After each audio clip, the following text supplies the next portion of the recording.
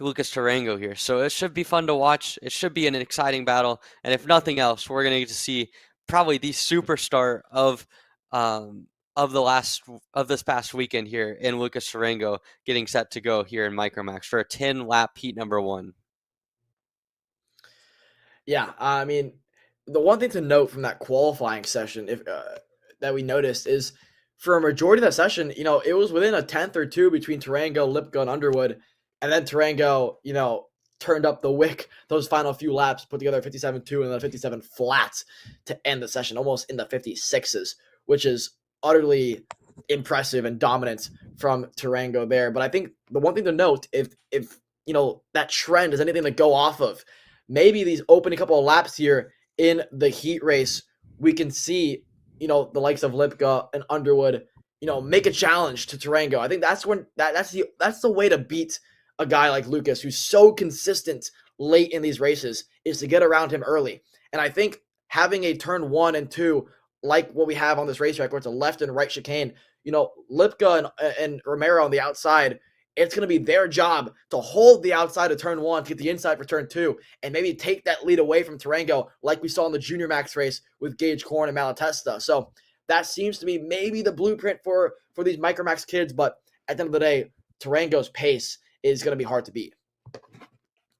Yeah, it'll be tough. And I think the concept of trying to hang on against the leader there, it's a lot when you consider how much quicker Tarango is than the rest of the field, or at least how much quicker he's been. But that won't stop the likes of Connor Lipka from trying to make some kind of move there to just give him a chance. That's all you really want to have, is a chance at P1. It might not be the best chance. It might not be the cleanest opportunity, but you can at least make it a more challenging race for Tarango and at least give yourself a shot to potentially build off of that and gain some confidence. So we'll see how this all plays out. I think first and foremost, they've got to find some extra pace to be able to hang on to that spot. But this will be interesting to watch. I'm excited to see how Tyson Underwood does. We saw yesterday him get up into second. We saw in qualifying at the end of the session, he was able to find pace to get into third. So I think this could be a great opportunity for Underwood to continue what has been a very promising weekend so far for him in Tucson.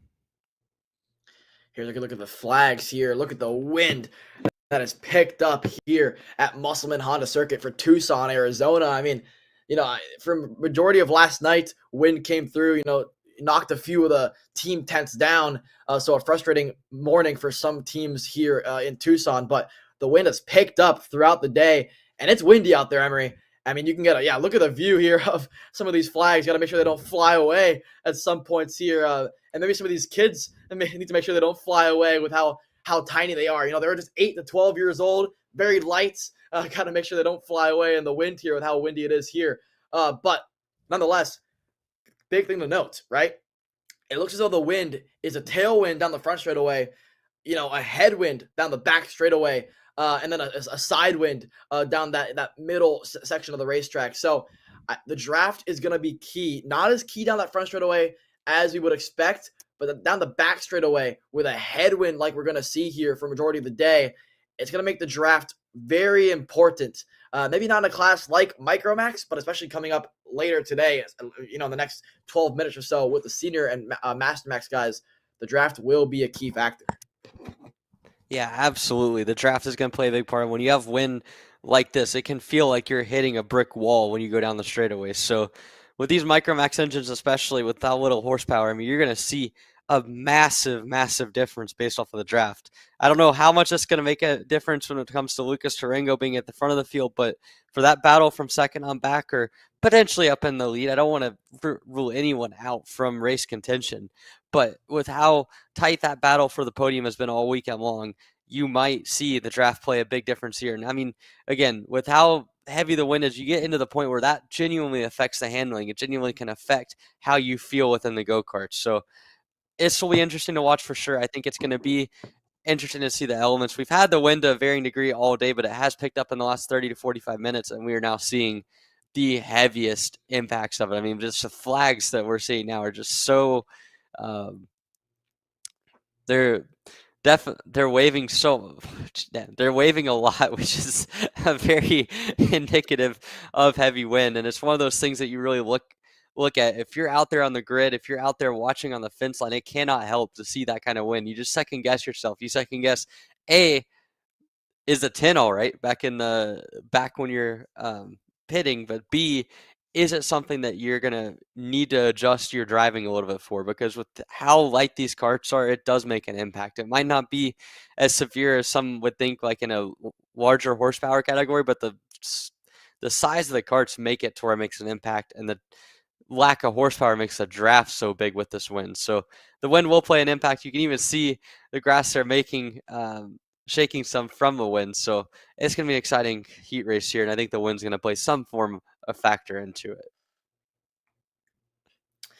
Yeah, I mean, a quick shout out to all our camera guys out there as well. I know the winds are heavy, hanging on to these cameras for dear life, making it all work. And, without those guys, we couldn't even have a stream running. So they've done a great job all weekend, as always. So, yeah, really a big shout out to all our camera guys, everyone who's made this stream possible here. Should be getting ready and set to get this track on the get these kids on the racetrack as soon as possible here. But before then, let's take a quick break and hear from our sponsors before we get ready to go Micromax Heat number 1. So you finally want to get behind the wheel, huh? Yeah, I've been shooting for 3 years and I've never got to drive. Well, you're going to need some more gear than just your helmet. Why don't you go to shopakr.com. They got their inventory online and they'll ship it the same day if you order before 5:30 p.m. Eastern. They got shoes? Yep. Gloves? Yep. Rip protectors? Got those too. Can they make me go fast? No. Here at Acceleration Kart Racing, we've got everything you need to get on track. What happens next? Well, that's on you. Check us out online at shopakr.com. Welcome back. Quick commercial break there because the engines are fired for the Micromax kids, led by none other than Lucas Tarango, the dominant micro driver throughout this championship series.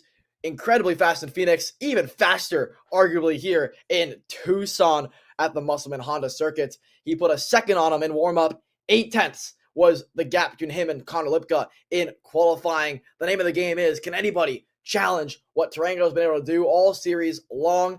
He showed a little kink in the armor with a spin in warm-up, showing that he is in fact human, but that was the only mistake he made, and he made up for it with a blistering 57 flat in qualifying to put himself on pole position ahead of the comp kart driver of Connor Lipka. Behind him, his teammate Tyson Underwood, and then Pax Romero on the outside of the road number 2, the 55 machine, looking quick so far today.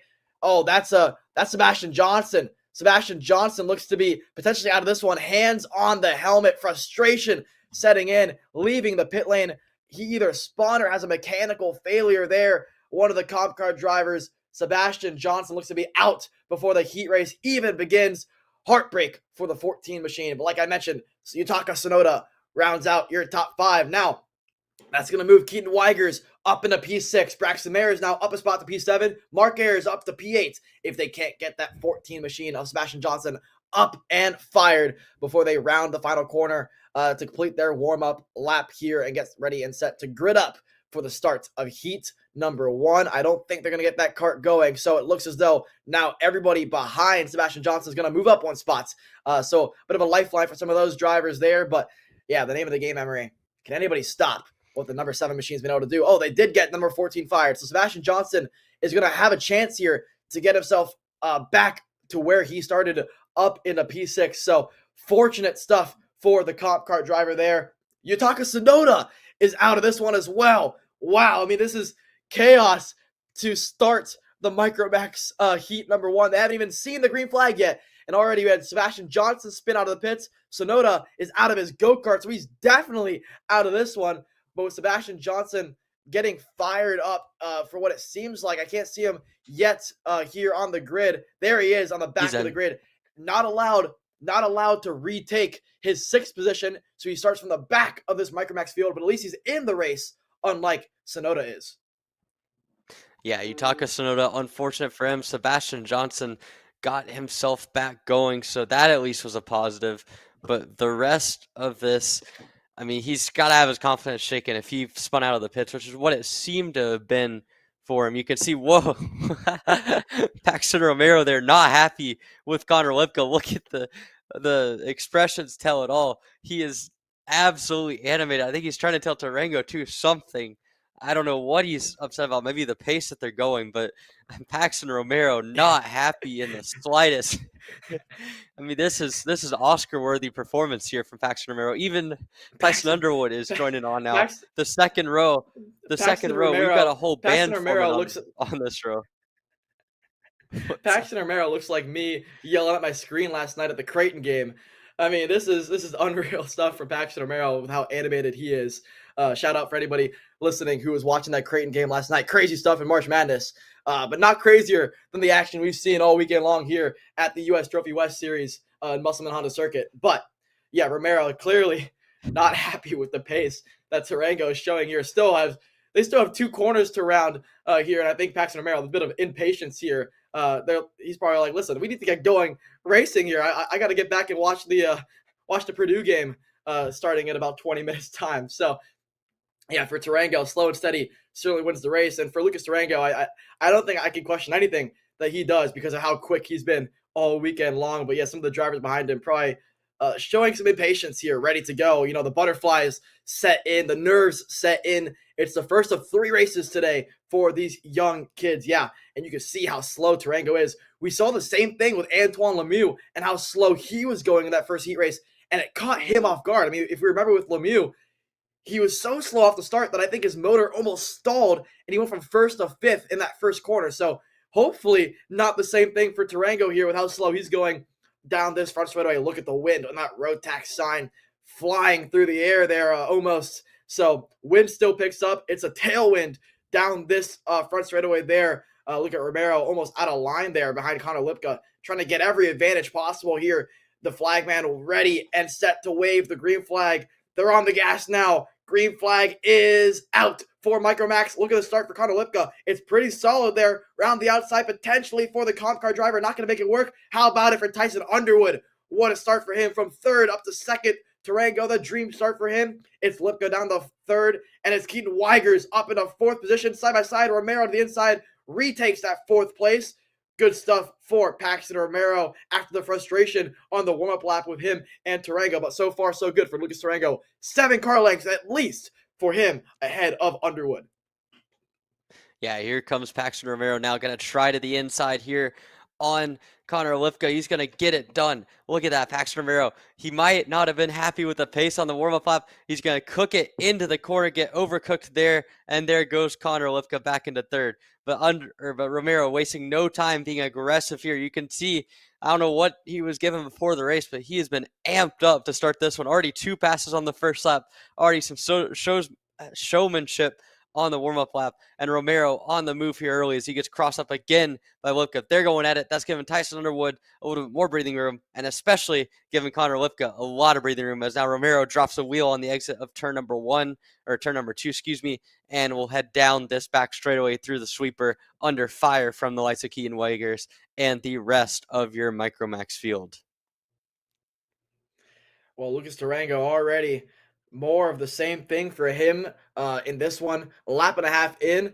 Looks as though at least a 2nd gap. It was a 2nd as they crossed the stripe last time by. It looks to be almost double that this time by. How about it, though, for Connor Lipka? Got around Romero there and already on the bumper now of Tyson Underwood as they round the final couple of corners here. This is going to be a great battle for 2nd place. Look at the run Lipka has. Could make a move if he wanted to. Elects not to, wants to push his comp cart companion down the front straightaway here to complete lap number 2. Tarango, what's the gap this time by? Cross the stripe, Lipka to the inside. He's going to make the move, stick potentially, slices a little bit wide here. Next to the turn 1 is going to give Underwood a shot on the crossover. Not going to happen. Now it's Lipka, hand in the air, tapping the helmet, saying, work with me, Underwood. Let's go catch Lucas Tarango. The gap, 1.6 seconds last time by, but maybe, just maybe, 2 carts are faster than 1. Yeah, maybe, just maybe this will be enough for Lipka, but he's going to need a lot of work here to catch up to Lucas Tarango, who already has upwards of a 1.5 second gap, probably closer to 2 at this point.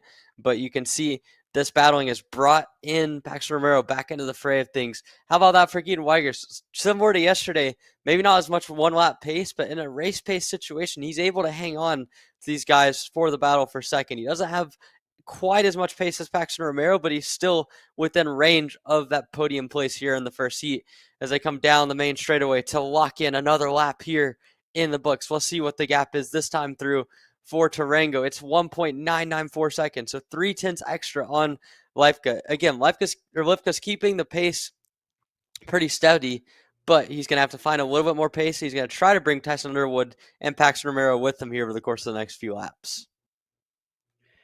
Yeah, I mean, this bodes well for the remainder of the days. They're side by side, and the exit there really wide for Connor Lipka. Paxton Romero, after a rough opening couple of laps, back under on the charge here behind Tyson Underwood, looking pretty solid on board that 55 machine. Underwood looks quick as well behind Lipka. If these two can really find a sweet spot to hook bumpers throughout the majority of this lap, they might have a chance to at least match the pace of Tarango, which could bode well for their chances in heat number 2 in the feature race later this afternoon. Because right now, this is probably the tightest gap we've seen in the Micromax class through 4 laps, which says a lot about how quick Tarango's been. This time around, it was 1.9 seconds as they crossed the stripe this time by. What's the gap going to show? 57.6 for Tarango. The next closest driver, 58.1, 2.5 seconds last time by. So, wow, 0.6 out of that advantage for Tarango now. So, Tarango really starting to stretch his legs in this one. Halfway home for the heat race. It's a 10-lap heat race. 5 laps into this one. It's still Lipka ahead of Underwood, ahead of Romero. This is the battle that we're going to be following for majority of this race. Romero got onto the bumper slightly of Tyson Underwood there, giving him a little bit of a nudge, saying, I'm behind you. If you don't pick up the pace soon, I'm going to get around you down the back straightaway. This is where they get the headwind. Yeah, look at the draft that Romero got on the bumper of Tyson Underwood. Even with these smaller chassis, the draft still plays a major portion, especially with these 20-plus mile-an-hour winds we're starting to see. Yeah, absolutely. This is going to be interesting to see just how much of an improvement they can make off of the draft. You can see Romero is all over the back bumper of Underwood, and now Underwood all over the back bumper of Lipka. They have pushed each other. It's not making any inroads on Lucas Tarango. That's beyond the question at this point, but it is making inroads on point away from the field. And now Romero going to go for 1, almost went for 2 going through the sweeper, and we've got 1 off. That's Keaton Weigers off the track there, and that is unfortunate for him as he is going to have to end his heat race prematurely. It had such a good run going, only about a second away from this group battling for second. Now, though, he's going to have to watch the rest of this race from the sideline alongside Yutaka Sonoda. Unfortunate for him, but Romero wasting no time here. He's pushing Lipka away from Underwood. We'll see if he's going to go for a move here in the next half a lap, but Romero is getting a little bit feisty here as he comes down towards the end of this lap. He's been able to get by Underwood. Now he's going to try to get by Lipka. As they cross the stripe, this time by Tarango, resets purple lap again, 57.159, only a 10th slower than his qualifying pole lap. Goes to show you how quick he's been in this one. How about it for Lipka, though? That's the best lap he's done all day. Paxton Romero, 57.5 inside. He's through. Romero to P2 now to 57.5 is a really quick lap time for these drivers there. Again, starting to showcase the pace that we've come to expect from these guys. Lipka wants to take it right back from him. Wow, what a late lunge there, using the slight banking in the middle of that hairpin to make the move stick. Connor Lipka back to P2. Romero now has to reset his brain, reset his tires, and go back on the charge there, down to P3, under fire slightly now from Tyson Underwood. What a move from Connor Lipka to catch him off guard. Does Underwood make a move in the final corner? Not going to happen. This is great stuff from these Micromax drivers here as they're getting ready to cross the stripe. Look at Tarango almost out of sight of our cameraman here as they head into turn 1. Tarango, the first time all race long, he doesn't set purple lap. 57.3 for him. How about it for these drivers behind? 57.9, 58 flat. So the tires starting to fade slightly, but it doesn't help with all the battling they've been able to do here. Now, through turn 3, no move there. I thought Romero was going to think about a late lunge like he did last lap. Not going to happen. Does Romero repay the favor on Lipka? Seems to be too far back to make a move in a turn number 5. Yeah, but they're starting to pull away now from Underwood. Look at the run Romero has in a turn number 6 and 7. Does he have any chance of a move here? Not going to happen. Lap 8 of 10 complete. When they cross the stripe, it's going to be 2 to go here in the first heat race. Again, look at the run Romero gets on that back straightaway. That is partly due to the headwind they get. Wow, late lunge. Romero, he's back through. Look for the crossover potentially from Connor Lipka here. Around the final quarter. 2 laps to go here in heat number 1. Yeah, there you go. Paxton Romero making a move for second, but now Lipka's going to go back down the inside. Oh, tried one into the sweeper, not quite enough there, and he's going to have to back out of it, reassess the move, and Paxton Romero finally gets a little bit of breathing room in that second spot. Now, though, as I say that, Lipka getting a halfway fade it to the inside. They've both pulled a little bit of a gap back to Tyson Underwood there, but Paxton Romero really in control of this battle here in second. Lipka, though, keeping him honest. They've all gotten gapped by Lucas Tarango, but the battle for the second spot here really heating up. There's now Lipka falling away just a little bit through the middle part of the lap. He had a couple good looks at it coming through the early parts of the lap through the sweeper, not able to do anything about it. We'll see what he can do now with the draft. Down towards the last few corners, here he goes. The right-hander with a little bit of banking, gets a good exit there, launches himself onto the straightaway, and now coming down to the white flag. Lipka's going to get to the inside. He's going to back out of it, realize he doesn't quite have it there, and they are going to continue to battle away for the second spot. There you can see now Romero going fully defensive down to the inside. Lipka's going to try a little bit, maybe goes a little bit offline there on entrance there, kind of compromise his own exit, and that will hurt him all the way down through these S's, down the straightaway, up towards that back hairpin. All of this stuff is going to cost him just a little bit now. Romero knows he doesn't have to go defensive, runs the full line.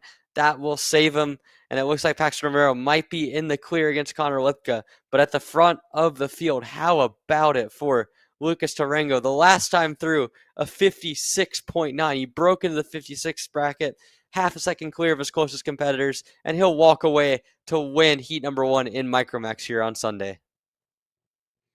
Unreal stuff for Tarango. Paxton Romero is in a cross stripe to finish second in heat number 1. You see what that means to him. He's really happy about that. He's pumped up. He probably saw his lap times there because 2 laps ago, he did a 57.4. That's the best lap we've seen from anybody other than Lucas Tarango there. So they're starting to close the gap, but they're going to need to find at least 5 more tenths because Tarango, the first driver all weekend in the Micromax category to break into the 56s, faster than he went in qualifying. Unbelievable scenes there for Lucas Tarango, the number 7 machine. Once again, your winner in heat number 1. Romero second, Lipka third, Underwood fourth, Braxton Mayers. What a run for the Burrell driver to finish in 5th. Sebastian Johnson, after being spun around at the exit of the pit lane, finishes 6th. Mark Ayers 7th. Keaton Weigers, after a spin, DNFs there to finish 8th. Yutaka Tsunoda didn't even make the green flag. He's going to round out your Micro Max field. But Emery, on your screen now, it's the Senior Max drivers coming at you in a few moments' time. But quickly, a quick word from our sponsors. Colin, I need a new 219 chain. I need a 77 toothbrush sprocket. I need some more chain lube, and I need it probably as soon as like tomorrow. Dude, are you even listening? Like, we need this to run this weekend. Want anything else? What do you mean? I already got it in the Kart on Acceleration Kart Racing's online store, bro. All orders over $200 get free shipping. Oh, throw in a set of tires. Done.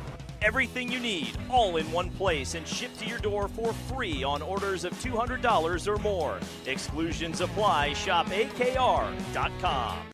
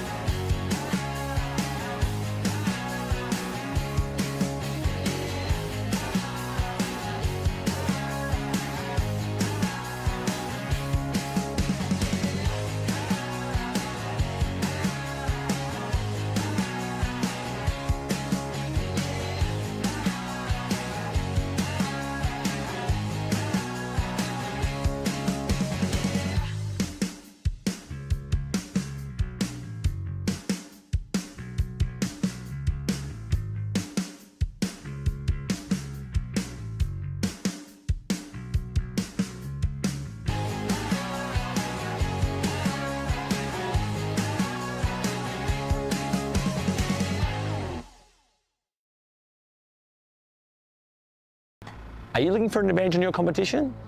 Well, Kart Class has done the hard work for you. We've traveled to your racetracks to give you the inside knowledge. So what does Kart Class offer? We've got drone footage that captures the racing lines, visual markers for your braking points, acceleration zones, and the best overtake opportunities on your racetrack.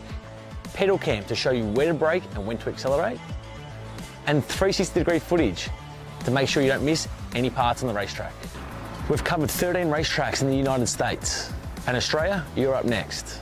So visit kartclass.com to get your track information.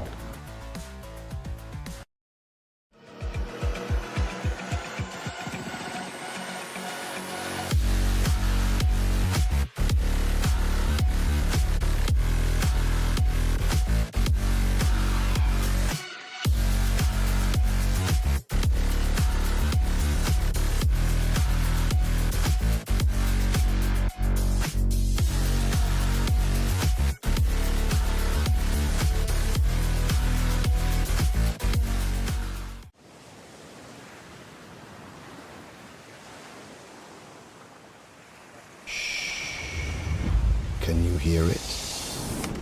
1 week where the silence is broken.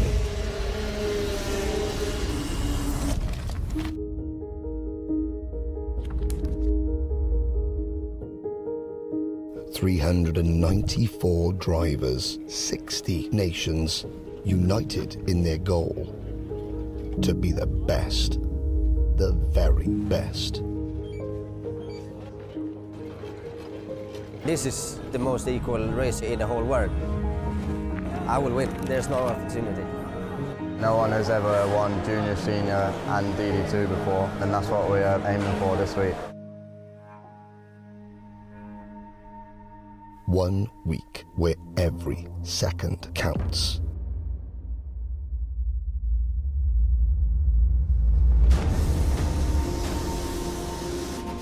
Every corner, every pass. The competition does not get tougher than this, closer than this, more intense than this.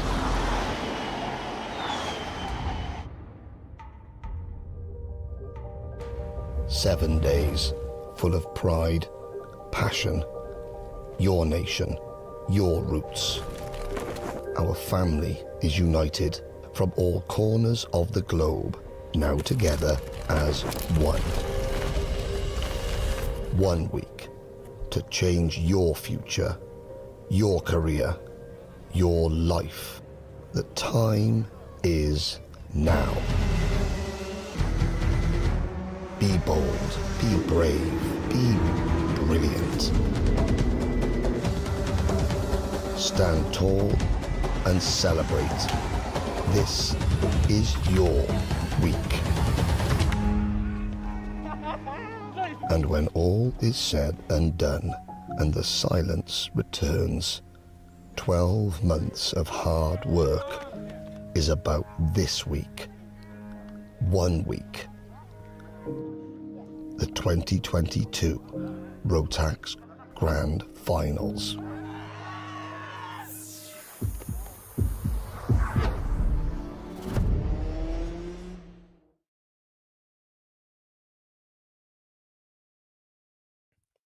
Karts on the racetrack here for Rotax Senior Max. Again, this is the U.S. Trophy West presented by RMC J3 competition with the running the event. Shout out to them. And then presented by XGel Motorsports. We are ready for this 12-lap heat race. Again, 12 laps of distance here. Macy Williams and Cooper O'Clear on the front row in Senior Max. They have been the class of the field all weekend long in this category. Both of them trading blows on the heat races yesterday. Macy Williams with a standout victory. O'Clair finishing second in the final from 8th on the grid. He starts on pole position with Williams to his outside. Frederick Lemieux as well as Spencer Smith on row number 2. Griffin Dowler and Boss Patel on row 3. Bradley Bitts and Oliver Bedard on row number 4. Then you go back to row number 5 and you see Julian Swanson as well as Ian Q. Both guys with a strong run in their qualifying efforts and to the edge of the top 10. And then further down the order, Carson Mallett, Gio Santora going from 12th on the grid. Charlotte Trainer, Jeremy Cooper, Sven Akalis, Lennon Bealey, Jovan Dillon, Joel Lewis, Carson Bowers, Bailey Murphy, all the way down 20th. A disappointing qualifying effort for him. And then on the Masters side of things, Christopher Mann, Billy Cleveland, and Clayton Kessler round out your field here in Senior Max and Master Max, Alex, as we get set to go for what should be one of the most exciting heat races we've seen all weekend. Yeah, really enticing stuff here to watch. Front row, Macy Williams, Cooper Auclair, the two fastest drivers from yesterday's qualifying session in heat races. Looks to be more of the same here, but again, the field is as close as it's ever been. Not as slow as what we saw from Tarango and Lemieux earlier today, this start.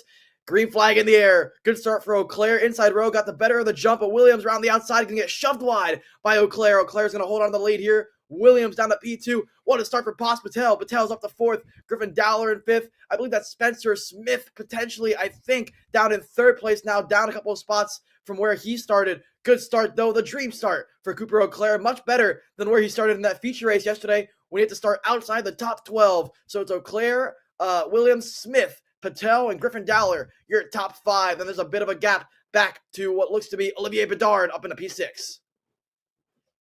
Yeah, there you can see Bedard all the way up into 6th already. So this is a strong start for him after what was a pretty disappointing day yesterday. Never really in contention compared to what he was hoping for. But already you can see Cooper Auclair at the end of lap number 1 is going to have about a 4 kart length advantage. More than that, more like 6 kart lengths over Macy Williams there. How about it for Spencer Smith and Boss Patel? They're going to be fighting there for that 3rd and 4th spot. And Griffin Dowler, who's consistently been in the top 5 all season long, back in that 5th spot. So should be an exciting battle here coming up for 3rd as we see Boss Patel working his way, trying to find a way to get around Spencer Smith there. Dowler's right there in tow. So these guys fighting it out there for that 3rd spot, but they need a little bit more to get to Macy Williams and a lot more to get to Cooper Auclair. Patel looks to fade to the inside for a brief second there, trying to find an avenue to get around. He feels like he's getting held up by Smith, but he cannot find an avenue through as of now as they complete the last couple corners here and come onto the main straightaway to complete yet another lap with Cooper Auclair in the front of the field. Yeah, Cooper Auclair at the front of the field. One driver not at the front of the field that we would have expected. Frederick Lemieux. She's down 10 spots. Now she's up 1 as she crossed the line. Up to 12th. Not the start she would have wanted. Got pushed way wide in the opening couple of stages there. Dowler, late lunge. He's up to 4th now against Boss Patel. What a move for him. It's still Auclair, your leader last time by. The Purple Man, 50.737. 2/10 clear of anybody else on the racetrack as it stands. Griffin Dowler on the red speed. This is more of what we've come to expect from him. Really strong opening laps, but what he's improved on from Phoenix is his ability to sustain the pace throughout a race.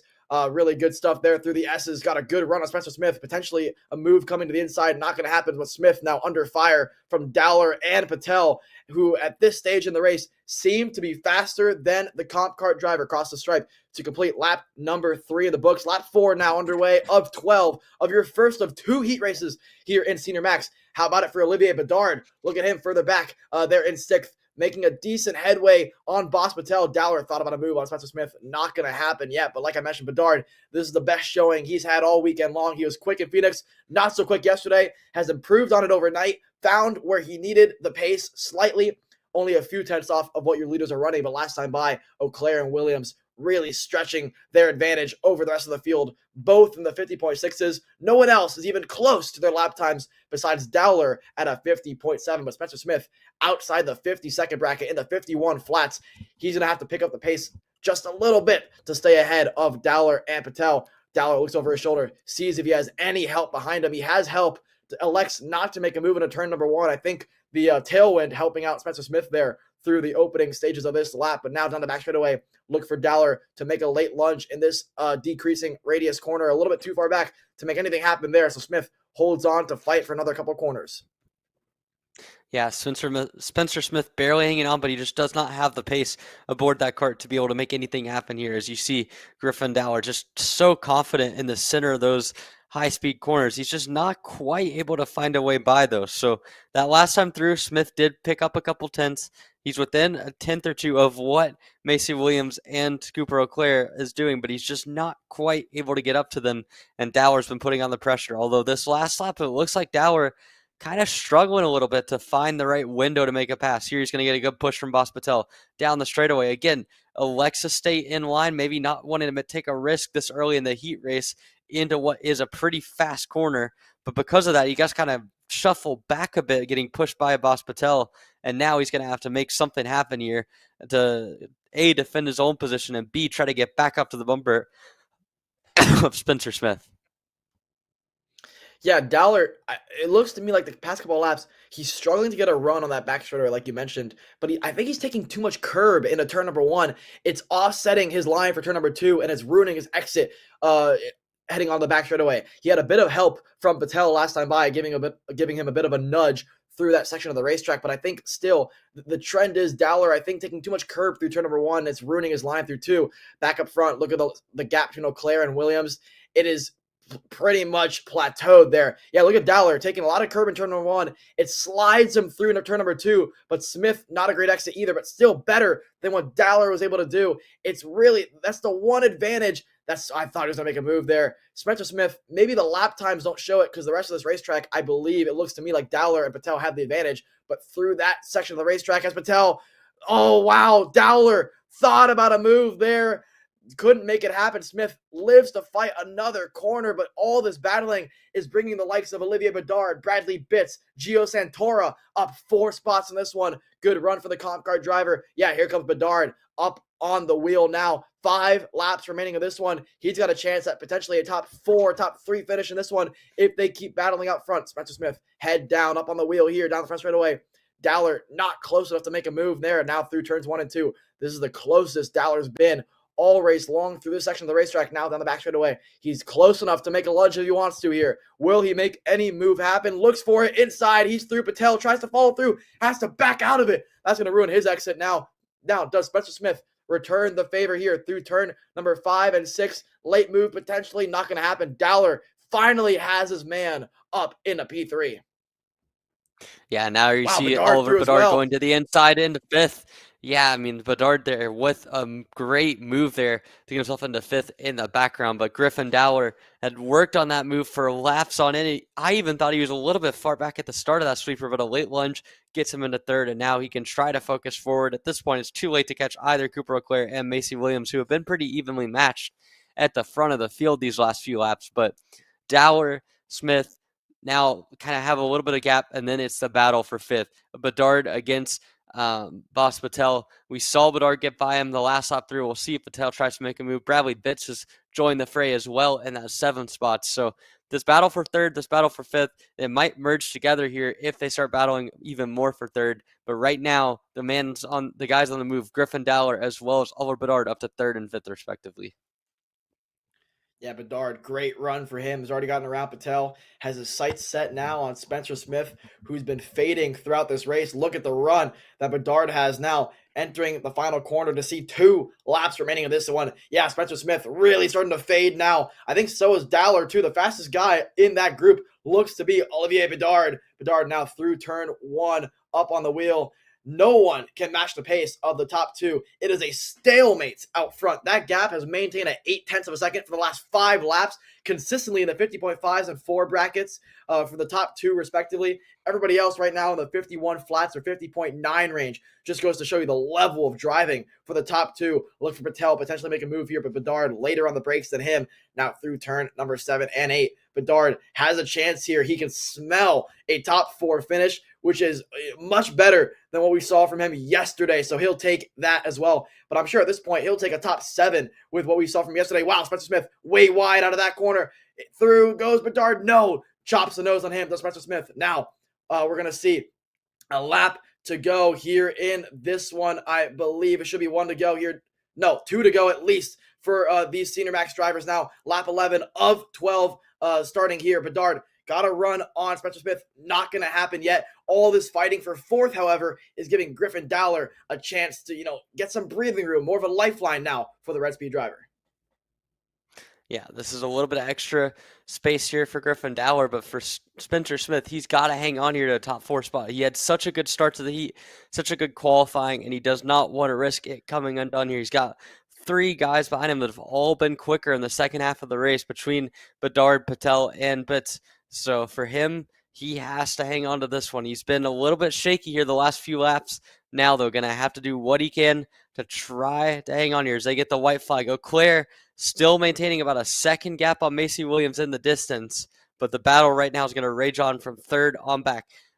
Dower might be in the clear depending on how this last lap goes out, but really Smith, Bedard, Patel, even a little bit back to Bradley Bitts, and then how about Gio Santora finding his way up into 8th? This is not a perfect run, but it is a lot better than what his qualifying is. Now, out of the chicane here, up through the quick left bend, into another left-handed bend here, and now they're going to go down into this big hairpin here. You can see good sending zone, not going to happen this time, though. Bedard's going to have to settle into 5th here. He's got Patel right on him. Patel's going to try to the outside.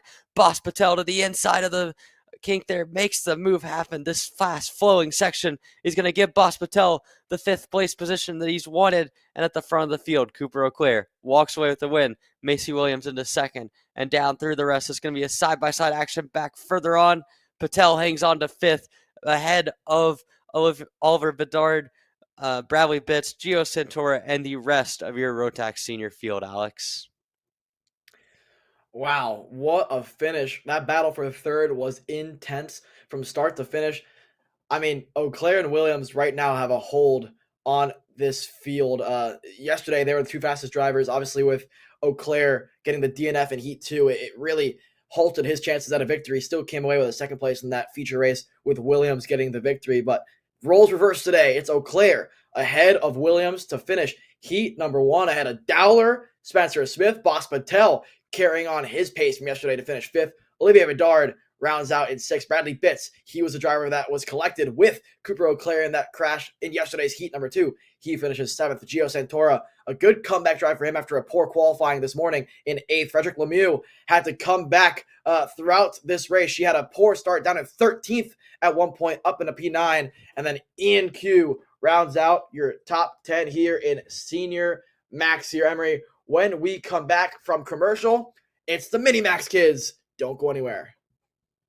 So you will finally want to get behind the wheel, huh? Yeah, I've been shooting for 3 years and I've never got to drive.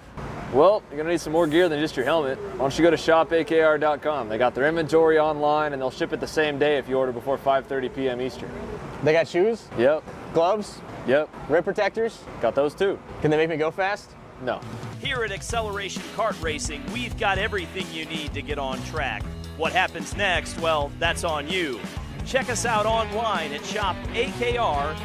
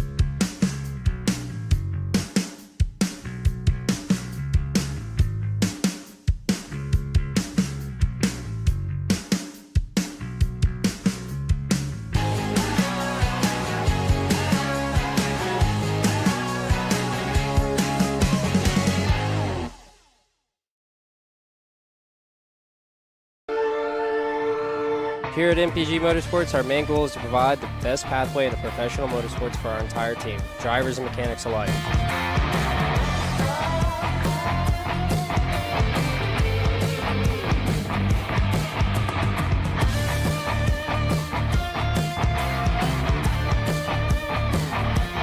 We're based out of Whiteland Raceway Park in Indiana. For more information, contact us at chase@mpg-motorsports.com. Studies show that even the best current generation of simulators only convince 50% of the human brain that they are real. Here at Simcraft, that just isn't realistic enough. Developed to offer the most realistic karting sim experience in the world, all testing has shown that the physics engine used in Simcraft's Grid 1 model convinces 90% of the human brain that you are actually on track. Now that is the real deal.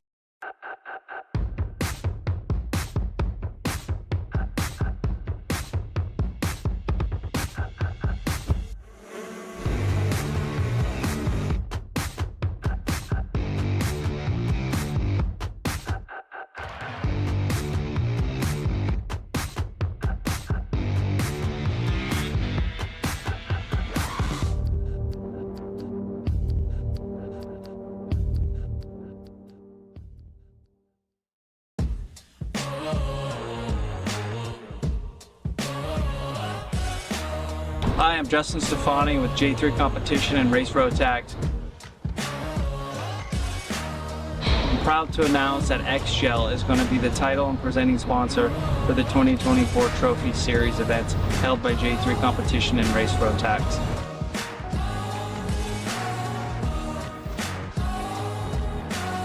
The partnership will go beyond the technical level. The XGel Academy will provide a driver exchange program which allows 3 drivers to participate in a race of their respective championship. 1 driver in each class, in the mini, in the junior and the senior, will be allowed the chance to participate in a race of the Japanese championship, while 3 drivers from the Japanese championship will join the American series. We believe this program represents an incredible opportunity for young drivers to showcase their skills on the international level, acquire more racing experience, and also making unforgettable memories. At One Aim, we're very excited to bring 2 realities together like XGel Motorsport and the Rotax Max US Trophy, and we feel this is the beginning of a great journey.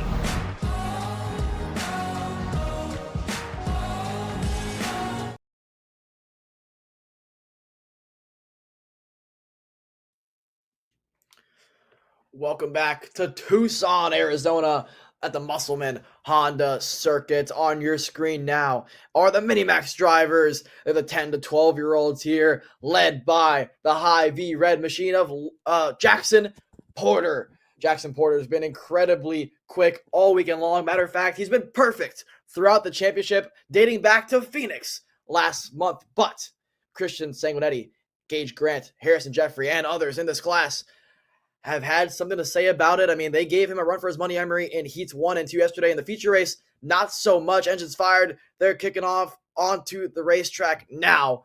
But the storyline and the question of the day is, what do these drivers need to do to contend against the 122 driver of Jackson Porter? They did it yesterday in heat number 1 and 2, but unfortunately, mistakes on the last lap of both heat races, gave Jackson Porter the victory in both of those races due to just mistakes, right? Heat number 2, we saw Sanguinetti drive off the racetrack to lose that one. And in heat number 1, Sanguinetti and Gage Grant were so worried about each other that they forgot about Jackson Porter in third. A nice crossover move gave Porter the victory. And obviously in the feature race, Porter stretched his legs in that one. Purple lap after purple lap in that one, won by over 4.5 seconds. Can these drivers have anything to say about what that Hy-Vee red machine could do? Yeah, it's going to be interesting to watch for sure. You have Jackson Porter at the front of the field aboard the Hy-Vee machine. You've got Sanguinetti, who has been so quick at various points this weekend, gave him a good run for his money both yesterday and as well as that on pole for the pole position earlier in the day. So, I mean, those are 2 drivers that I think are going to be really interesting to watch. Again, Sanguinetti, one of the stories from this year so far, honestly. I mean, he's been really quick. He says Tucson is his favorite racetrack, and I think that he's shown it so far. He's had all the pace in the world, just needs a little bit more refined driving here, a little bit more refined racecraft, and he will be golden against the Hy-Vee machine, who has been so flawless so far. The Flying Hawaiian and Jackson Porter is going to be one to watch here. He's been the quickest driver all weekend, the most consistent, I think, from a racecraft standpoint. And it's going to take a lot to go up there and beat him. But Sanguinetti, as well as Gage Grant, in qualifying, showed a lot of good pace. I'd expect them to try their best to see if they can get by Porter and at least make his heat race a lot more difficult like they did yesterday. Yeah, so if you look at the trends so far today, inside or outside, where do you want to start the race? Well, in the Junior Max class, it was the outside. In the Micromax class, it was the inside, but the outside lane did make up at least 1 spot in that one. And in the Senior Max class, the lane you wanted to be on was, in fact, the inside lane. So far, it's 2-1 for the inside lane. But again, it all can change here with the Minimax drivers. To me, it's a coin toss. The inside lane has the advantage on turn number 1. The outside lane, if you can hold the outside, if Porter, for example, gives Sanguinetti the chance to hold the outside, you have the advantage for turn number 2 here. Porter pretty quick here to take the green flag. Flagman with the green flag in hand. Porter on the gas already. Green flag in the air. Good start for Porter. Good start for Sanguinetti. but it looks to me like the inside lane got the advantage. Oh, Christian Sanguinetti pushed to the wayside, down already to P6. Porter with a dream start. Gage Grant, good start for him. That's Wyatt Kroger in P3. Then it's Mateo Quinto after missing warm-up all the way up to P4 already. Harrison Jeffrey to P5. Sanguinetti, once again, the bad luck continues for the 121 driver. Yeah, Sanguinetti did not need a bad start, and that is unfortunately exactly what he got in the 121 machine. So Christian Sanguinetti going to have a lot of work to get back to the front of the field, and he struggled a little bit this weekend in making passes, so we'll see if he can pick his way forward. But at the front of the field, Jackson Porter continues ahead of Gage Grant. Both of them having good pace. Grant going to need a little bit more than what he's shown this weekend to be able to keep up with Porter, but he's certainly got a lot of talent and a lot of speed in that blacked out 115. Here they go. Cross the line for lap number 1. Porter with about a 2 to 3 kart length lead over Gage Grant. Then behind them, it's the battle going on for 4th and 5th. Looks like Kroger and Jeffrey going at it for 4th to give that spot to Harrison Jeffrey up into the 4th position aboard his Praga machine.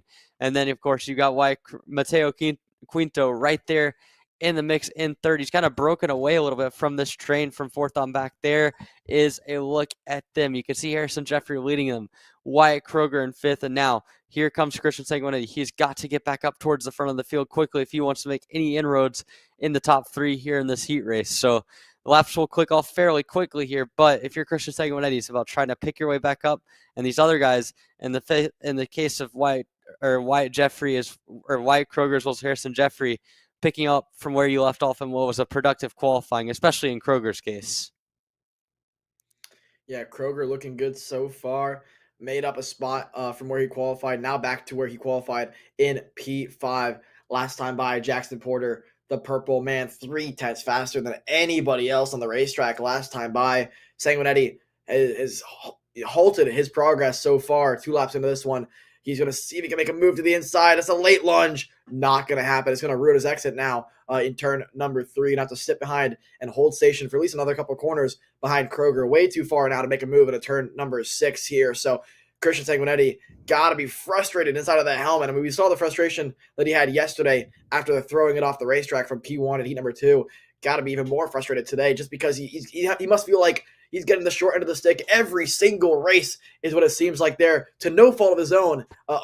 Unlucky there at the beginning of the race to fall back to 6th place. Now, behind Kroger, once again, Kroger had to go defensive there. He's going to give Sanguinetti a really good run down this front straightaway. But with the tailwind for some of these drivers, yeah, you can see the draft not playing much of a part in that front straightaway. Now back to the lead. Jackson Porter maintains his lead, extends it by about 1/10 of a second. There's the battle for 3rd. Mateo Quinto, what a run for him, considering he has had limited track time today with the mechanical in warm-up, but qualified himself in P6 up to P3. What a run for him. The Praga driver, Harrison Jeffrey behind him, is catching him slowly. Last time by 3/10 quicker than what we saw from Quinto. So Jeffrey up on the bumper now of the 134 OTK driver of Mateo Quinto. Down the back straightaway now, you can see the headwind playing its part for Harrison Jeffrey, closing that gap ever so slightly. A good exit there for Jeffrey as well. He's going to have a chance here into this final corner, but way too far back to make a lunge through there. But now with a good exit on this front straightaway, it's going to give Jeffrey a great chance down this front straightaway. Lap number 5 in the books here. 5 to go for this 10-lap heat race. There's Sanguinetti to the inside of Wyatt Kroger. I believe he made that move finally stick. See if he can make it. No, he doesn't. Sanguinetti backed out of it in turn number 1, and so he's going to have to live to fight another corner against Kroger. Jeffrey thought about a move to the inside of Quinto, but Quinto holds on to that 3rd place position so far. Christian Sanguinetti frustrated behind Wyatt Kroger, but Kroger doing a great job defensively to hold on to that top 5 spot. Yeah, this has been incredible to watch Kroger. It's also something that I think Sanguinetti's got to be a little bit more decisive with his pass attempts here if he wants to get by guys, because they're not just going to let him go. I mean, they know Christian Sanguinetti has a lot of pace aboard that cart, and he's going to try his best to make a move, but he just does not have the aggressiveness as of now. But we'll see. He's trying to work on a move on Kroger down onto the main straightaway. Here he comes again. Down, he's going to try maybe to look to the inside. No, he's going to stay in line into turn number 1. And again, just needs to be a little bit further on up there to make that move. Elsewhere in front of him, you can see Jeffrey trying to work on Mateo Quinto. We're kind of in this little bit of a stalemate pattern where you're seeing the battles for 3rd and for 5th take shape, but at the front of the field, Jackson Porter maintains his gap to Gage Grant. Jeffrey seems content to push or ride behind Quinto, and Sanguinetti just cannot quite find a way around Wyatt Kroger as he continue into this back hairpin again. Sanguinetti's almost there, but he just needs a little bit more of a run to get that move done, and he needs to be a little bit more decisive and aggressive, putting it in a place to give him that spot. As you see again, the battle for third continuing to rage on. Jeffrey trying to find a way by Quinto, but Quinto has been very smooth, very consistent, and doing just enough to hang on to that third spot here. Yeah, Quinto looks good here for this battle for third place. I mean, I will give credit here to Gage Grant. Gage Grant, while the gap is 1.2 seconds to Jackson Porter that last time by 0.3 faster than what Grant did. But for a majority of this race, Grant's been within a tenth or two of Porter every single lap. 6 laps complete, lap 7 now underway of 10 here for this first heat race for these Minimax drivers. Gage Grant doing a good job to maintain that second place and stay within striking distance of Porter if Porter makes a mistake, which is very uncharacteristic for him. He is seemingly robotic around this Musselman Honda circuit. Like you mentioned, his favorite racetrack on the calendar there here in Tucson, Arizona. Jeffrey now all over the bumper of Mateo Quinto. This is some of the closest he's been all race long here. 3 laps remaining. Thought about a move. Doesn't want to go for it just yet. Mateo Quinto quick enough as it stands to hold on to third place. Every point matters here in the championship. Looking further back, it's still Kroger ahead of Sanguinetti. Wow, I thought Jeffrey was going to make a late lunge there, but with a good exit here through turn 2, might have a chance on the back straightaway. Look how close the Praga driver is. Down the back straightaway. Does Jeffrey go for the lunge or stay behind Quinto? Decides to stay behind Mateo Quinto. Smart driving from Harrison Jeffrey. Feels as though at this stage in the race, he is faster and can pass whenever he wants to. So might as well push Quinto away just in case Kroger and Sanguinetti can catch up to these 2 drivers. So really mature stuff from the 109 of Jeffrey. Like I mentioned with Sanguinetti and Kroger. Within a tenth of a second is Sanguinetti, but still just can't find a way around the 118 of Wyatt Kroger. Doing a great job to showcase his defensive driving in this one. Yeah, absolutely. A great showing from Wyatt Kroger, and he's been a lot more comfortable today than he was yesterday. More into the battle here as they come to get the 2 laps of racing to go. Double sticks will be in the air. We'll see if any inroads are made. You see Sanguinetti in the background trying to fade his way into that 5th spot. At the front of the field, though, there is Jeffrey battling against Quinto for that 3rd position.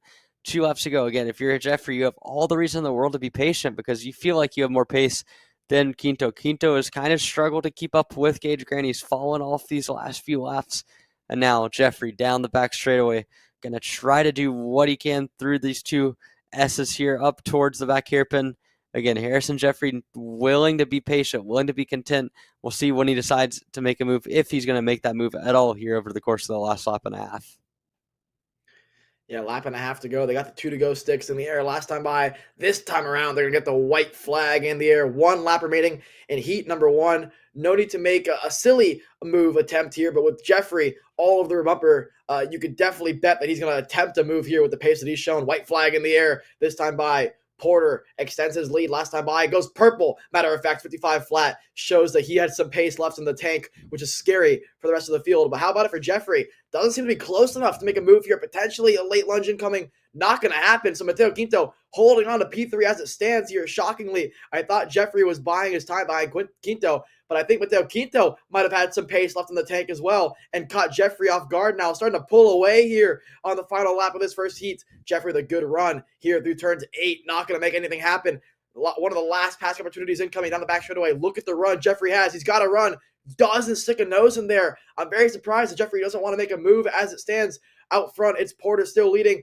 Jeffrey not going to make a move. Here's the Hy-Vee red machine, the 122 of Jackson Porter, going to cross the line to win the first of 2 heats today. There's Gage Grant crossing the stripes in a second. Jeffrey side by side with Quinto. Doesn't make it happen. Mateo Quinto holds on to P3. Then it's Jeffrey, followed by Wyatt Kroger and Christian Sanguinetti. And then how about it for Vesper Majewska as well there in P7. Good run for Vesper there. Wow, Jackson Porter. He went purple 55 flat on the final lap of the race. Goes to show you the pace that he has in that 122 machine. We're going to get set to take a lunch break, 1 hour, and then we're going to come back for heats number 2 and the feature races. Don't go anywhere from Tucson, Arizona.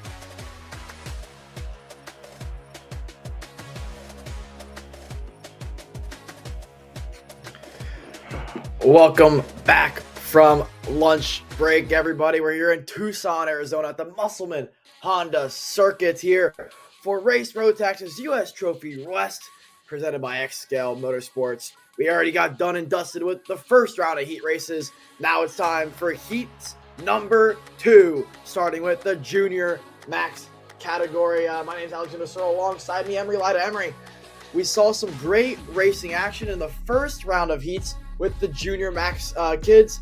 I expect more of the same here. Let's do a brief overview of what we saw in the first heat. It was Gage Korn getting the victory over Nix Eggleston by over a second.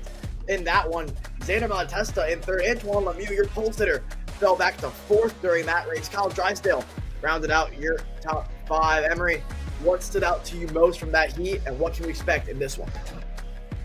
Yeah, I mean, it was a really good heat there, Alex. I thought we saw Gage Korn and Xander Malatesta get out to an early lead from the outside. And then over the course of the next few laps, we saw Nix Eggleston kind of chase them both down. He was able to get by Malatesta, right out of time to catch Gage Korn. And then behind them, it was Kyle Drysdale and Antoine Lemieux making up a lot of pace over the course of the last few laps. Drysdale got all the way up to Malatesta, could not make the pass, and that allowed Lemieux to slip by him to get into that 4th position. So a lot of interesting battles. I think the top 5 all have some pace that could give them a chance to contend for the win later on today. But for this heat too, it's all about positioning yourself right for the final. We saw yesterday Nix Eggleston overcome a DNF in heat number 2. It's going to be a little bit harder today with how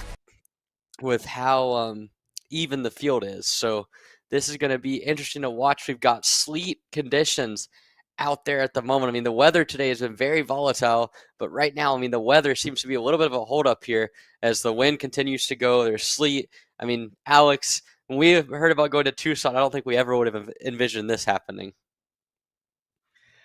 Yeah, wild scenes with the weather. So, yeah, I mean, it's already stopped. Just a quick sleet shower there, but the weather's been hectic all weekend long. We saw overnight winds and rain, like we mentioned earlier in the broadcast, knocked over a few tents.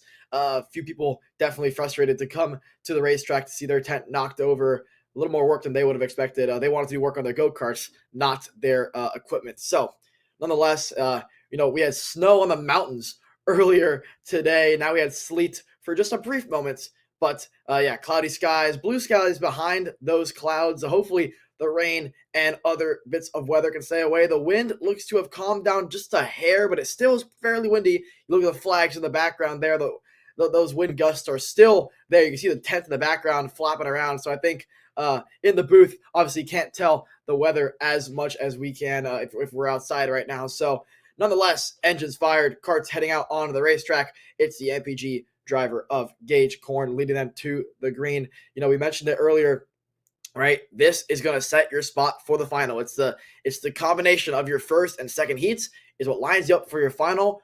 But if you're like Nix Eggleston, yesterday had a win and a DNF, started 6th in the final, won that race. So you're not too concerned about your starting spots if you're the likes of maybe Gage Korn and Eggleston, knowing that with what Eggleston was able to do yesterday. Even a DNF in this one probably lines you up 6th or 7th for the feature race later this afternoon. And with the pace that they have shown, really, Gage Korn and Eggleston, they have been the class of the field on this alternate layout throughout the majority of the day. That being said, Antoine Lemieux was your pole sitter for that first heat, is going to be your pole sitter once again in this second heat. But we saw a very poor start, uncharacteristic of Antoine Lemieux. Fell back to 5th at the start of that race, drove his way back up to 4th, but will look to make amends for his mistake in the opening couple of laps here in this second heat. So your starting lineup is going to be Antoine Lemieux ahead of Gage Korn, ahead of Xander Malatesta. Then it's going to be Drysdale, and then it's going to be Eggleston right there in your top 5. Killian Harris with a great starting spot to be in that 6th position as well. Drysdale 6th, Presley 7th. Killian Harris starts this one in 8th. Kaylee Country in 9th. Mason DeChesney is going to start the Junior Max heat number 2 in 10th position. Cole Medeiros, after a great top 5 run in most of yesterday's heat races, starts 11th. Mason Kuhn 12th. Jack Speth rounds out your field in the Junior Max category. This is going to be a good one here, Emery. I think, hopefully, for Antoine Lemieux's sake, learned from his mistake at the heat race. It looked as though maybe, I don't know if it was a motor issue, just couldn't get that kart to fire off the line. I know he was going very, very slow. Maybe it stalled out slightly on him, but I'm sure he'll go a little bit quicker this time around to get the green flag lap. You see a lot of drivers getting their last minute tire warming on those Mojo tires. This is the second, full run of heats that they put on these tires besides the qualifying section. So they're going to be screaming for grip during this one. Who has the best tires at hand? Who has the best setup? Who has the least amount of fatigue so far throughout the day? 1:10 p.m. is the time as it stands for the second heat race. 12 laps the distance. Flagman, green flag in hand. Lemieux going slightly quicker than he went in the first heat race. Let's see if he can get a better launch here as they get ready. They're starting to get on the gas nice and slow. Lemieux getting pushed on the bumper there on the gas. Much better start for Lemieux this time around. Going to take the lead of the race.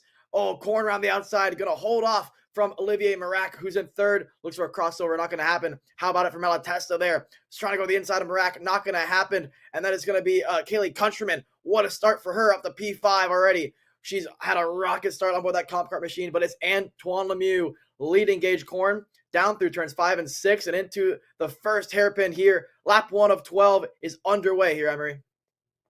Yeah, this is already a good start here from the inside of the tail of 2 starts for Antoine Lemieux. He was able to get the perfect launch. How about that for Gage Corn, though, to slot into second? Not quite the dream start that he got last time, but still pretty good. And how about it for Kaylee Countryman back in 5th? The best start that we've seen from her all weekend long. She slots into 5th, although it looked like she was under fire there from Kyle Drysdale for that 5th place, or excuse me, Nick Eccleston there for that 5th position. So as they come across to complete lap number 1, it was Drysdale, excuse me. What's happened here to Nick Eccleston? Unfortunate for him, but Drysdale all the way back down to 5th. He is now going to have work to do after a poor qualifying, but at the front of the field, to the inside, to the race lead, Gage Corn takes over from where he left off in heat number 1 and puts it into P1. It's a 4-kart breakaway at the front with Corn, Lemieux, Mraz, as well as Malatesta, all fighting it out there. Now Drysdale quickly arriving on the scene here in that 5th position, Alex. I don't think Eggleston took the green flag here. I'll see if I can get some intel on what happened to Nick Eggleston. Eggleston didn't take the green, so this is going to really hinder his starting position for the feature race. Drysdale to the inside. He's through up into 4th position ahead of Xander Malatesta. Drysdale now he sees his opportunity to have a really good starting spot for this feature race. Lemieux already down to 2nd place, has Olivier Marac behind him. These are the 2 that were contending to try to catch up to Gage Corn. This is very similar to what we saw yesterday in the feature race. A little bit of news about Eggleston. Didn't leave the grid inside. Olivier Marac is through up into P2. What a run from Marac so far. Started inside the top 5, now into P2. Drysdale has a good run now on Lemieux. Not going to make anything happen. You saw a view of the clouds in the background getting darker and looming in the area. Hopefully the weather can stay away because this racing so far is incredibly exciting. Down to max straightaway now into a bit of a headwind. You can see the draft playing its effect for Drysdale. Has a good run here to the final corner. Potentially a move coming inside. Just like last lap, he's going to go through on Antoine Lemieux. Lemieux down to 4th and has to look back now to see if Malatesta is going to make a move. Not going to happen. Drysdale going defensive down the front straightaway. I don't think he really has to. Slots back in line. Kyle Drysdale, the man on a mission right now, trying to catch up to Marac,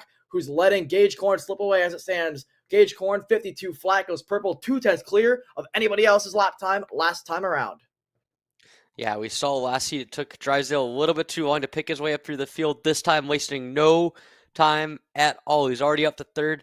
Looks to have a good route on rack now for that 2nd spot. So we're going to see just how quickly Drysdale can dispose of him, if he can at all, and then how quickly he can get up to the back bumper of Gage Corn, who must be said is putting together really good pace here at the start of the race. The same story as in heat number 1. He was just slowly able to get the gap to Malatesta and then a bigger gap to the rest of the field, and they were never able to catch him. At the end of the race, he wasn't quite as quick, but it doesn't matter when you have a 2nd-plus buffer like he does right now, as now Drysdale to the back bumper of Olivier Mrac already onto that rear bumper. That last time through, Drysdale, 10th and a half slower than Corn, but faster than Mrac. He's going to look to try and move to the inside in the sweeper. Not going to happen there.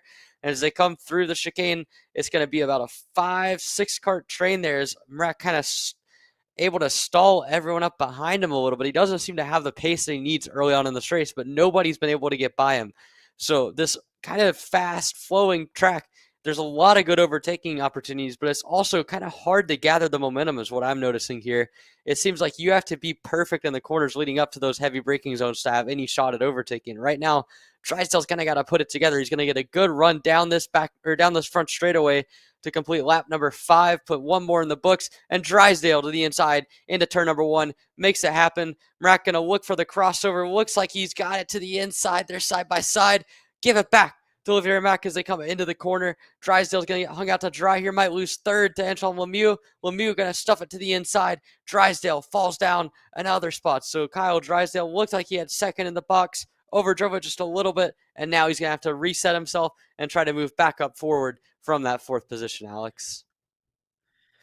Yeah, that's the difficulties of this turn 1 and 2 section of the racetrack. Because how quick turn 1 is and how tight turn 2 is, Kyle Drysdale thought he can really throw it in there and, be later on the brakes than the likes of Olivier Mrak. The problem is you set up the crossover, and Mrak did it to perfection there. Caught Drysdale off guard and had to lose that spot now to Antoine Lemieux now. So Drysdale went from being second. Whoa, Lemieux puts the bumper to the back of Olivier Mrak, and he spun around into turn 1. Mrak facing the opposite direction and goes to the back of the pack here in Junior Max. Antoine Lemieux looks like he got just enough of that rear bumper of Olivier Mrak, spins him around. Lemieux now to P2, moved Drysdale up to P3.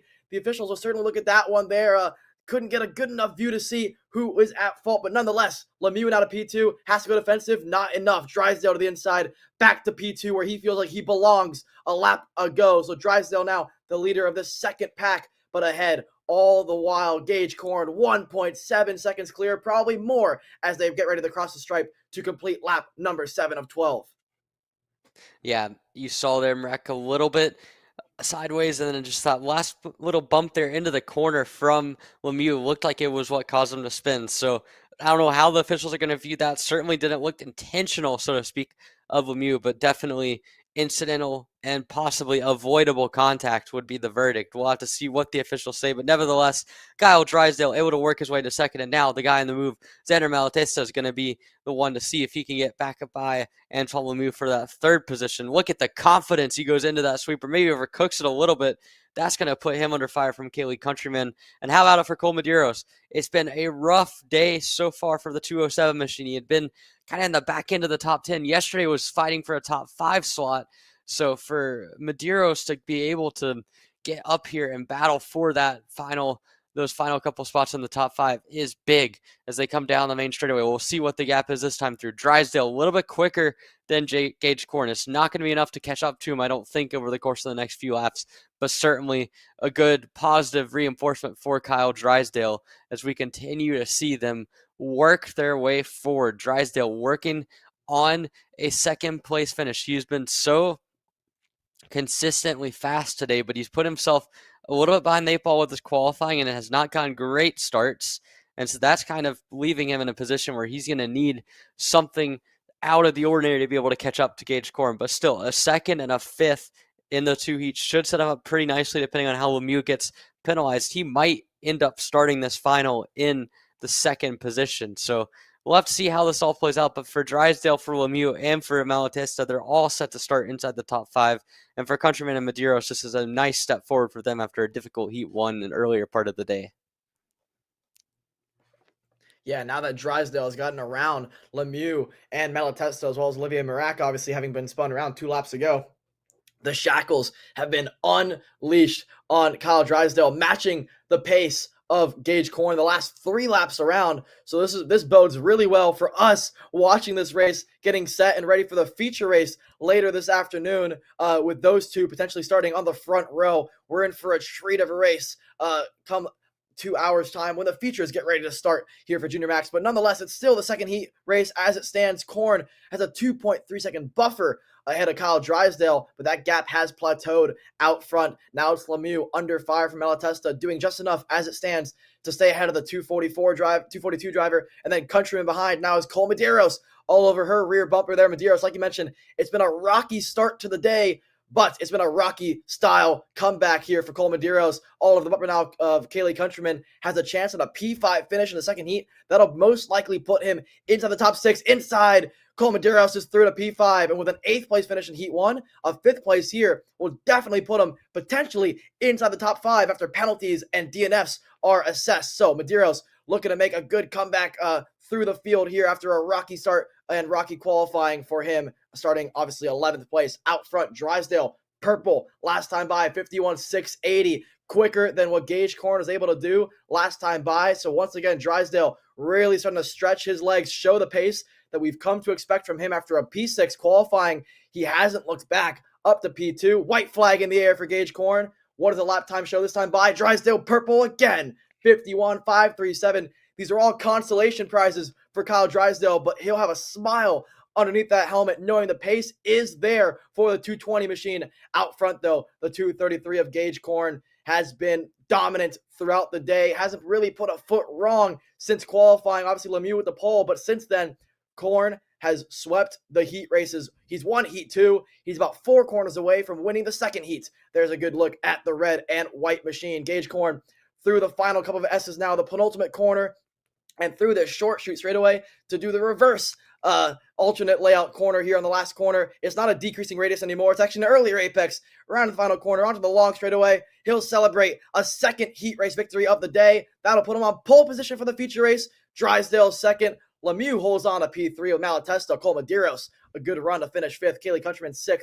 And then it's going to be Killian Harris. What a run to finish in P7. Jack Speth, Mason Kuhn, Mason DeChesney in 10th. And then it's Cadence Presley. No, Olivier Marac got around Presley on the final lap to make some sort of amends for being spun around on lap 6 of this heat race to finish 11th. Frustration there for Olivier Marac. And then obviously with Nick Eggleston not even leaving the grid, that'll put him at least mid-pack. But this is shades of what we saw yesterday for Nick Eggleston when he won the feature race starting mid-pack after a DNF in Heat 2. Potential deja vu here for the 224 driver. Yeah, absolutely. Eggleston's going to have a lot of work to do, but hey, he showed he could do it yesterday. We'll see what he can do tomorrow. Speaking of a guy that showed what he could do yesterday, Lucas Tarango has been on fire all weekend long, and we're going to see what he can do in this Micromax seat number 2 coming up next after a quick word from our partners.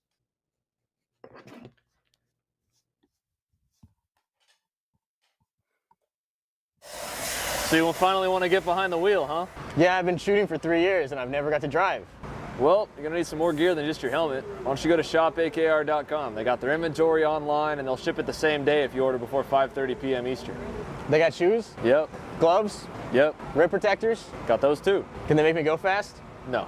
Here at Acceleration Kart Racing, we've got everything you need to get on track. What happens next? Well, that's on you. Check us out online at shopakr.com.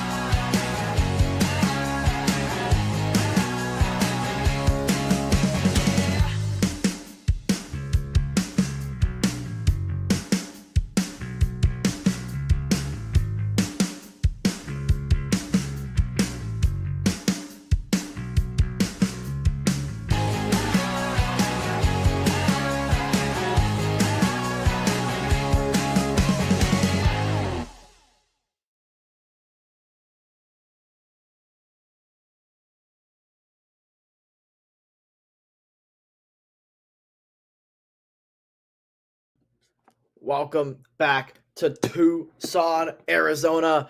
Rounds 4 of the race Rotax's U.S. Trophy West Series presented by XGEL Motorsports. We just saw a cracker of a Junior Max Heat number 2, but it's time to go for some Micro Max racing with the young superstars that they are, the 8 to 12-year-olds. It's Lucas Tarango on pole position. He put it on pole by a little over 7/10 of a second, but it's going to be Tyson Underwood and Connor Lipka, the 2 comp carts, behind him, going to try to see if they have anything to say about the pace of that number 7 machine. Paxton Romero, obviously, with a 4th place starting spot. He was quick in that first heat. Emery, I mean, heading into this one, where are your thoughts at? What can these drivers do to stop Lucas Tarango? I mean, obviously in that first heat race, Romero was within 0.2 of a lap sometimes of Tarango. So the pace is starting to come back to these drivers behind him.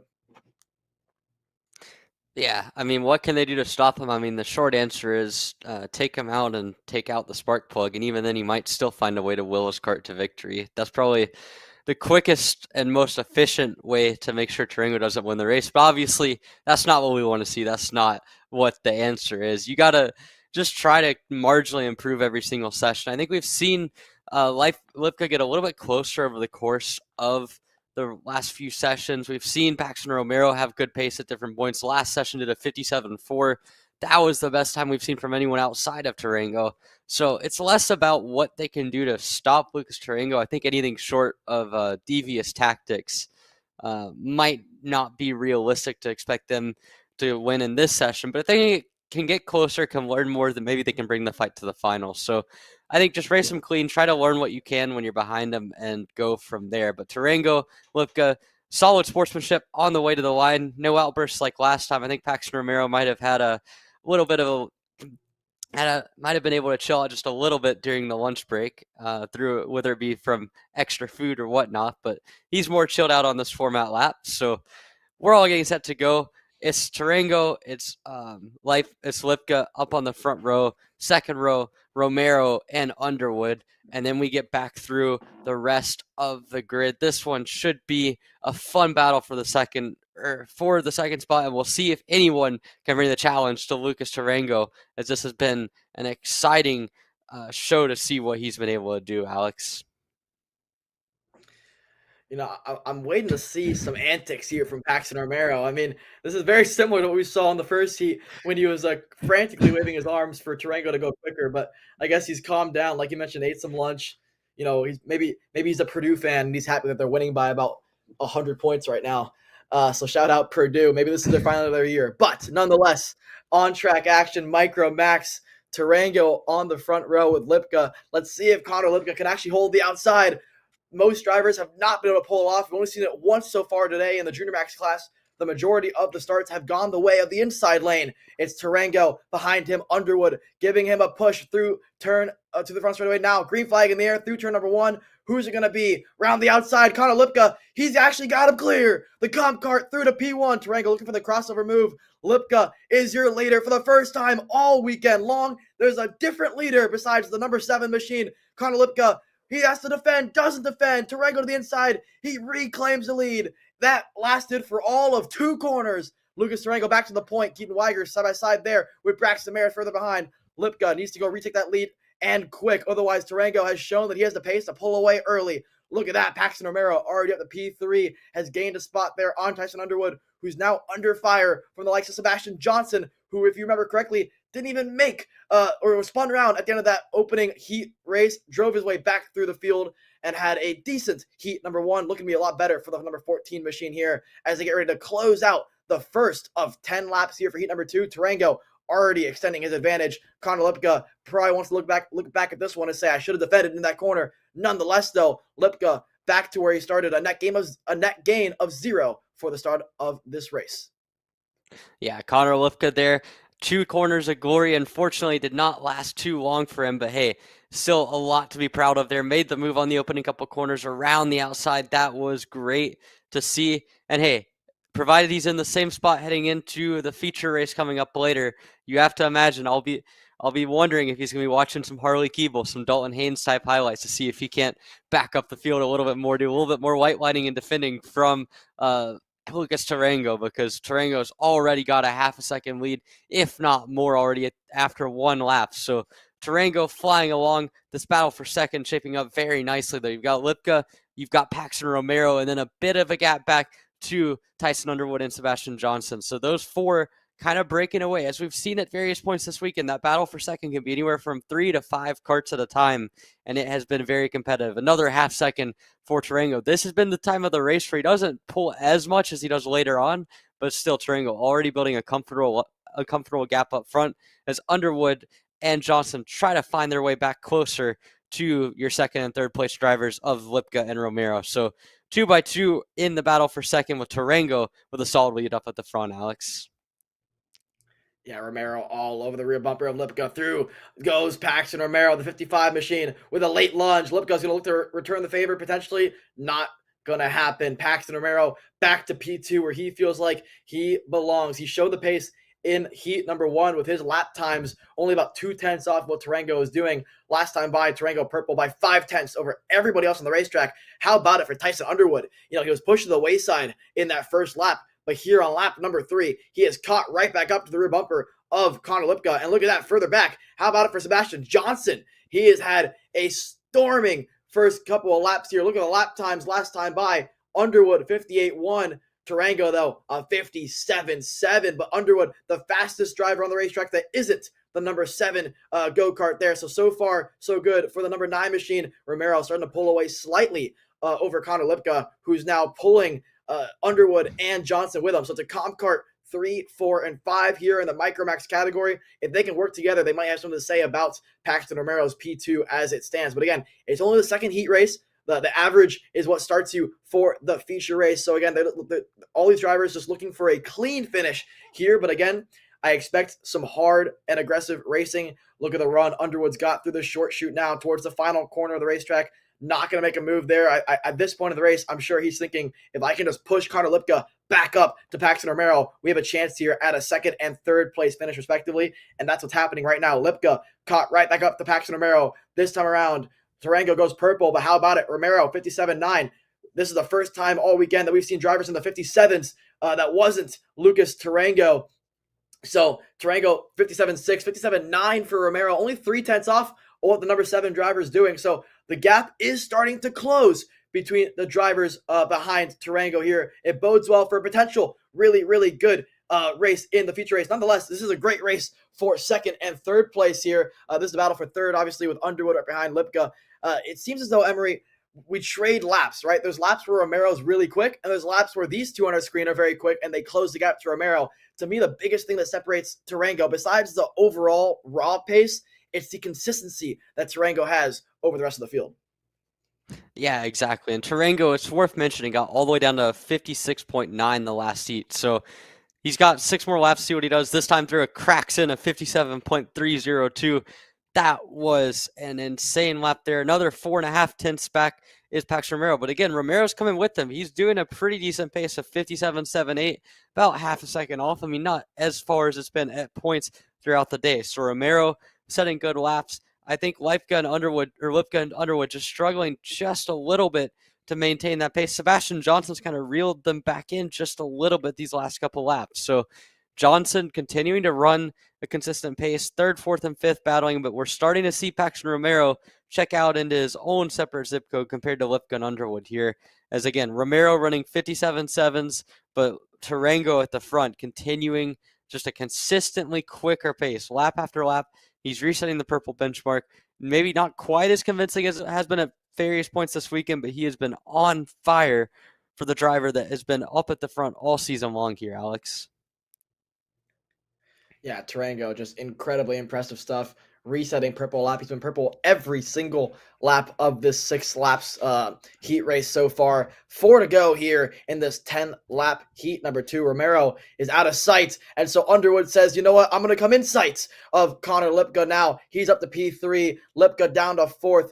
These comp karts are deciding to switch spots here to see who can actually be the better driver leading the pack. Here's Lucas Tarango there sliding through turn number 9. I mean, really just showing you how much he's still pushing this number 7 machine every single lap, trying to find more and more time.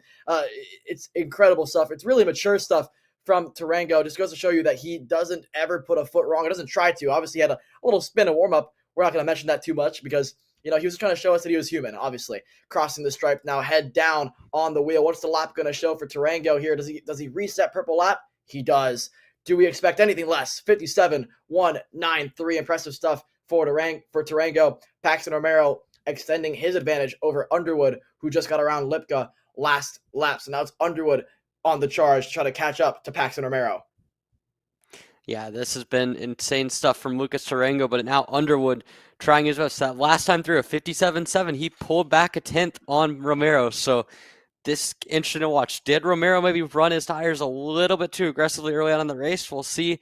I don't know if Underwood's going to have the time to necessarily catch up, especially with Lipka right in tail as well, but it will be interesting to watch. Sebastian Johnson cracked himself into the 57-second bracket, and even Yutaka Sonoda back there in 6th, he's had a miserable day for him with a DNF in the first heat, did not even make it to the green. So he's lacking a little bit of experience on this circuit, but still impressive showing this weekend from the young driver. Again, the number 3 machine yesterday got all the way up to 2nd before fading back late in the race. Today, a little bit worse, but still a good effort from Sonoda. And then at the front of the field, continuing his pace, Lucas Tarango, again, not quite as good that last time through a 57.2, but still 6/10 quicker than what anyone else on the track was able to do that last time. The fastest guy was Sebastian Johnson. There we see the battle for third again. Underwood against Lipka, continuing to help each other a little bit. This has been a very cordial effort, but in the background there, you can just see Sebastian Johnson closing in. He was dropped at one point by these two, but now running his good pace is the quickest kart on the racetrack other than your race leader. So good effort from Johnson. He's getting himself up towards the battle for third, but on the last lap of the race, Lucas Tarango has been dominant, and he almost gets into the 56-second bracket, a 57.007, a 007 lap there for Tarango. We'll see what everyone else does that time through. No one within 7/10 of that. Tarango racing his way into as if a different dimension here. He might as well be in the multiverse because he is putting on a sensational display so far this weekend. Yeah, you mentioned the 57.007. Might as well be in an Aston Martin as it stands with how quick he's going here. Rounding the final couple of corners here, white flag lap. He's swept the entirety of the weekend. He's only not led a race for 2 corners as he rounds the penultimate corner through the short chute and getting ready to take the final corner here, the number 7 of Lucas Tarango. He has been dominant. He has been incredibly quick, and he's going to start on pole position for the feature race later this afternoon. Takes the checkered flag. You see what it means to him. Crosses the stripe to win heat number 2 in demanding fashion and commanding fashion. Romero second. Lipka retakes third place over Tyson Underwood. And then it's Sebastian Johnson with a great run to claw his way back to 5th. You talk to Sonoda in 6th. And then it's going to be Braxton Mayers, Mark Ayers, and Keaton Weigers, who didn't finish this Micro Max heat race, unfortunately. But for Lucas Tarango, another utterly dominant performance for the number 7 kart. Yeah, Tarango just putting his seal on the race.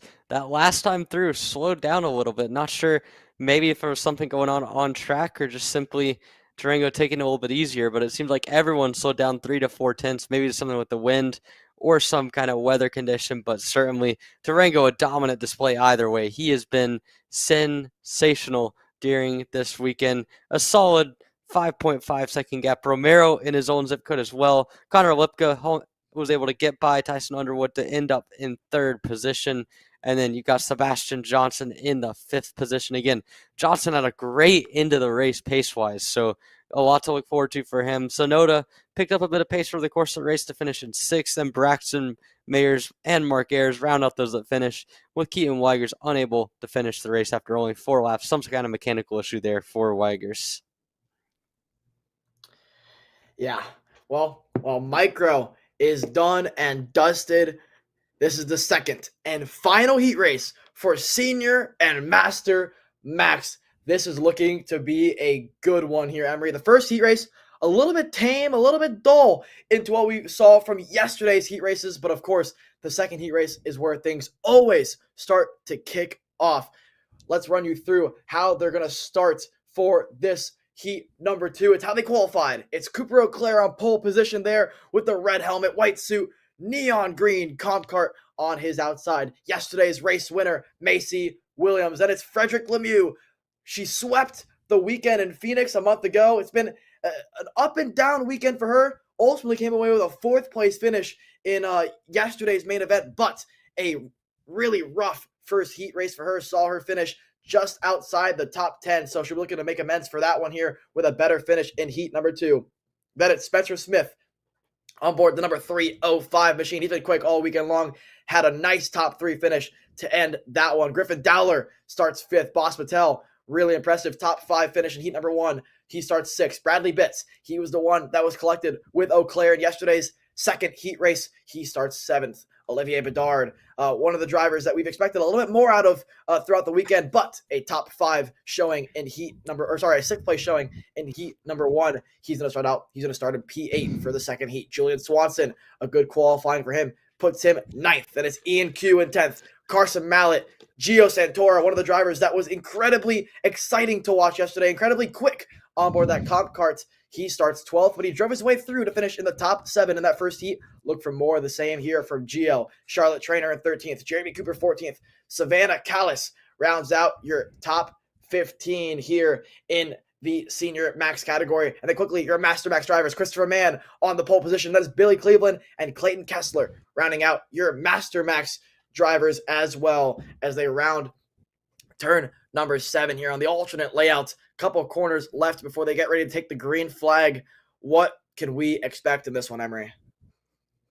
I mean, this should be an exciting battle. I'm hopeful that we can see a little bit more out of Cooper Eau Claire and Macy Williams fighting at the front of the field. And let's see if the likes of Spencer Smith, as well as Frederick Lemieux, and also Cooper Dowler and the rest of your grid will be able to do anything about those two at the front. In the first heat, that was not the case. In the final yesterday, it was not the case. But hey, with some more action, with a little bit more tweaks going on, maybe a little bit different weather conditions right now, that could throw a wrench in things here. So we'll see how they react. Cooper Eau Claire has been the dominant force today. Macy Williams, the dominant force over the course of the weekend. They're in the tram lines, getting set to go racing here for their second heat of the day, their final heat of the weekend. And we are looking. We're green here in Heat 2 for Senior Max and Masters Max. Already Macy Williams getting potted off. Griffin Dowler's in the grass. Looks like Boss Patel's off as well. And it has been a really chaotic start here for the Senior Max drivers. Macy Williams going to fall all the way down to about 4th place there. But the big loser in that one is Griffin Dowler, as well as I believe that was Boss Patel. Both out early in the going or way back in the field. So this outside line got absolutely shafted there, and that's going to lead to the big issue is now more problems. Oh, it's raining. It's chaos up there. Raining. It's raining. It is chaos. Drivers slipping all over the place, sliding off the track, and the weather has once again caused sheer chaos here in Tucson, Alex. Unreal scenes here at Senior Max. Of course, it had to start raining right at the start of this one. It caught all the drivers off guard. They're all going dirt racing now. It's rallycross style here at Senior Max. Who can keep it on the racetrack for the remaining 12 laps? Red flag. Red flag in the air. That probably means they're going to actually retract the start of that race. And so that might play in the hands of Griffin Dowler and Macy Williams, who were at the back of this one at the end of turn number 1. So with the red flag out, they will most likely have to restart the entirety of this race. So for Cooper Eau Claire, probably a bit frustrated there's a red flag because he was one of the only drivers who kept on the racetrack. But for Macy Williams and Griffin Dowler, who spun round, it's going to play dividends for them. And how about Gio Santora's got to be furious about this red flag. He drove from 12th to 2nd over the course of one lap, and now it's all going to be undone. So Santora, again, a strong showing from him. He did not qualify well in the slightest. We mentioned it earlier in the day. Quals up to 2nd, and it gets completely undone through the red flag. We'll see how the RMC crew handles this one and what they decide to do, but certainly chaos in the opening lap is the easiest way to describe it for Senior Max. They all crossed the line. They still have not stopped the race officially. We saw the red flag. They're clearly doing a full course yellow. I think we'll see if they're going to drive into the pits here, but this has been very, very interesting to say the least. Macy Williams spinning on the first lap. We had Griffin Dowler spinning around at the start, and you can see the weather, how dark the clouds are. Again, this was not in the forecast for the day in the slightest. Temperatures in the mid-50s here in Tucson all weekend long. Little bits of gusts of wind, pretty heavy wind today, and some heavy storms last night. But to get a full-on storm in the middle of the race is unexpected, to say the least. And now we have to work with what we have. But the red flag is out in Senior and Master Max. We'll get everything re-racked, resorted out, and refigured out before we get back going again. But for now, a word from our sponsors here at Kart Chaser. Studies show that even the best current generation of simulators only convince 50% of the human brain that they are real. Here at Simcraft, that just isn't realistic enough. Developed to offer the most realistic karting sim experience in the world, all testing has shown that the physics engine used in Simcraft's Grid 1 model convinces 90% of the human brain that you are actually on track. Now that is the real deal. So you finally want to get behind the wheel, huh? Yeah, I've been shooting for 3 years and I've never got to drive. Well, you're gonna need some more gear than just your helmet. Why don't you go to shopakr.com? They got their inventory online and they'll ship it the same day if you order before 5:30 p.m. Eastern. They got shoes? Yep. Gloves? Yep. Rip protectors? Got those too. Can they make me go fast? No. Here at Acceleration Kart Racing, we've got everything you need to get on track. What happens next? Well, that's on you. Check us out online at shopakr.com. Here at MPG Motorsports, our main goal is to provide the best pathway into professional motorsports for our entire team, drivers and mechanics alike.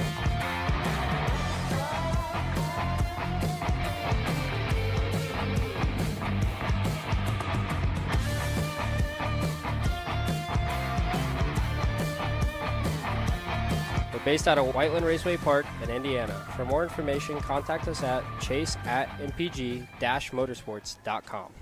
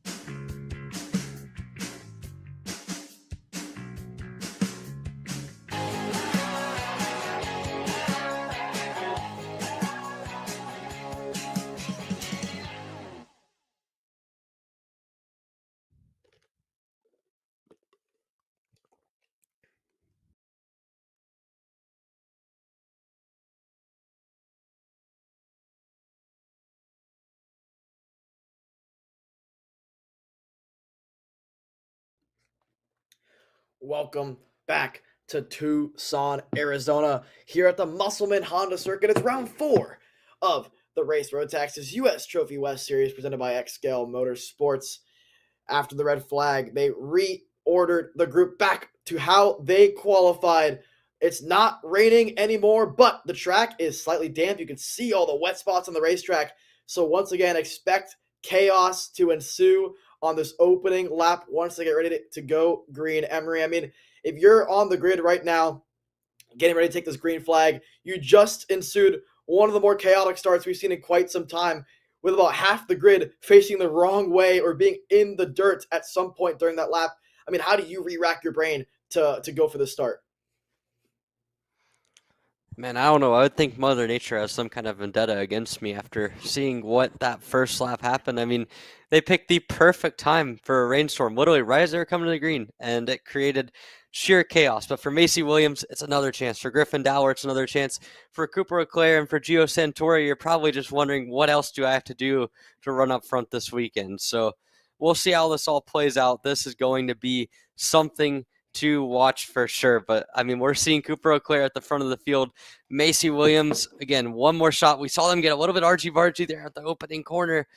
We'll see what happens this time. Leclerc and Williams going to lead them down to the green flag. It's the same order as the race start, a full re-rack of this field, and we're getting set to go racing. Auclair, Williams in the tram lines, looking for the green, and they got it right away. Off to the lead, Cooper Auclair and Macy Williams side by side. Look at Auclair fighting the wheel. He's going to almost go off the track, hits Macy Williams. They go line astern, though, so a clean opening lap here, and we're seeing them all file out coming through turn number 3. There's Bailey Murphy making a move further back in the field, and at the front of the field, it is Cooper Auclair ahead of Macy Williams and Spencer Smith, and the rest of your Rotax senior field filing through here in Tucson.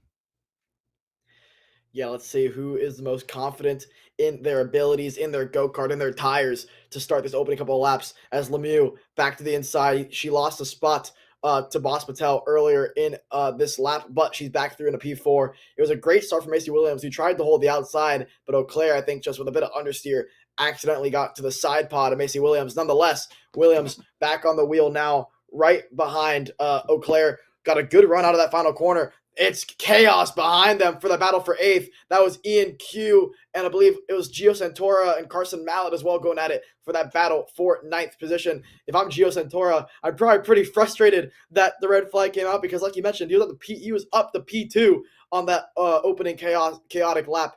Now with the restart, only up to P9, so has a lot more work to do than he would have had if it would have stayed green. But nonetheless, of course, we had to go red flag there because of the rain that was falling with the slick tires, the Slick Mojo tires on this racetrack. Nonetheless, track is drying rather quick. We're going to see the lap times start to tumble, Emery, as this 12-lap heat race gets underway here. There's a good look at Frederic Lemieux with Bradley Bitts behind her. Bradley Bitts has a great start. He started outside your top 7 in this one, already up to P6. That's Boss Patel behind him. That is Gio Santora up into, I believe, P number 9. Yeah, P9 for Gio Santora. Then it's Olivier Bedard, now down in 10th position behind Carson Mallet. Yeah, a poor start for Bedard. A great start for Santora. Mallet, not quite as good of a start for Santora as the first time through, but still he'll be happy to get up to 8th. But at the front of the field, Cooper Auclair continuing to run a solid pace at the front, still about a 10th slower than Macy Williams. So it seems like the early stages of this one, advantage goes to Macy and the rest of the field. Further back, though, Boss Patel went purple from 7th on the grid. As there you can see a look at Gio Santora in that 8th slot. He's had a solid start to the race. There's a look at Patel just a little bit further up. He's going for the 6th position now, looking for a move on, I believe that's Bradley Bitts there, for the 6th spot to the inside, down the main straightaway, going to get a nice run into turn number 1 and move Boss Patel up a position. But in front of him, Frederic Lemieux goes purple. Macy Williams cuts into Auclair's deficit, and the front of the field seems to be contesting right up here together, Alex. Yeah, here comes Macy Williams. Here comes Spencer Smith as well, but Griffin Dowler all over the rear bumper. So is Frederic Lemieux. Like you mentioned, the purple driver last time by at a 50.582, 2/10 faster than your leaders. 2/10 faster and 4/10 faster than the true drivers ahead of her. So she is absolutely flying right now, loving these slightly slick conditions out there. But the times that they're running are very similar to what they ran in Heat 1 and qualifying. So track's already essentially dried up here, just a few more tenths to find before we're back to the normal grip levels that we're accustomed to seeing around Musselman Honda Circuit. There goes Dowler inside of Spencer Smith, side by side. Whoa, gives a bit of a bumper to Smith, but he's going to hold on a P3, but a good crossover move now for Dowler, and has the help now of Lemieux behind him. Spencer Smith might lose 2 spots here into this corner. No, holds the outside through turn 3, and Smith is going to fight his way to keep 3rd position. Unreal racing. All this action, though, is going to cost, Griffin Dowler up into the back of him. Dowler spins Spencer Smith around. That looked like a move out of frustration for Griffin Dowler, who clomb onto the back of Spencer Smith. Smith is out. Dowler has lost a handful of spots outside the top 5 now, and looks to have some sort of cart issue as well, with a bad exit out of turn number 9. Unreal action. All that, though, gave Frederic Lemieux a lifeline, and she's now claimed 3rd position here. Yeah, that looked like a move out of frustration, like you mentioned. Again, we heard from Griffin Dowler yesterday that he felt like he was a little bit frustrated with the driving standards of some of the guys around him in this field. That very much looked like a move of someone that did not like how he was being raced. Unfortunately for him, it cost him just as much as it cost Spencer Smith, and they fall way down the order. But for Frederic Lemieux, Boss Patel, and Gio Santora, it kind of gives them a free run at 3rd, 4th, and 5th, and the rest of the grid. Bradley Bitts as well. really that whole pack down to about 8th place, all right there together, but they're way behind this group on the track, and that is Cooper Auclair and Macy Williams. They have now a 3.5-second gap to that second group. So Auclair and Williams just chilling at the front at this point. They're going to try to resume their own battle. At this point, it does not matter how they finish as long as Auclair doesn't get in some kind of crash. He is going to start on pole, and Macy will start P2 because of the way that they qualify being a tiebreaker. So Cooper Auclair really just needs to not completely implode at the end of this race, and he'll start on pole position. So he doesn't mind here if Macy gets by him. I'm sure the competitor in him will want to keep that spot, whereas the competitor in Macy's position will want to try to get a win, try to get a leg up, and try to get a couple extra points. But from a pure starting position in the final, it's not going to matter because Cooper Auclair will start on pole. But still, I mean, these guys and girl, in the case of Macy Williams, have put on a show this weekend. Auclair has so much pure pace in that comp guard, and Williams keeping him honest so far in this heat race.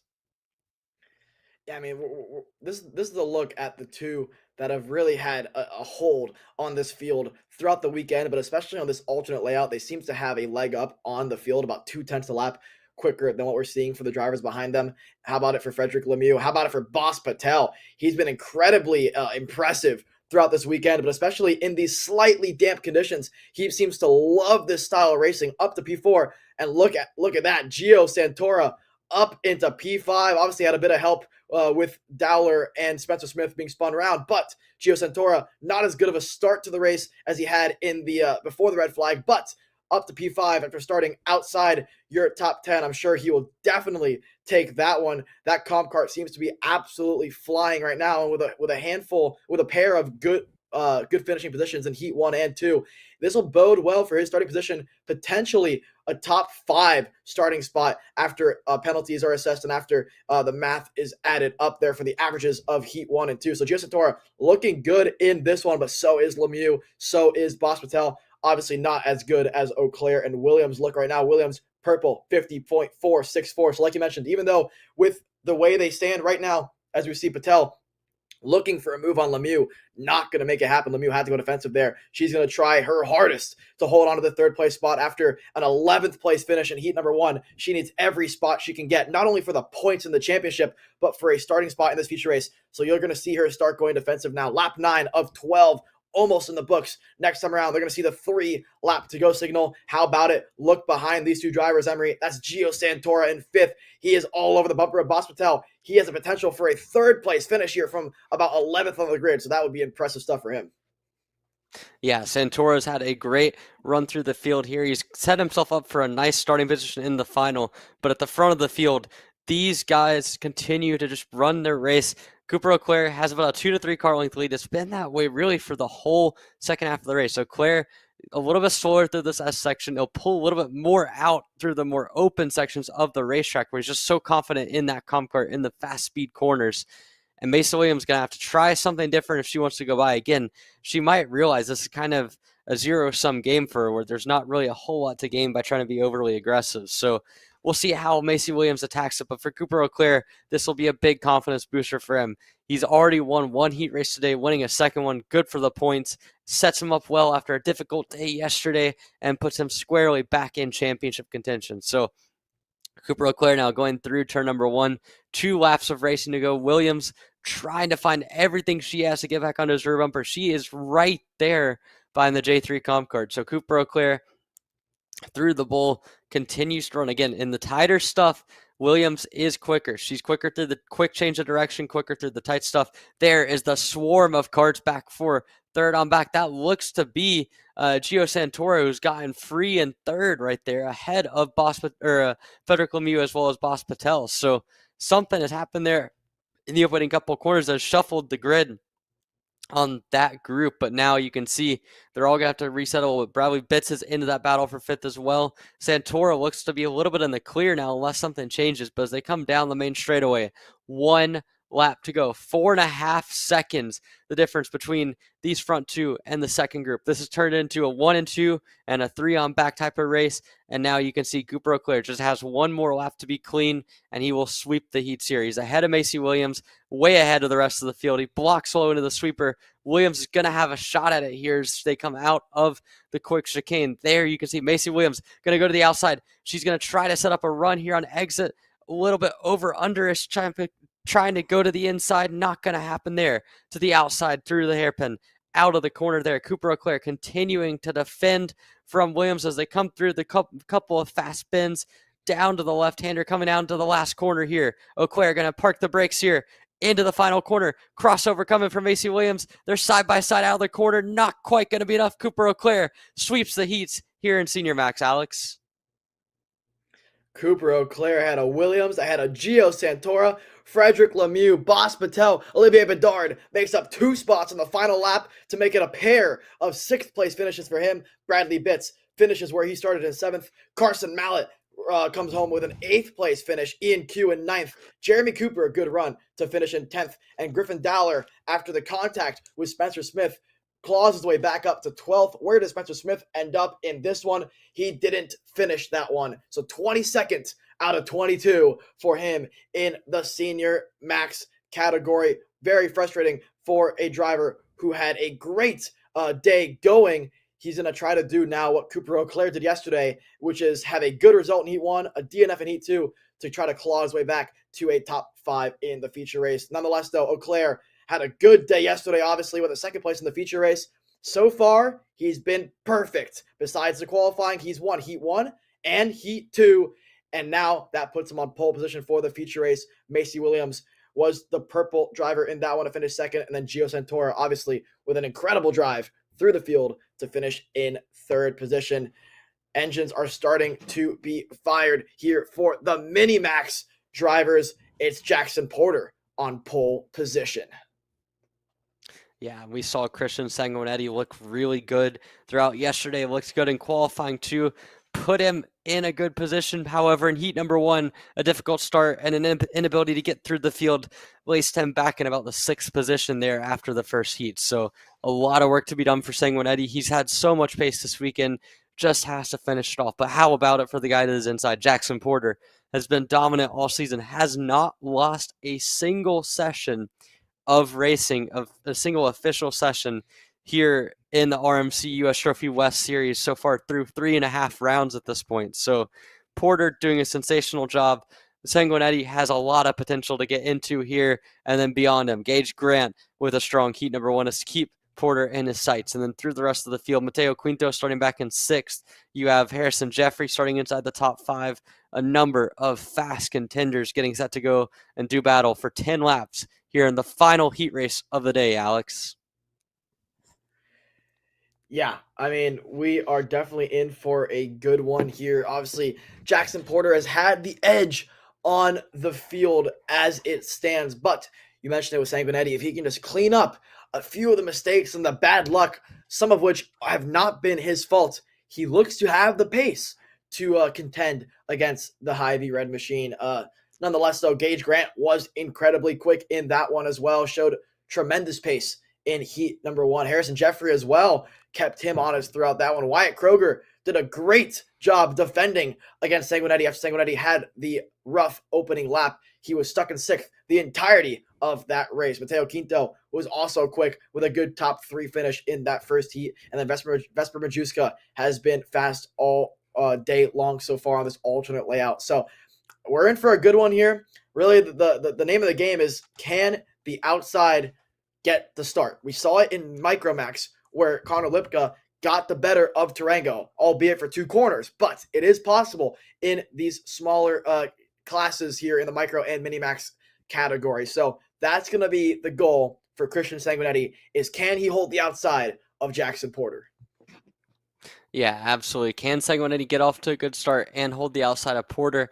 And also, can he continue to just run fast pace, fast lap after fast lap? We know once he gets up there, he's got the potential to run with Porter. He just needs to kind of put it all together. So Sanguinetti on the grid. We'll see what they all do as Jackson Porter gets set to go for his last heat race of the weekend. Again, 8 rounds in total is this U.S. Trophy West Championship. Winners get tickets to the grand finals. So this is a lot on the line for these young kids. And again, in the Minimax category, we've seen Jackson Porter so far with a stranglehold on the championship. But hey, this heat race could be the turning point for these guys in the championship. And if nothing else, a huge confidence builder if the likes of Sanguinetti or Gage Grant can put the fight to Jackson Porter over the course of the rest of this heat race. Yeah, definitely. I mean, that's going to be the name of the game here in Minimax.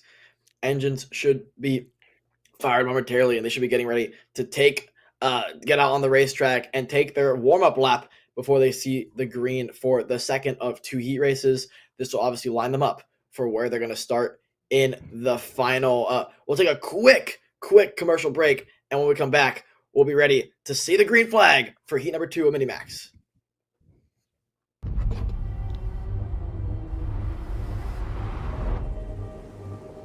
Why do you come here? Is this your career? Or is it all about fun? A chance to get away and leave it all behind?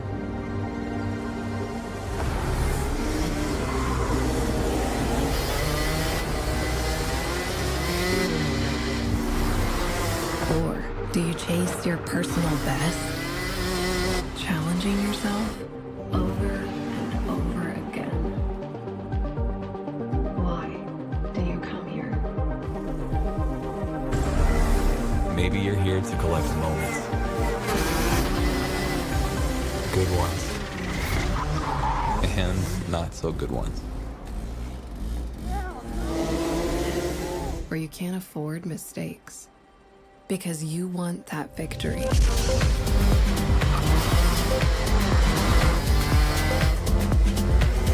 It's all about this one moment when the hard work finally pays off.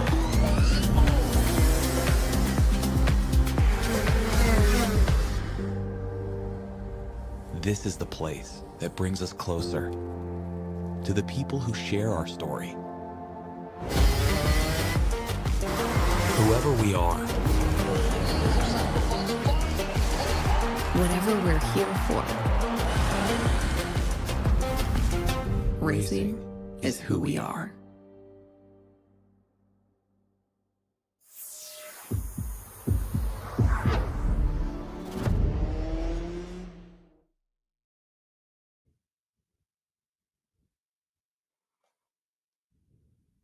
Welcome back to Tucson, Arizona, here at the Musselman Honda Circuit. It's round 4 of Race Rotax's U.S. Trophy West Series presented by Xscale Motorsports. We're almost ready to go racing for heat number 2 of the Mini Max class. Before they get onto the racetrack, Emery, let's run them through the exact starting order on how they're going to start as engines are fired onto the racetrack. As Jackson Porter on pole position on his outside, Christian Sanguinetti behind him, Gage Grant on the inside, Harrison Jeffrey on the outside. Then it's Wyatt Kroger on his outside of Mateo Quinto. And then on the last row of the grid, Vesper Majuska.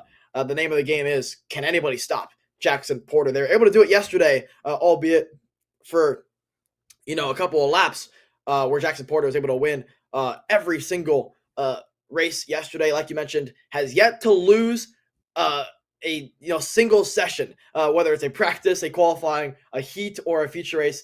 It has been Jackson Porter who's topped the charts in every single one, dating all the way back to Phoenix. So really, it's the name of the game. Who can stop the 122 machine? To me, it looks as though Sanguinetti and Gage Grant have been the two that have had the best chance at doing it. But obviously with Harrison Jeffrey, Mateo Quinto finding pace today, it's all up for grabs here in this one. The average of Heat 1 and Heat 2 will start them for the feature race. So far, it looks good for Jackson Porter. For Christian Sanguinetti, a rough opening lap to Heat number 1. He finished 6th in that one. Going to be looking for a much better finish in Heat number 2 to line him up for a decent starting spot for the feature race. For the likes of Gage Grant, Mateo Quinto, who don't need as good of a finish, they're going to be looking to keep it clean. And obviously for Jackson Porter, his one goal is just keep it clean and you'll start on pole position. So again, looking forward to this one, Emery. And I mean, looking at it, what's it going to take for these drivers behind Jackson Porter to try to, take that lead? I mean, to me, it's all about the start here. Yeah, I'm not going to say the same line of reasoning with Lucas Tarango. I think there's a little bit more that this field can do and a little bit more that they've shown. I mean, people forget Christian Sanguinetti was within half a lap of taking the win in Heat 2 yesterday, could not quite finish it off. We've seen Gage Grant be up there. We've seen Harrison Jeffrey be up there too. So it's just situationally finding ways to beat Jackson Porter. So a little bit like being that pesky 11 seed facing a 3 seed in the NCAA tournament. You can get yourself into the fight, into the last few minutes, into overtime. But at the end of the day, the good teams, the good drivers, they find ways to win races. And so even when Jackson Porter hasn't had the pace advantage, he's found ways to win.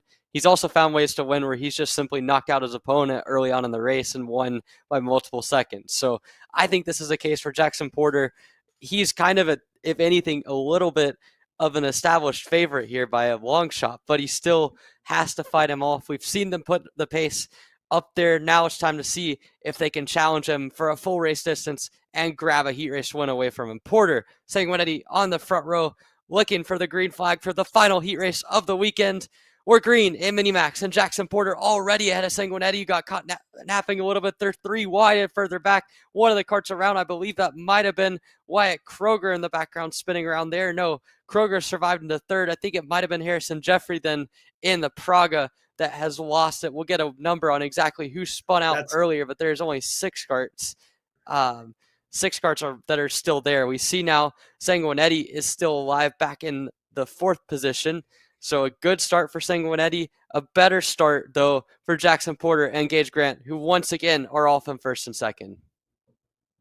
Yeah, that was Vesper Majewska from the back of the grid, spun around. Unfortunately, Sanguinetti didn't get going as good as he would have liked. Obviously, on the outside of row 1, finds himself in 4th position. That car just didn't get going, and they were 3 wide in turn 1. Majewska caught the rear bumper of Harrison Jeffrey, and it spun him around. How about it for Wyatt Kroger? He showed his ability to drive defensively in heat number 1 to hold on to 5th. Can he hold on to 3rd now here in heat number 2 to claim, I think, one of his best finishes all year long in these heat races? So far, so good. Sanguinetti looks over his shoulder, sees the likes of Quinto and Jeffrey behind. It's a 4-car battle here for 3rd place. Out front, though, Gage Grant all over the bumper of Jackson Porter out front. So now it is a 2-car battle, 2-car breakaway, should I say, here at Minimax. But this is the closest we've seen any driver to Jackson Porter today, and it looks good so far for the 115 of Gage Grant all over the rear bumper. His goal now is to stay within drafting distance of Porter and not to make a single mistake, because if there's one thing that we know for certain, is that Jackson Porter is allergic to making mistakes on the racetrack here. I don't want to jinx anything, but 2 laps into this one, 10 laps is the distance here for heat number 2. Look at the battle for 3rd place. Here comes Sanguinetti to the inside of Wyatt Kroger. Can he make that move stick? It looks as though he finally can make it stick. No, too much curbing. He's going to lose a spot now to Mateo Quinto, make it 2 spots potentially. Here comes Harrison Jeffrey. Sanguinetti is going to fall from 3rd to 6th in the matter of 2 corners. He didn't commit hard enough for the pass, backed out of it, and it cost him 2 positions. Wyatt Kroger, once again, proving his incredible defensive driving skills, holding on to 3rd place. Here comes Quinto, going to put the bumper to the back of him slightly, move Kroger up the racetrack. Here comes Quinto to the inside, late lunge. Mateo Quinto showing how it's done. Up to P3. Here comes Jeffrey now, side by side with Kroger. Kroger's going to slice him down. Wow, Wyatt Kroger finds a way to hold on to P4, using all the racetrack, frantically tapping his helmet, saying, work with me. We need to work together to catch up to the front pack. Wyatt Kroger feeling racy here in this one. Yeah, Wyatt Kroger hanging on, and again, you just see Christian Sanguinetti's got to be a bit more aggressive there if he wants to make the move happen.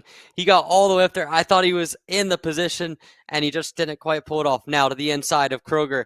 Here comes Harrison Jeffrey down the inside into the sweeper. He'll take over 4th place, and now we're back to the same running order we had in heat number 1. It's Jackson Porter and Gage Grant up at the front with Porter slightly pulling away.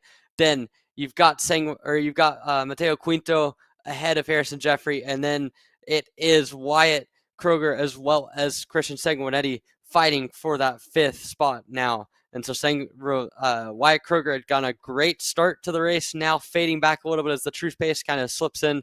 Still a much better effort from him today than yesterday. He's found some good pace in that kart, but right now the front of the field is where we're looking. You can see now Jackson Porter continuing to pull away just a little bit at a time on Gage Grant. Then this big battle from 3rd to 6th with Sanguinetti still trying to find a way by Wyatt Kroger here. Yeah, Sanguinetti now side by side with Kroger in great position to make a move to the inside, backs out of it. Wyatt Kroger holds on to 5th. This is deja vu from what we saw in heat number 1. It was Porter, Grant, Quinto, Jeffrey, Kroger, and Sanguinetti. It's the exact same here in heat number 2 with the same positioning as well. Kroger now defending his 5th place over Sanguinetti. Inside looking, backs out of it again. Christian Sanguinetti needs to find a way around Wyatt Kroger and quick. Otherwise, he can see his chances at a top 3 here in heat number 2 fading away in the distance while Jeffrey and Mateo Quinto go at it. Sanguinetti to the inside, backs out of it, doesn't make it stick on Wyatt Kroger there, still stuck in that 6th position. Here comes Mateo Quinto and Jeffrey now working together. Let's see if they can catch up to the likes of Gage Grant, who, by the way, Grant matching the pace of Jackson Porter last time by. Impressive stuff for the 115. If you're able to match the pace of Jackson Porter, you're doing something right. I think I see some raindrops on the camera there, Emery. It might be starting to rain. Sanguinetti finally gets around Wyatt Kroger there for P5, but I see slight raindrops on the camera here.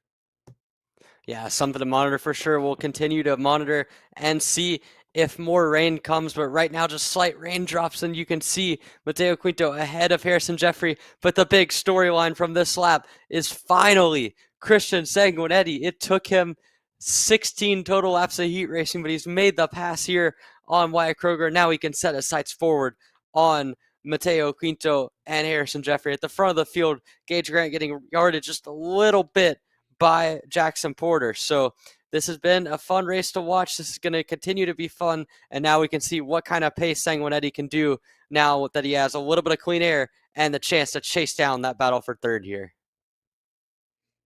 And Mateo Quinto and Jeffrey up on the wheel. They can't battle too hard, though, because now that Sanguinetti has gotten around Wyatt Kroger, we know the pace that driver is capable of when he is unleashed and gotten around Kroger. He has a chance now to catch up to the likes of Quinto and Jeffrey out front. Gage Grant, back-to-back laps, he's matched the pace of Jackson Porter. So really impressive stuff. It's maintained and stalemated at 0.6 of a second out front. So that bodes well for the feature race later this afternoon, with most likely Jackson Porter and Grant on the front row. If those two can remain the front row with Gage Grant's aggressiveness, he might be able to slot in the first place on the opening lap of a feature race. But again, that's all speculation. Out front, once again, Grant actually a 0.5 faster than Jackson Porter. So this race is starting to come back to Gage Grant. It's a little too late. 8 laps into a 10-lap heat race. Harrison Jeffrey all over the rear bumper, now to the inside and through on Mateo Quinto. Quinto gave the helmet tap to Harrison Jeffrey, which is the universal signal to Harrison Jeffrey that he should pass him, because that's what most people tend to do when you tap your helmet. So Harrison Jeffrey ignoring the helmet tap from Mateo Quinto. Now Quinto pushing Jeffrey away from Christian Sanguinetti. Last time by, Sanguinetti slightly quicker than these two drivers, but he needs to find a lot more pace if he wants to have a chance at a top 3 finish in this one. Yeah, Sanguinetti's going to have to get into a rhythm here and absolutely fly. We know that he's had good pace all weekend. Once he's gotten into clean air and qualifying, he was by far the closest guy to Jackson Porter, but he's going to have to find that pace and find it quick here. Down to the last couple laps. Porter, a solid 0.3 back on Gage Grant on that last lap through in front of Sanguinetti. Now you can see Harrison Jeffrey as well as Mateo Quinto setting their quick laps. Sanguinetti not able to do anything about that gap. So it looks like Jeffrey and Quinto working together are going to be able to hang on to that position, as you can see them continuing to push through the S's here. It looks like they're a little bit quicker with Jeffrey leading them in third compared to Quinto leading. So that is something to monitor, but they're currently kind of in no man's land a little bit. Gage Grant and Jackson Porter well up the road, upwards of 4 seconds ahead. Quinto is about 1.5 seconds clear of Christian Sanguinetti, who himself is now 1.5 seconds clear of Wyatt Kroger. So all of this is happening further back, but at the front of the field, the white flag is in the air for the final heat race of this weekend. Jackson Porter continuing to set a blistering pace at the front. That time, only about 1.5 tenths, 2 tenths quicker than Gage Grant. So those two continue to set good pace. Behind them, Jeffrey and Quinto should be fighting it out here for the final spot on the provisional podium in the heat races between Jeffrey and Mateo Quinto, with Sanguinetti about 1.5 seconds back there in 5th. Yeah, white flag obviously flying here for Jackson Porter, who is just a few corners away from sweeping the heat races today and putting himself on pole for the final. Here's the battle for third. I thought Jeffrey was going to make a move on Quinto, who actually got around Harrison Jeffrey while we were away from this battle. So Quinto back through on the Praga driver, rounding the penultimate corner. Now you can see Jackson Porter in the distance getting ready to take the checker flag here. There's the 122 Hy-Vee red machine. Checker flag waving. Porter wins heat number 2. Then it's Gage Grant further behind. They're side by side for third. It looks like it's going to be Mateo Quinto ahead of Harrison Jeffrey. Christian Sanguinetti brought that gap within 1.1 seconds towards the end. Wyatt Kroger in 6th. And how about it for Vesper Majewska? He was spun round at the end of the opening lap. He claws his ways back to only finish a couple of seconds behind Wyatt Kroger, even after being backwards at the end of turn number 2. But nobody had anything to say about Jackson Porter. Gage Grant was close, but not close enough.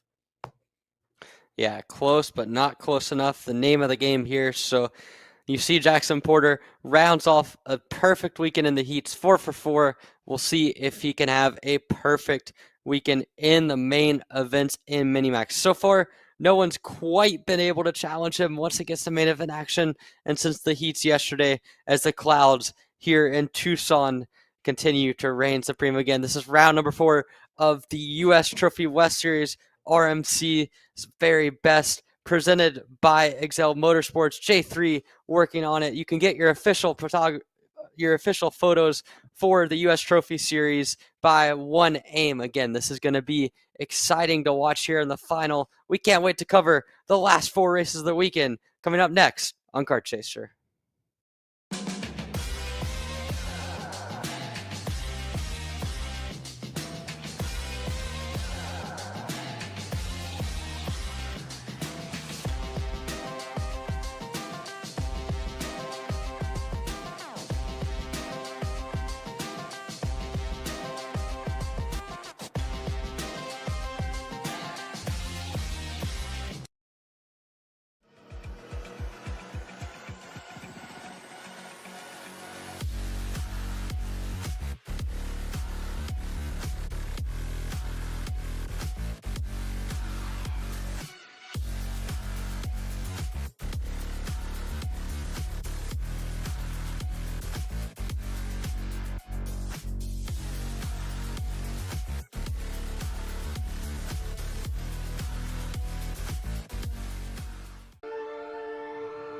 Here at MPG Motorsports, our main goal is to provide the best pathway into professional motorsports for our entire team, drivers and mechanics alike.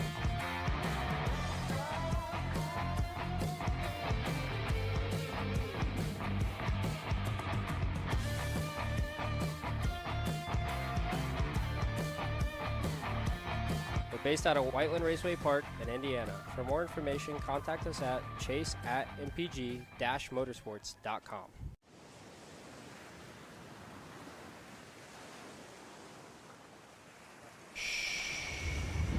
Can you hear it? 1 week where the silence is broken.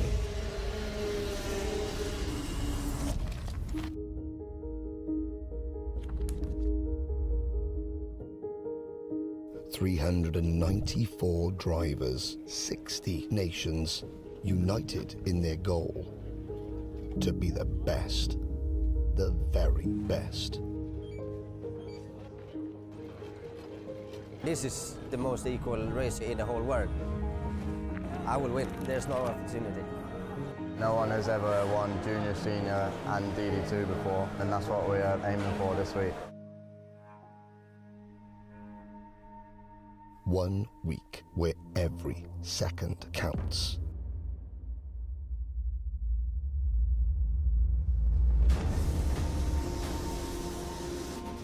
Every corner, every pass. The competition does not get tougher than this, closer than this, more intense than this.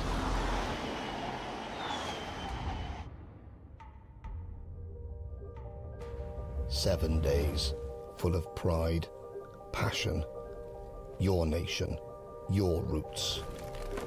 Our family is united from all corners of the globe, now together as one. 1 week to change your future, your career, your life. The time is now. Be bold, be brave, be brilliant.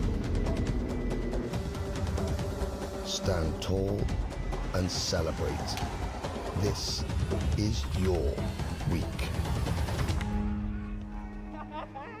And when all is said and done, and the silence returns, 12 months of hard work is about this week.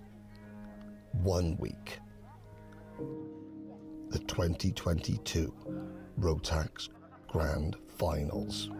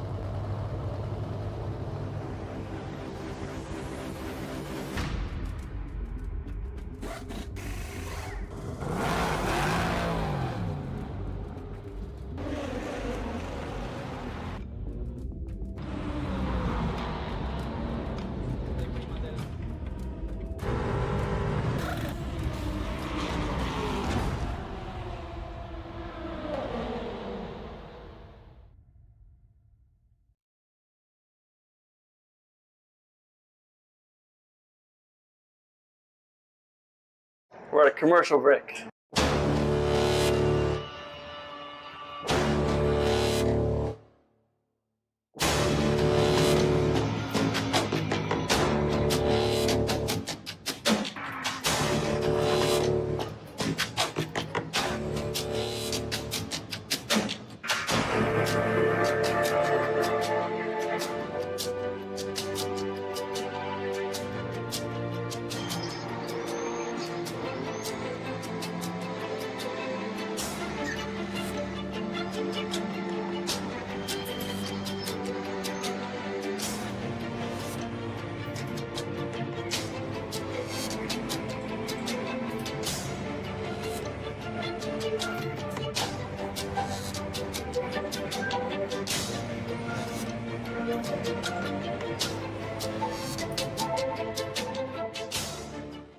I need a new 219 chain. I need a 77 tooth roof sprocket. I need some more chain lube, and I need it probably as soon as like tomorrow. Dude, are you even listening? Like, we need this to run this weekend. Want anything else? What do you mean? I already got it in the Kart on Acceleration Kart Racing's online store, bro. All orders over $200 get free shipping. Oh, throw in a set of tires. Done. Everything you need, all in one place and shipped to your door for free on orders of $200 or more. Exclusions apply. Shop AKR.com.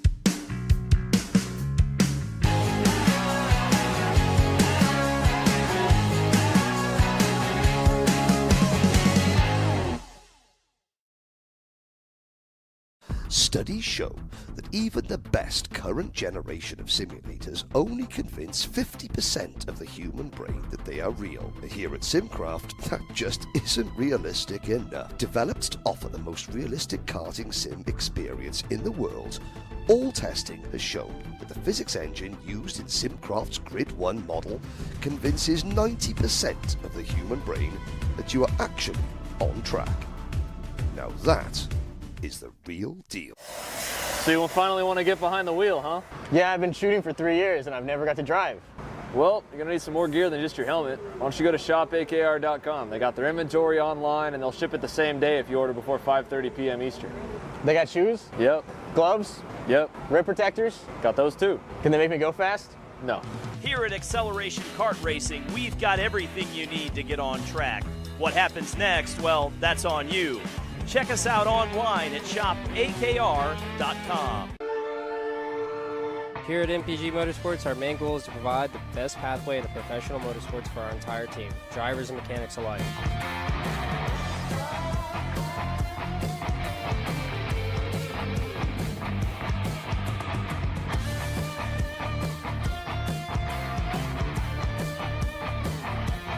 We're based out of Whiteland Raceway Park in Indiana. For more information, contact us at chase@mpg-motorsports.com.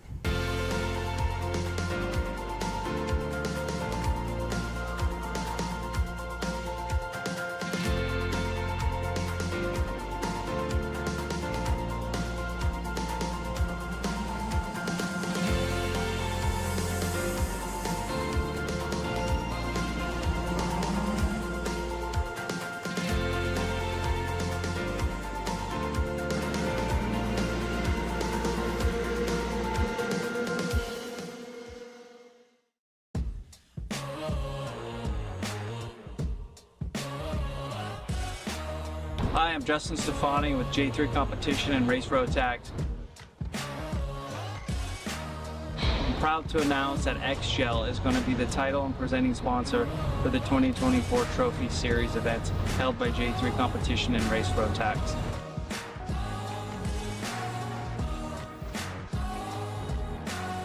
The partnership will go beyond the technical level.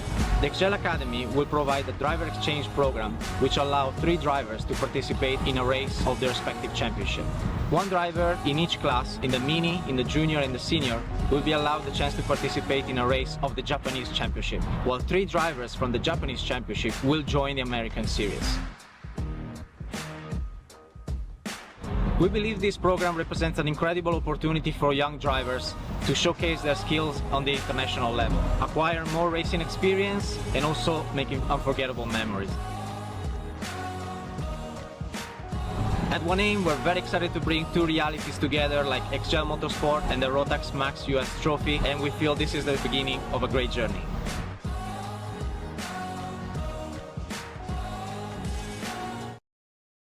Studies show that even the best current generation of simulators only convince 50% of the human brain that they are real. Here at Simcraft, that just isn't realistic enough. Developed to offer the most realistic karting sim experience in the world, all testing has shown that the physics engine used in Simcraft's Grid 1 model convinces 90% of the human brain that you are actually on track. Now that is the real deal. So you will finally want to get behind the wheel, huh? Yeah, I've been shooting for 3 years and I've never got to drive. Well, you're gonna need some more gear than just your helmet. Why don't you go to shopakr.com? They got their inventory online and they'll ship it the same day if you order before 5:30 p.m. Eastern. They got shoes? Yep. Gloves? Yep. Rib protectors? Got those too. Can they make me go fast? No. Here at Acceleration Kart Racing, we've got everything you need to get on track. What happens next? Well, that's on you. Check us out online at shopakr.com. Here at MPG Motorsports, our main goal is to provide the best pathway into professional motorsports for our entire team, drivers and mechanics alike.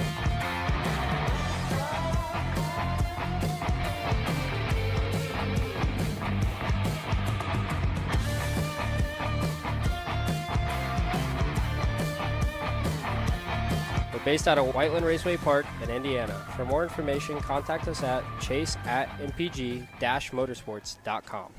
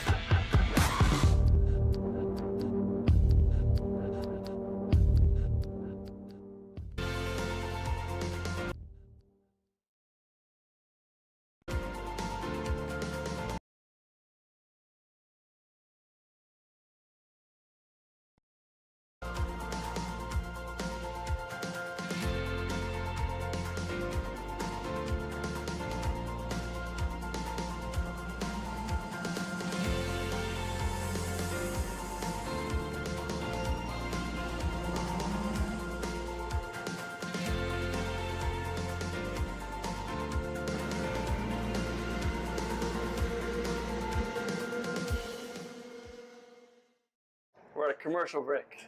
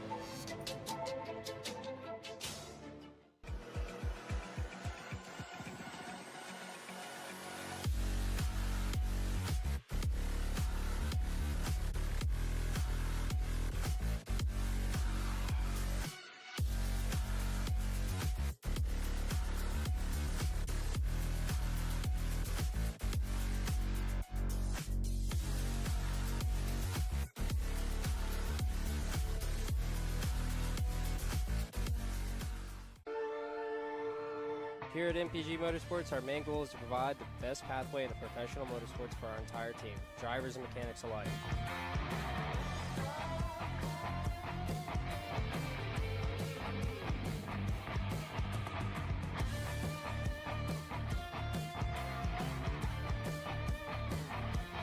We're based out of Whiteland Raceway Park in Indiana. For more information, contact us at chase@mpg-motorsports.com.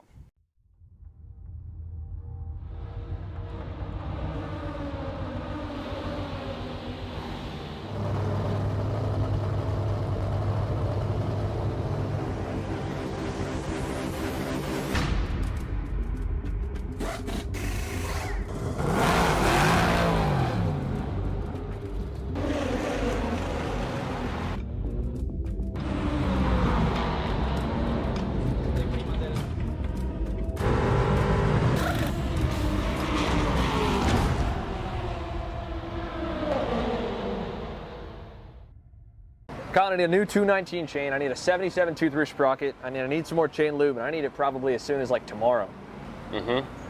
Dude, are you even listening? Like, we need this to run this weekend. Want anything else?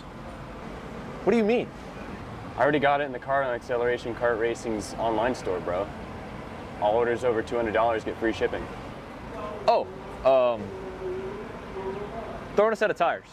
Done. Everything you need, all in one place and shipped to your door for free on orders of $200 or more. Exclusions apply. Shop AKR.com.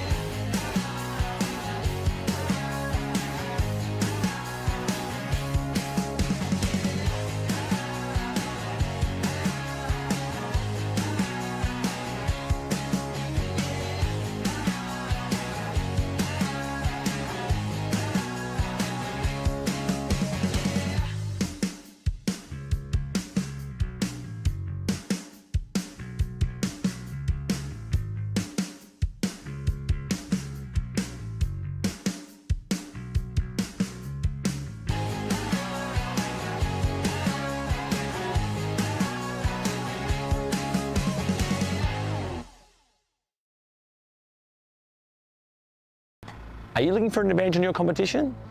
Well, Kart Class has done the hard work for you. We've travelled to your racetracks to give you the inside knowledge. So what does Kart Class offer? We've got drone footage that captures the racing lines, visual markers for your braking points, acceleration zones, and the best overtake opportunities on your racetrack. Pedal cam to show you where to brake and when to accelerate, and 360-degree footage to make sure you don't miss any parts on the racetrack. We've covered 13 racetracks in the United States, and Australia, you're up next. So visit kartclass.com to get your track information.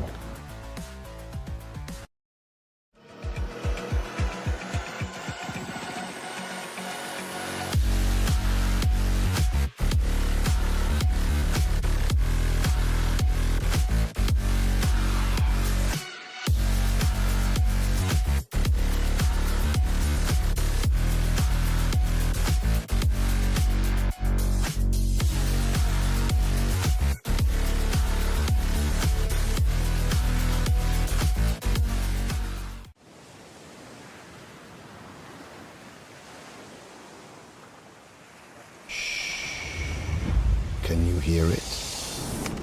1 week where the silence is broken.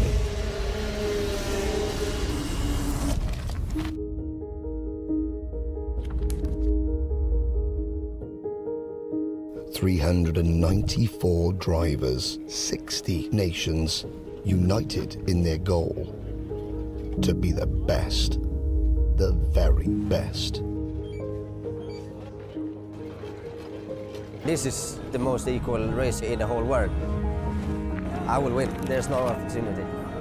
No one has ever won junior, senior and DD2 before, and that's what we're aiming for this week. 1 week where every second counts.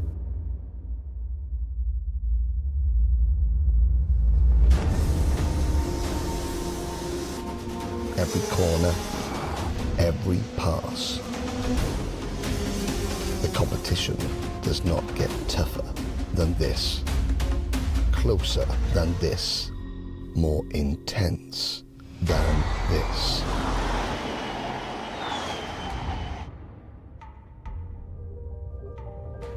Seven days full of pride, passion, your nation, your roots. Our family is united from all corners of the globe, now together as one. 1 week to change your future, your career, your life. The time is now. Be bold, be brave, be brilliant. Stand tall and celebrate. This is your week. And when all is said and done, and the silence returns, 12 months of hard work is about this week. 1 week. The 2022 Rotax Grand Finals.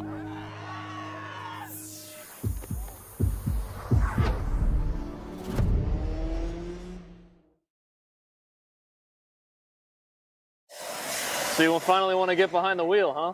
Yeah, I've been shooting for 3 years and I've never got to drive. Well, you're going to need some more gear than just your helmet. Why don't you go to shopakr.com. They got their inventory online and they'll ship it the same day if you order before 5:30 p.m. Eastern. They got shoes? Yep. Gloves? Yep. Rib protectors? Got those too. Can they make me go fast? No. Here at Acceleration Kart Racing, we've got everything you need to get on track. What happens next? Well, that's on you. Check us out online at shopakr.com.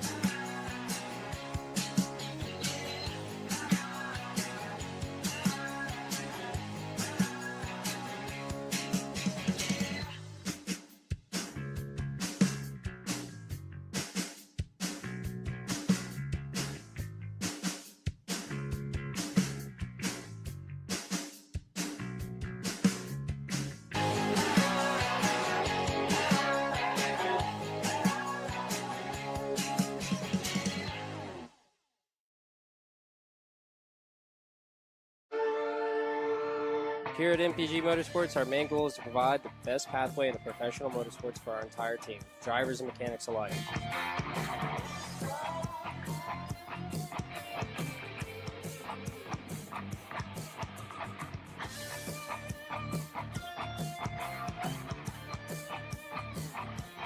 We're based out of Whiteland Raceway Park in Indiana. For more information, contact us at chase@mpg-motorsports.com. We're at a commercial break.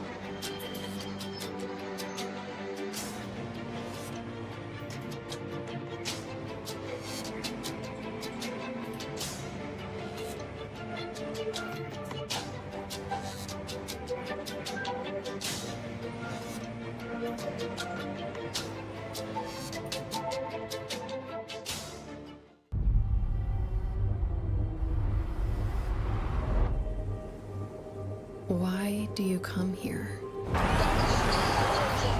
Is this your career? Or is it all about fun? A chance to get away and leave it all behind?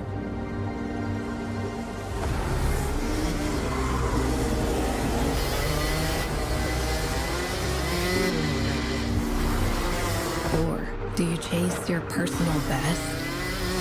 Challenging yourself over and over again. Why do you come here?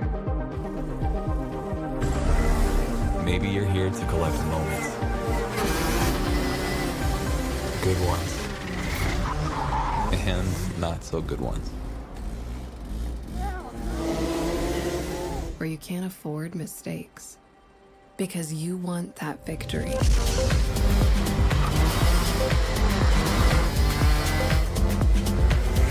It's all about this one moment when the hard work finally pays off.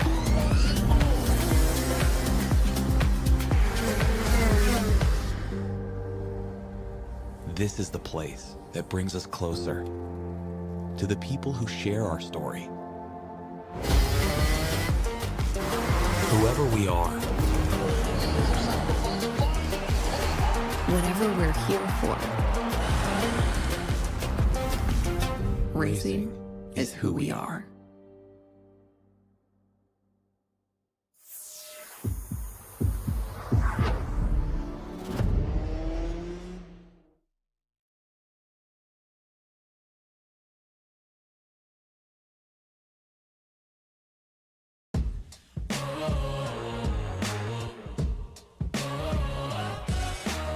Hi, I'm Justin Stefani with J3 Competition and Race Rotax. I'm proud to announce that XGel is going to be the title and presenting sponsor for the 2024 Trophy Series events held by J3 Competition and Race Rotax.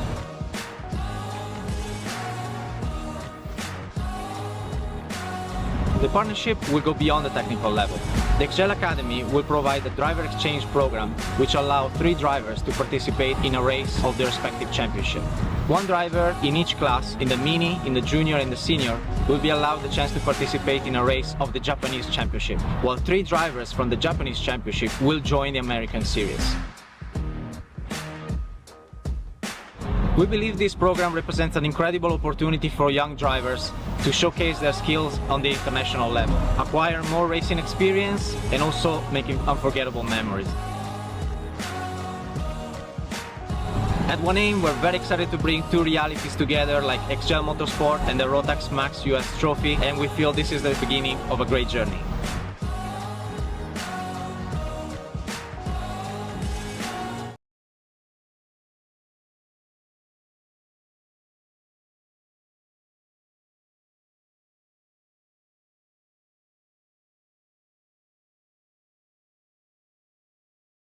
Of Race Rotax's U.S. Trophy West Series, presented by XGel Motorsports.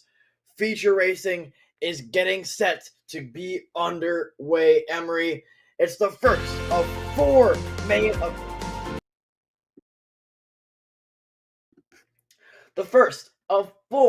main events, starting with Junior Max. Let's run you through your starting lineup in a moment when we can get the lineup with us here on live timing. But it's going to be Gage Korn on pole position. On his outside, Xander Malatesta. Then it looks to be Kyle Drysdale on the inside. Antoine Lemieux on the outside of row number 2 there, Emery.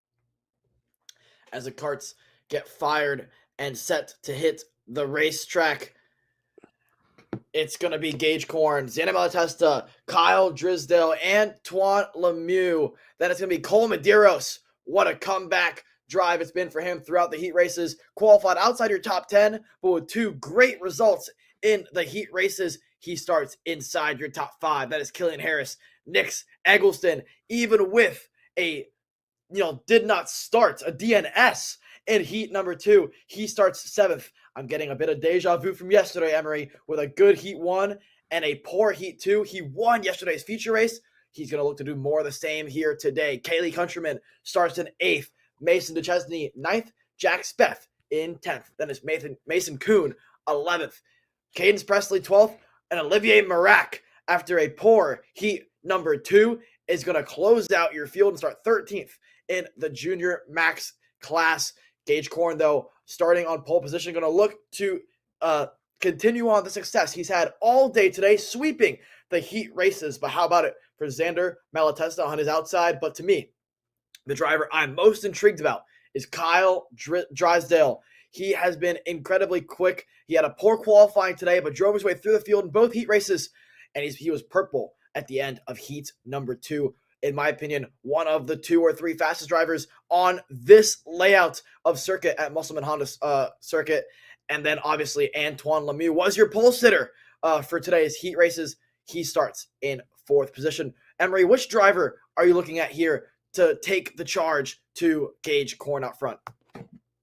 I mean, it has to be Nick Eccleston. Has to be on the forefront of my mind. Not sure exactly what happened to him on the grid for Heat number 2, but being unable to go out there really put him on the back foot. But hey, he showed yesterday it did not take him much time at all. 1 lap to get to 2nd, 2 laps to get him to 1st. So Eccleston is familiar with this situation. We'll see what he can do starting from 7th on the grid. How about another guy that could be interesting? You mentioned him, Kyle Drysdale. Has been so quick throughout the Heat races. Had a little bit of poor luck in Heat number 1, put him back to 5th. In Heat 2, he drove all the way up into the top 3. He'll start in his best spot all weekend long in the 3rd position. So I think those 2, Antoine Lemieux. How about Cole Medeiros? A poor qualifying effort, a mediocre Heat number 1, a great Heat number 2, puts him on the inside of row number 3.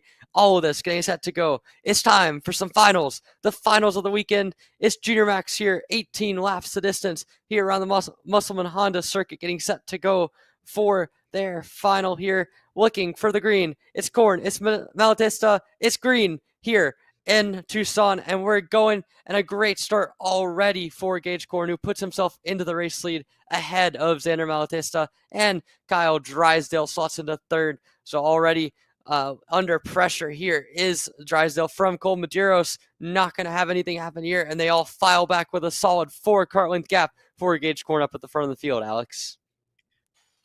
A great opening couple of corners for Gage Corn. Has a big lead already over Xander Malatesta. Behind him, Kyle Drysdale. How about it for Cole Medeiros?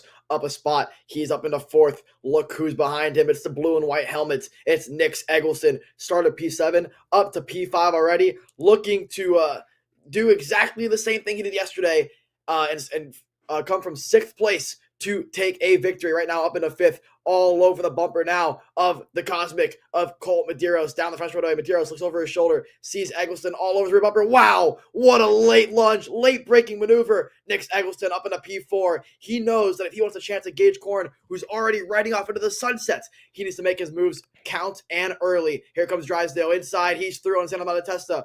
Kyle Drysdale, arguably one of the quickest, if not the quickest, all throughout the Heat races, already back up to P2. Here comes Eggleston in the same frame already as 2nd and 3rd now. Malatesta starting to fade early in this one. Eggleston all over the rear bumper. He looks to have his tire pressure set higher than the rest of them because he is super quick through the infield section of the racetrack. 1 lap complete, about to be 2 complete of an 18-lap main event. Rounding the penultimate corner now on the short shoot section of the racetrack. Look how fast Nick Eggleston is.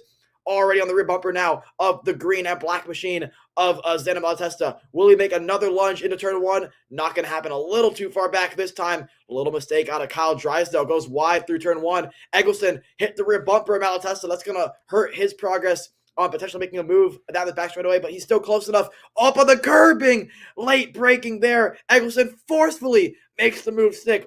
Now for 3rd position, Eggleston on the charge early. Malatesta is going to have to regroup if he wants a chance at a podium in this one. They're starting to push their way through Malatesta here. Medeiros now under fire over your pole sitter in the Heat races, Antoine Lemieux. Lemieux gives the helmet tap to Medeiros, saying to work with me, because Lemieux at this point feels as though he has the pace to make a stand at his race victory odds here. But so far, not the start. Antoine would have started down a couple of spots from where he started in this one. Gage Corn looks over his shoulder. The gap was 7/10 last time by. It's 6/10. Kyle Drysdale goes purple, 51.680. Right behind him, it's Nick Eggleston. The two drivers behind your leader are quicker than what the MPG driver was able to do last time around. This bodes well for an exciting finish here. 4 laps of 18 complete here in Tucson, Arizona.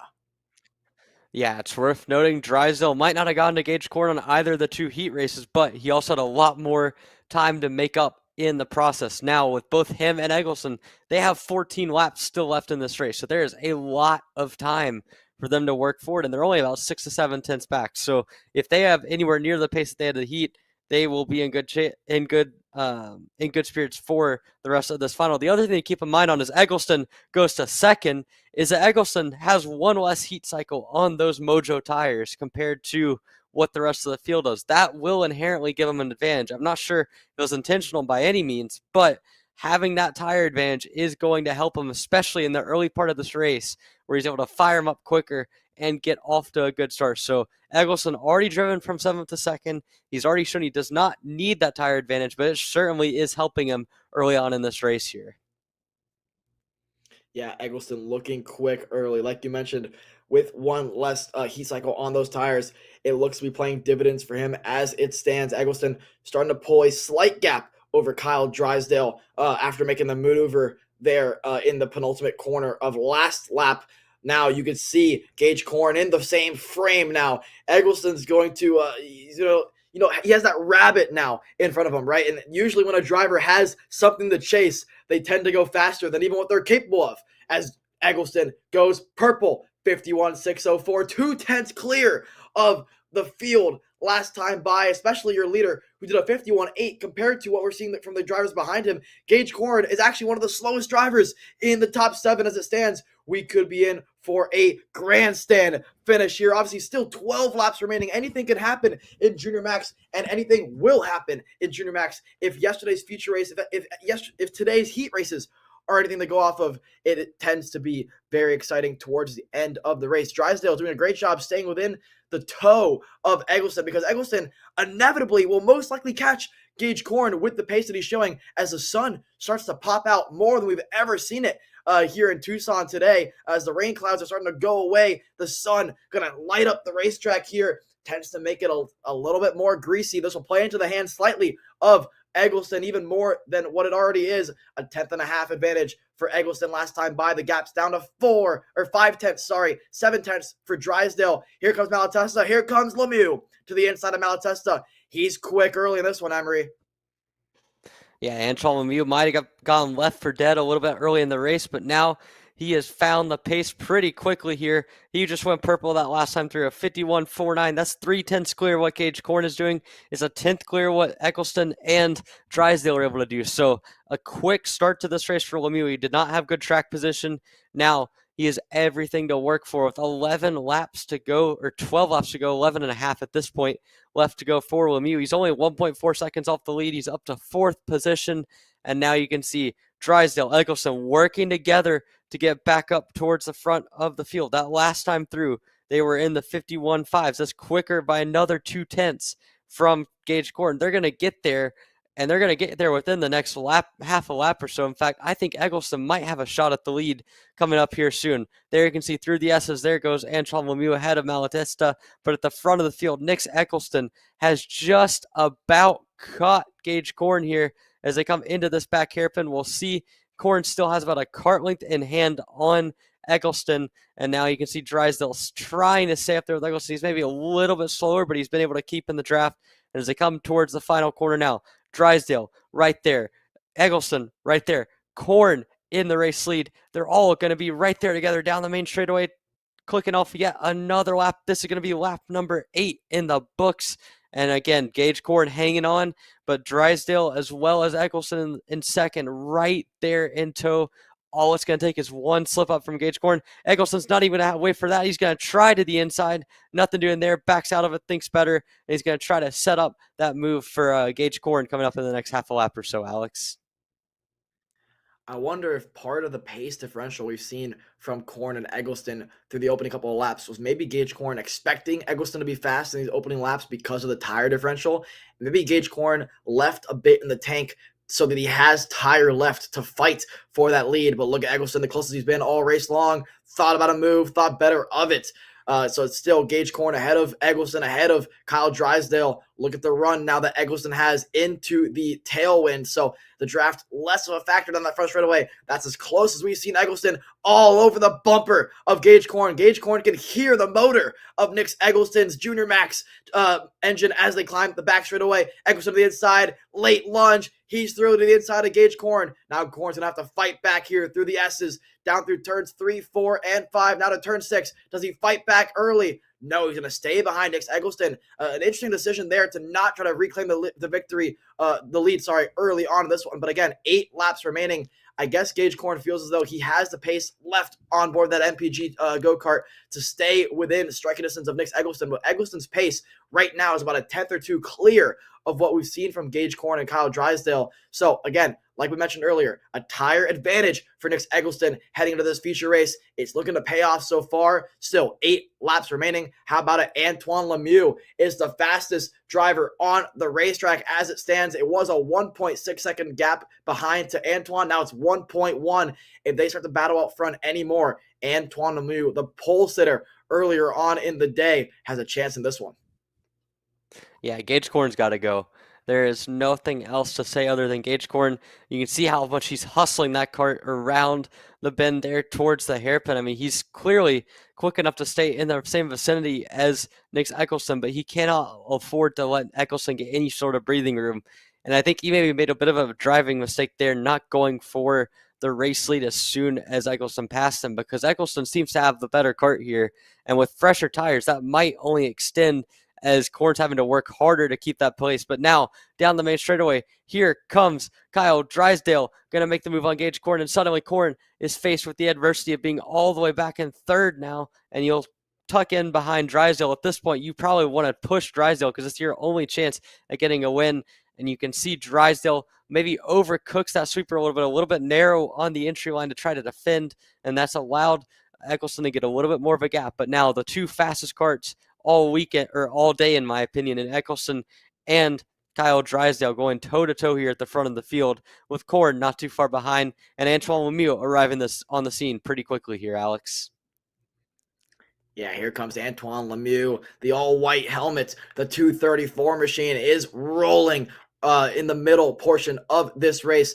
12 laps complete. We're doing lap 13 of 18 right now. At least 5 laps to go in this one. How about it for Kyle Drysdale? He's left Gage Corn slightly, and he has a decent enough run on Nick Eggleston to where he might get there in a couple of laps time. So this one is not done in the slightest. And once again, Antoine Lemieux was 3 tenths faster than your leaders, 5 tenths quicker than Gage Corn last time by. Look at Lemieux. That's a battle for third position. He might make a lunge here into turn number 6. Not going to happen. But Antoine Lemieux, that chassis is absolutely flying. This is the pace that we saw from him in qualifying and in Phoenix. Wasn't as quick yesterday, but the pace is back here when it matters most, when the trophies are on the line, when major points are on the line. So here we go, through the penultimate corner, now the final corner. Lemieux inside, he's through. Little hip check there in the middle of the corner, all good and dandy though. Antoine Lemieux now up to P3, looks over his shoulder now.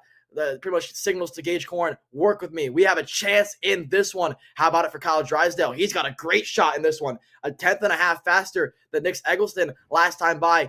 Definitely within striking distance at this point. If he wanted to make a late lunge, chooses better of it. But for sure, at this stage in the race, in the draft, lap 14 of 18, in the books now, Emery, 4.5 laps remains here in Tucson. Yeah, you can just see the aggression levels are going to pick up here. Drysdale has the speed. We've seen that all weekend long. Now he's got a clear shot at the race victory. Nick Eggleston has fought his way from 7th to 1st on the grid, and now he is in control of the race. But Antoine Lemieux behind them coming, and that's probably why you can see Kyle Drysdale going to the race lead, coming into the final corner. And with coming to 3 laps of racing to go, Kyle Drysdale assumes control of this race with P1. Now Drysdale going to get a little bit of a bumper push from Nick Eggleston, who quickly slots back in line. Those two cannot afford to fight too much, or else Antoine Lemieux, who has been the fastest kart on the racetrack for the last 7 or 8 laps, now within striking distance. Drysdale overcooks it. Eggleston's going to cross him one way, cross him the other. They're side by side through the quick bend. Whoa! We don't see that very often. And Eggleston's gotten by Drysdale, as has Antoine Lemieux. So in 1 lap, Kyle Drysdale goes from second to first, and now back to third, and now really reeling as Gage Korn now has a shot at him for that third and final podium spot. But Nick Eccleston back in control of the race as now Gage Korn to the inside coming into the last corner there, Alex. Yeah, how quickly a race can flip on its head if you're Kyle Drysdale, who's able to retake that third position with a good exit out of the final corner on Gage Korn.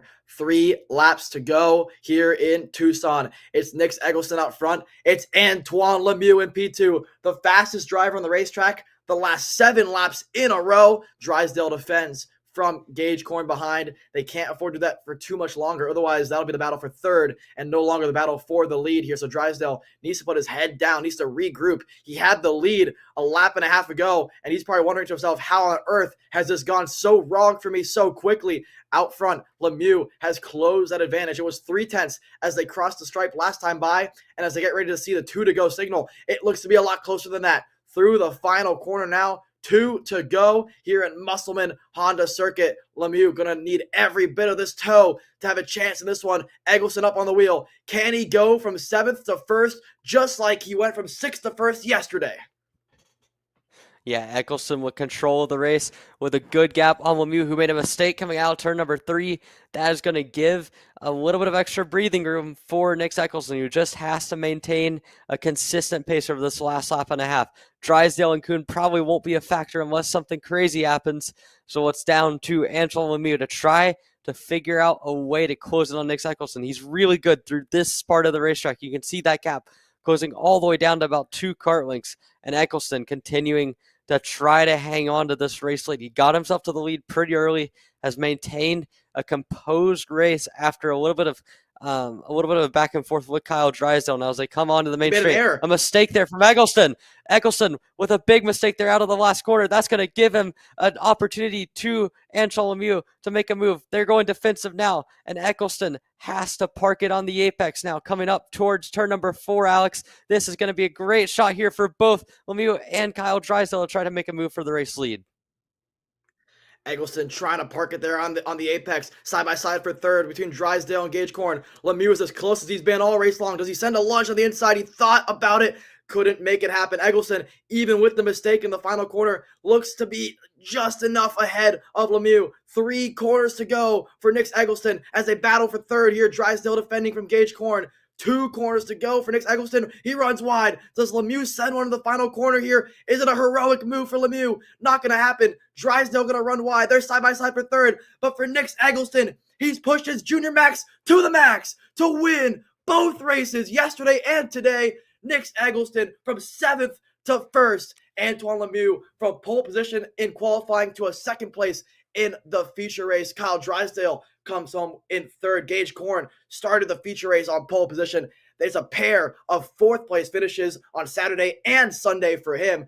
Olivier Marac, what a performance for him from the back of the grid to finish in 5th. Cole Medeiros, a good comeback drive for him from the heat races to now a 6th place in the feature. Xander Malatesta, a frustrating end to his feature race after starting in 2nd for this one. Killian Harris and ace. Kaylee Countryman in 9th. And then Mason Duchesney rounds out your top 10 here in a very exciting finish to the Junior Max feature event. That's 1 of 4 done and dusted. But when we come back from this commercial break, on your screen now, it's the Micromax drivers with Lucas Tarango on pole position. Don't go anywhere. So you finally want to get behind the wheel, huh? Yeah, I've been shooting for 3 years and I've never got to drive. Well, you're going to need some more gear than just your helmet. Why don't you go to shopakr.com. They got their inventory online and they'll ship it the same day if you order before 5:30 p.m. Eastern. They got shoes? Yep. Gloves? Yep. Rip protectors? Got those too. Can they make me go fast? No. Here at Acceleration Kart Racing, we've got everything you need to get on track. What happens next? Well, that's on you. Check us out online at shopakr.com.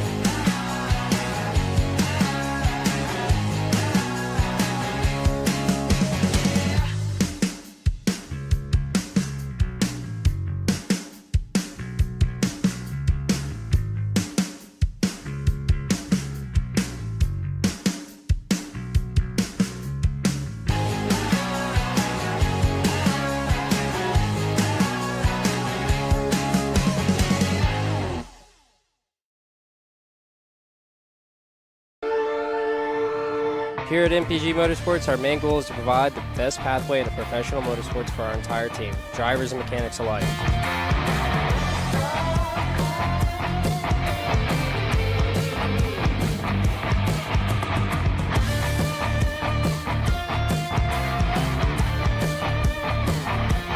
We're based out of Whiteland Raceway Park in Indiana. For more information, contact us at chase@mpg-motorsports.com. Studies show that even the best current generation of simulators only convince 50% of the human brain that they are real. Here at Simcraft, that just isn't realistic enough. Developed to offer the most realistic karting sim experience in the world, all testing has shown that the physics engine used in Simcraft's Grid 1 model convinces 90% of the human brain that you are actually on track. Now that is the real deal.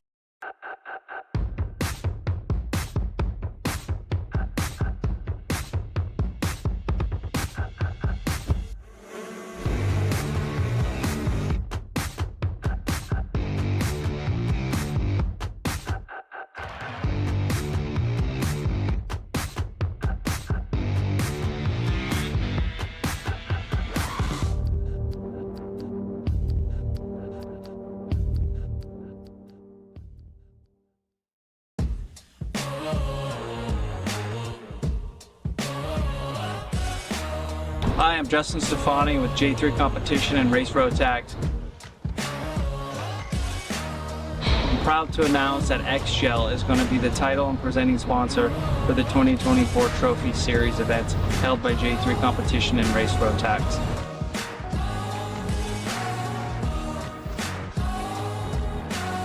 The partnership will go beyond the technical level. The XGel Academy will provide a driver exchange program which allows 3 drivers to participate in a race of their respective championship. 1 driver in each class, in the mini, in the junior and the senior, will be allowed the chance to participate in a race of the Japanese championship, while 3 drivers from the Japanese championship will join the American series. We believe this program represents an incredible opportunity for young drivers to showcase their skills on the international level, acquire more racing experience, and also making unforgettable memories. At One Aim, we're very excited to bring 2 realities together like XGel Motorsport and the Rotax Max US Trophy, and we feel this is the beginning of a great journey.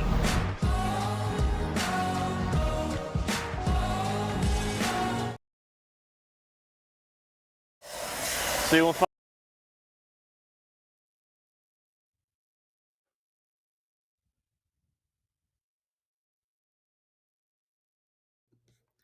Welcome back to Tucson, Arizona. We're here at the Musselman Honda Circuit for Race Rotax's U.S. Trophy West Series presented by XGel Motorsports. We just finished watching the Junior Max feature race, but we're getting ready and set to go underway for the Micro Max feature race. My name is Alexander Searle. Alongside me, Emery Lida. Emery, what can we expect here in Micro Max? Well, so far this weekend, it's been the Lucas Tarango and the rest of the field show. And I don't think we can really expect too much different, although last heat we saw some improved pace here from the rest of the grid. So Tarango on pole position, you would expect him to be the very heavy favorite for this race. But Paxton Romero has had a good day today. He's been within half a second at various points of Tarango, and he'll start alongside him on the front row. Connor Lipka and Tyson Underwood and Sebastian Johnson all had good battles in a previous heat race. They'll round out your top 5. And then it's Braxton Mayers, Mark Ayers on 6th and 7th. Yutaka Sonoda and Keaton Weigers both had DNFs in the heat race. They'll start 8th and 9th respectively. So 14 laps are racing here, and we'll see if anyone can come close to beating the number 7, the invincible Lucas Tarango, who has had an outstanding weekend so far here, Alex. Yeah, that's an understatement for Lucas Tarango, who seemingly has been, we may be in Tucson, Arizona, but I think he's in Scottsdale right now, to be honest. So for him, a different zip code for him, but nonetheless, Paxton Romero has, clawed at that, gap throughout the day. I mean, throughout that second heat race, there were times when he was lapping about 2/10 off of what Tarango was able to do. And compared to what we saw in the warm-ups where Tarango had about a second advantage per lap over the field, I'd say that the field has started to figure out what Tarango's doing. Maybe it's a little too late, but that being said, with Romero starting in 4th for all the heat races, it set him back. Now Romero starting 2nd on the outside of Lucas Tarango. We've seen it on multiple occasions where the outside lane is actually the better place to be. And so that's going to be the goal of the blue and white 55 machine of Paxton Romero, to be able to hold the outside of Lucas Tarango and possibly claim the victory here, at least the lead for a lap or so. Anyways, Tarango, Romero on your front row. That is Lipka in 3rd, Underwood in 4th. How about it for Sebastian Johnson? He was spun around in the opening portion of heat number 1. Doesn't matter. He still starts in 5th. Then it's Braxton Mayers. A good start for him on board that Burrell Art machine in P6. Then it's going to be Yutaka Sonoda and Mark Ayers, as well as Keaton Weigers, going to close out your Micro Max field here. Keaton Weigers, obviously, with a poor Heat 2 result there, 4th start in the back of the grid, but he has had top 5 pace throughout the entire weekend here, as you see Lucas Tarango doing his signature move, which is going really, really slowly on the outlap. We saw humorously in heat number 1, Paxton Romero being very animated. You see him there giving the quick, hand signal of let's go a little bit quicker than what we're doing here, Lucas. But at the end of the day, if you're Lucas Tarango, why would you listen to anybody else? Do your own thing. Continue to do what works for you, Tarango. Everyone's giving hand signals. They're all doing their own little thing here, chatting it up. And at the end of the day, these kids are all friends off the racetrack. So it's all just a bit of banter out there on the outlap. But nonetheless, Tarango versus Paxton Romero. I'd say round 4 of these two on the front row. So it's been fun to watch from Phoenix, been fun to watch here in Tucson. But the gap, I'd say, between Tarango and the rest of the field, obviously without Cam Becker here, has been something to behold around Tucson. Yeah, absolutely. I mean, I think Paxton Romero, without Purdue playing now at this point, I think he's maybe a little bit more chilled out when it comes to the slow starts. And also, on a more serious note, he's starting on the front row. You kind of like having that little bit of extra slow pace on the front row because it kind of frustrates the guys behind you, and it gives you the option to spread the field out a little bit more if you're starting from a slower speed. So I'm sure Romero is pretty happy. He's also probably been fed since that first heat where he was right before lunch break. So I don't know. I think whatever the case may be, he's happier now, not quite as agitated with Lucas Tarango. And Lucas, I mean, to give him some credit, he's the only one I don't see making any hand motions. So, I mean, he's locked in. He's been locked in all weekend. This is his time again to try to get going. We'll see what Romero, Lipka, Underwood, and the rest of your Micromax field can do here. We're getting set to the green for their 14-lap main event. It's been a fun weekend. It's been a dominant weekend for Lucas Tarango. Can anyone stop him? We're about to find out. Let's get it going. We've got green flag in the air here for the Micromax category, and already Tarango covers the outside lane and gets the race result. Underwood's been spun around. There's big contact in the back of the field there as Tyson Underwood, or excuse me, no, that is Sebastian Johnson, is around in turn number 2. And already the field has spread out as a result of that. To the race lead is obviously Tarango. Into 2nd is Paxton Romero. And up to 3rd, that looks to be Mayers there, who has made his way all the way up through the chaos on the opening couple of corners there. Yeah, Tarango, your leader already, about 4 car lengths advantage over Paxton Romero. How about it for Braxton Mayers, like you mentioned, up to 3rd place on board the Burrell chassis there. What a start for the 24 machine. Unfortunate for Sebastian Johnson. The second time today he's been spun round in the opening lap. So really unfortunate for him. And then, of course, Mark Ayers getting involved as well. Not what you want to see for those guys. But further back, Braxton Mayers has his hands full. Yutaka Sonoda behind. And then it's Underwood. Then it's Connor Lipka. The 2 comp cars had a very poor start. Underwood was sideways, but he had a great save. And then unfortunately Sebastian Johnson ran into the side of him and spun him around. How about it? Underwood to the inside of Sonoda, who doesn't defend at all. Underwood to the inside, looks to be through forcefully on the number 3 machine. Underwood up into P4 and already on the bumper now, has his sights set on Braxton Mayers. Lipka, late lunge, he's through. He wants to follow what his teammate's doing. Now shifting our focus further ahead. Underwood to the outside. Mayers already defending early, but he has to because of how much quicker these comp carts have been all weekend inside. It's a late lunge, potentially. Wow. Braxton Mares slams the door shut on Tyson Underwood, who now has to, he's under fire from his teammate Connor Lipka, who's on the inside. He's through to P4, crossover incoming. Underwood is going to successfully complete the crossover potentially. They're side by side down the French straightaway. Lipka has got the advantage, but Underwood's got the draft. Lipka, he's through back into P4. So Lipka from 4th to 5th and back to 4th. Braxton Mares, after all this, holds on to P3. This is impressive stuff for the 24 driver. Look at the run, though, that Underwood has with the help of his teammates. Lipka's through, Underwood's through, and Braxton Mares from 3rd to 5th in the matter of one corner, and now has to defend from Sonoda as well.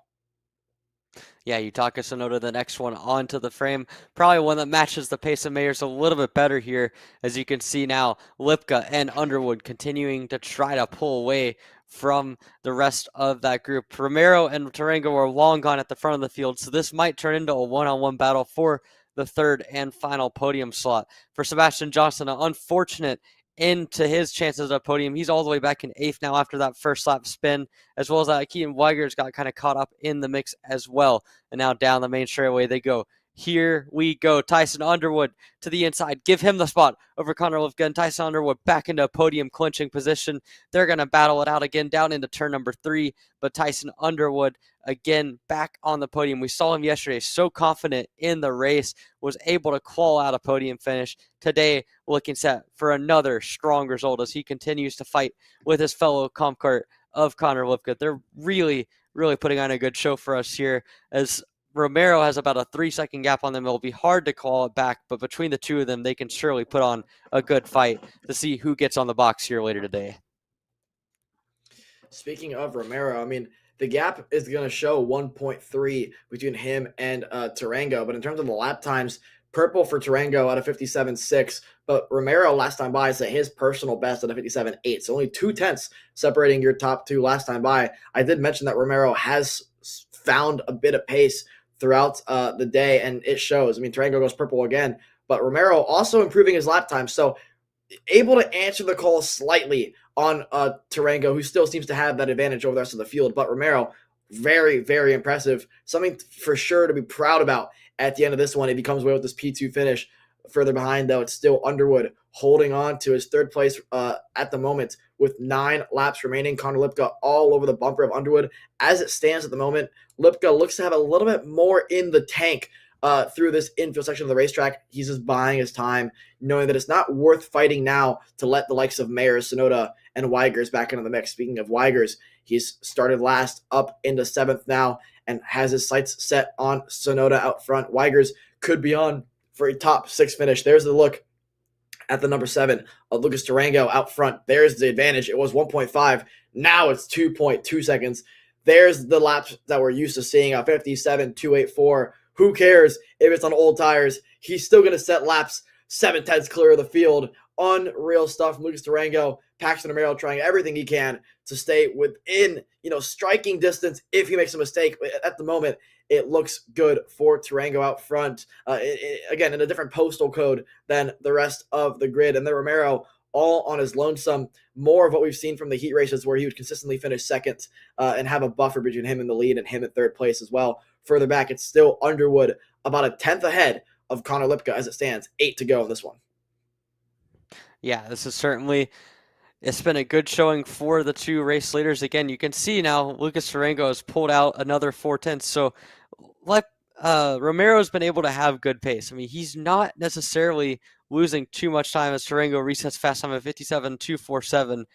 But Romero continues to be doing mid to high 57. So he's within half a second pretty much every lap. So this is a good development for Paxton Romero. He's only 2.8 seconds back through 6 laps, and he has got a podium slot basically all to himself at this point, as Underwood and Lipka are not able to make up any real headway here. So they're working together pretty nicely, but they're not really making any sort of inroads on Paxton Romero. How about it for Yutaka Sonoda, though, who's been able to claw his way up into the 5th position now after what had been a dismal start to the day for him with a DNF in the first heat. He was pretty far off the pace in the second heat, but he's got his way by Braxton Mayers and is doing a lap time of 58.3. That's a pretty big step up from where he was in the second heat, over half a second quicker. So good effort from Sonoda there. He is up there, but Paxton Romero, another guy who's made big progress. There you see the battle for third and fourth. Underwood continues to be ahead of Connor Lipka, and they continue to push together to try to do something about catching Paxton Romero. They were marginally quicker that time at 57.505 to 57.571 for Romero. So they gained a little bit. That's not going to get anywhere near the number 55 machine. But for Lucas Tarango that last time, just reset the fast benchmark. How about a 57.02, almost half a second clear of what anyone else has been able to do so far in this final, Alex? Yeah, Lucas Tarango, I mean, there hasn't been a session today where he didn't set at least a 57 flat, if not a 56.9. So it doesn't matter the time of day, the session, the lap, the weather, he'll set a 57 flat, no matter the tire conditions even. So for Tarango, it's been an incredibly impressive day for him. Same as what we saw yesterday. Again, sweeping, the weekend as it stands. He only hasn't led for 2 corners all weekend long. So yeah, for Lucas Tarango, incredibly impressive stuff. Here's the biggest battle on the racetrack as it stands as they cross the stripe to see lap 9 of 14 here. It looks like we're looking like 2010 NASCAR out here with Underwood, Lipka, and then further back, it's another 2-car tandem. And then further back, it's another 2-car tandem. I mean, I feel like we're in Talladega right now. Here's a look at Sonoda and Braxton Mares going at it for that last spot inside the top 5. Good battle here. They're about 5 seconds behind the 2 comp cars ahead of them, but still a very good scrap for these young drivers here who, again, just have done a great job all weekend long. Sonoda has been inside the top 3 at points. Braxton Mares was in third at one point as he drops the tire in the sand there, using every bit of the racetrack, showing how much he is wheeling and willing his Burrell art chassis around this beautiful Musselman Honda circuit racetrack here in Tucson, Arizona. Yeah, this has been a good showing for Braxton Mares. He was able to get himself up into a podium spot briefly. Sebastian Johnson's had a pretty good recovery drive. He's only about 2.8 seconds behind that battle. There you see him. He's been running a quicker pace than these guys. So as they come around the next time, we'll see what the gaps look like this time around. 12.6 seconds back is Sonoda. This time up to only 2 seconds off of Braxton Mares was Sebastian Johnson. So he's got 2 more seconds to make up, made up almost a second on that last time around. So Johnson, a good recovery drive. Remember, he spun around on lap number 1, probably could have been in contention for a podium against Tyson Underwood and Connor Lipka. So Johnson, a good run through. Keaton Wiegers as well, setting personal best laps, not too far behind him. And then you got Mark Ayers, who was unfortunately a retirement after the opening lap of the race. So those guys round out your field. But again, we're seeing a lot of good battling. We still see Tyson Underwood and Connor Lipka working together back in that 3rd and 4th spot. They have not given up in trying to catch catch Paxton Romero. Even if Romero has about a 3-second gap and continues to go just slightly quicker than them, they're not going to give it up. So Underwood ahead of Lipka. They're still pushing together, but they've got a lot to do to catch up to Paxton Romero, who just set his fastest lap of the race of 57.475. Yeah, how about if Paxton Romero there, showing that he still has a bit left in the tank when it matters as well. But for Connor Lipka, he's going to need to find a little bit more in the tank. 3 to go here. Can he get around his teammates? Tyson Underwood. I mean, I thought Lipka in the first half of this race had the pace advantage, but when it matters, Tyson Underwood just stretching his advantage slightly, but obviously heading into the headwind now. You can see the draft really showing its strength down that back straightaway.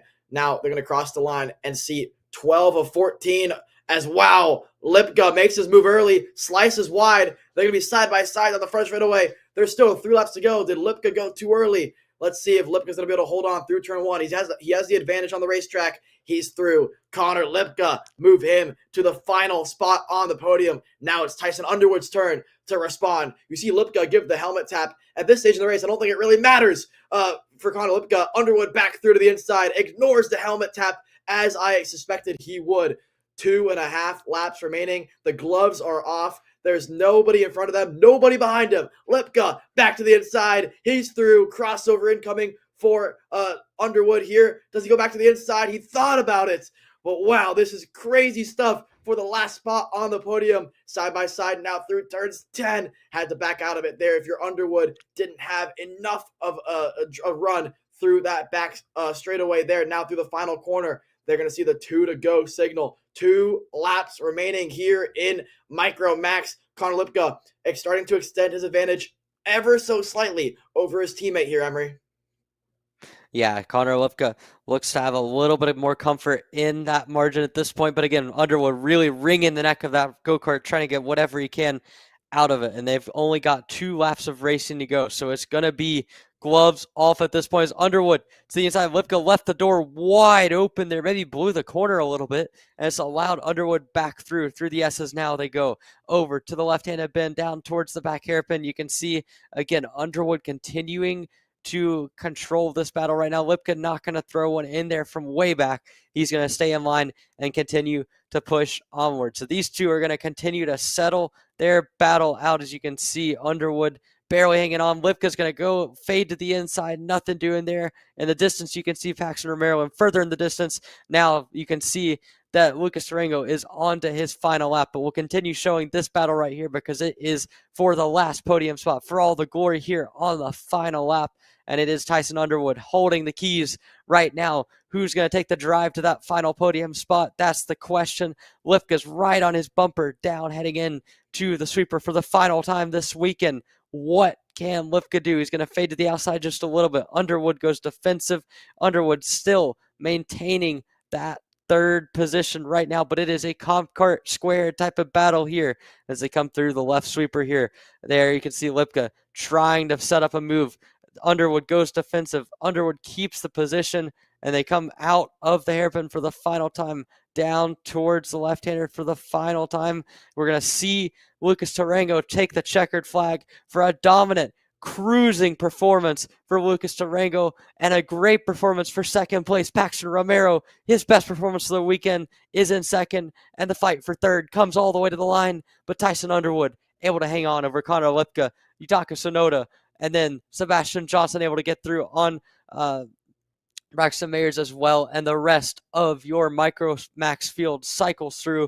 But for this kid, it is another dominant display. How about it for Lucas Tarango? The kid has been sensational this weekend, never put a foot wrong. And even on his days where it doesn't seem like he's as far out in front, he still wins by 6 seconds. What a race for the driver of the number 7, Alex. Yeah, I mean, Lucas Tarango didn't set... Once he broke into the 57.5 marker on, like, lap 3, I don't think he set a lap above a 57.2 all 14 laps. It was incredibly impressive to see. 57 flat for him. He did that on multiple occasions in that race.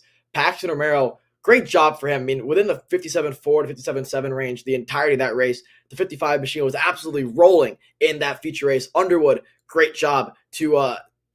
beat his teammate to the line there. Connor Lipka. Sonoda is able to hold off Sebastian Johnson and Braxton Mayers there for a great top 5 finish. That being said, on your screen now, it's the calm before the storm. Senior Max, the headline division. It's Cooper O'Clair. It's Macy Williams on your front row. We're going to take a quick commercial break, and when we come back, Senior and Master Max feature racing. Don't miss this. Studies show that even the best current generation of simulators only convince 50% of the human brain that they are real. Here at Simcraft, that just isn't realistic enough. Developed to offer the most realistic karting sim experience in the world, all testing has shown that the physics engine used in Simcraft's Grid 1 model convinces 90% of the human brain that you are actually on track. Now that is the real deal. So you finally want to get behind the wheel, huh? Yeah, I've been shooting for 3 years and I've never got to drive. Well, you're gonna need some more gear than just your helmet. Why don't you go to shopakr.com? They got their inventory online and they'll ship it the same day if you order before 5:30 p.m. Eastern. They got shoes? Yep. Gloves? Yep. Rip protectors? Got those too. Can they make me go fast? No. Here at Acceleration Kart Racing, we've got everything you need to get on track. What happens next? Well, that's on you. Check us out online at shopakr.com. Here at MPG Motorsports, our main goal is to provide the best pathway into professional motorsports for our entire team, drivers and mechanics alike.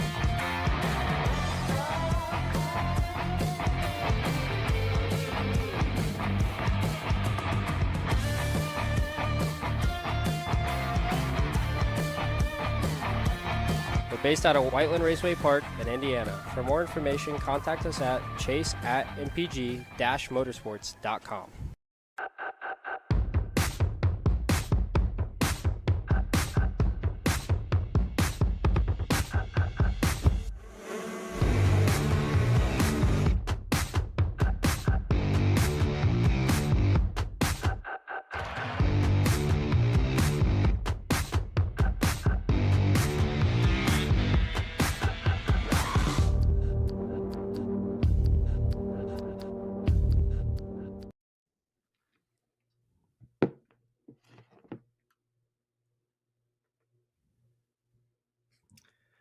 Welcome back to Tucson, Arizona, here at the Musselman Honda Circuit.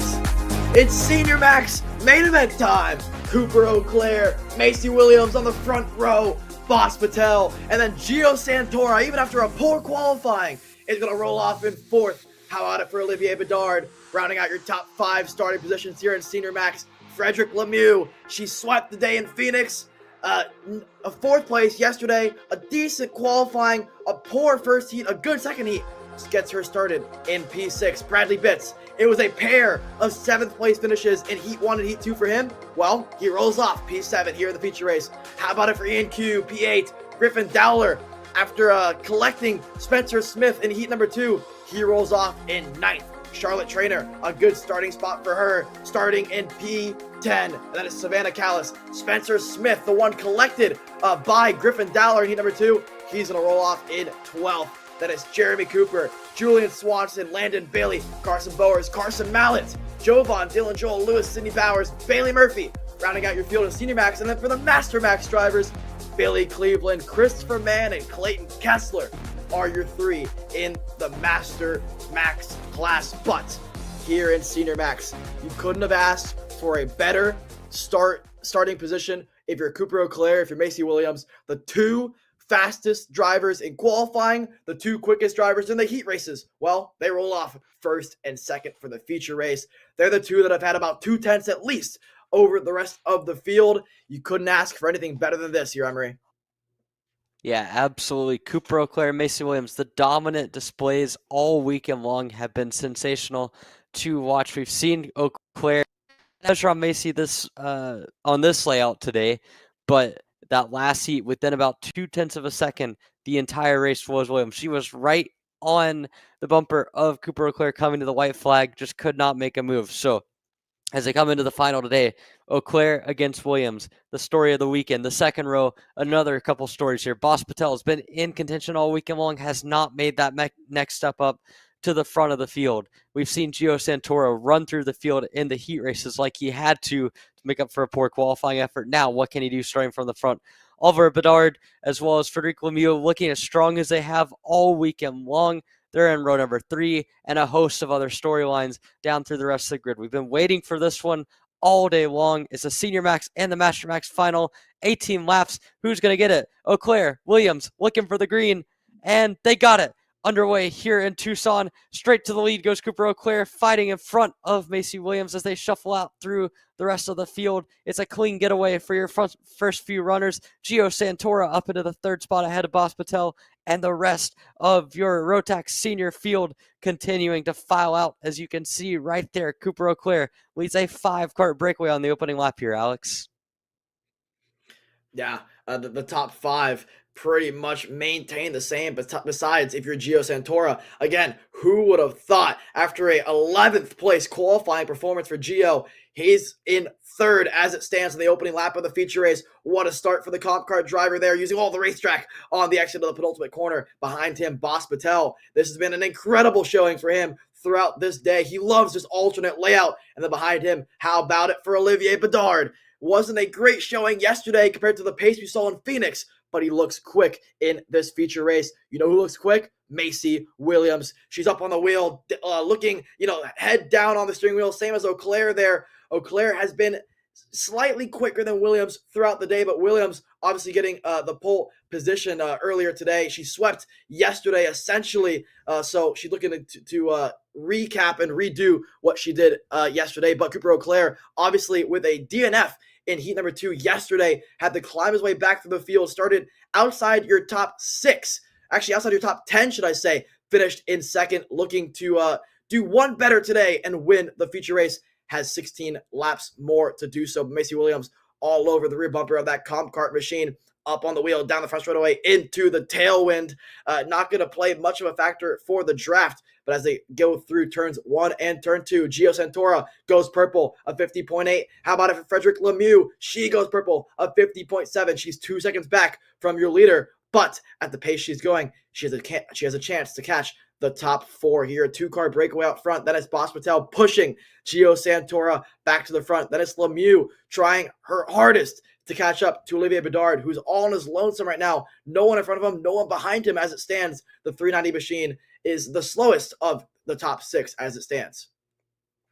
Yeah, as it stands now, it's going into another Talladega-style race almost. You got the 2x2, Macy Williams and Cooper Leclerc pushing each other. Boss Patel, Gio Santora, Lemieux, as well as Bedard, all right there together. Look at that, 2x2x2. We're in Talladega. It's 2011 all over again, but who blinks first? That's the question here. Will Macy Williams go for the lead? Will Boss Patel go for third? Will Frederic Lemieux go for the 5th spot? We're about to find out here into the sweeper. No moves this time except for Lemieux to the inside in the back of that group. She gets by for 5th on Oliver Bedard there for that 5th slot. So good run for Lemieux so far in this final. She's got a lot of work to do if she wants to catch up to the top 2, but it's a strong showing for her in the early going. As you can see, there goes Gio Santora, putting a little bit of distance now between himself and Boss Patel.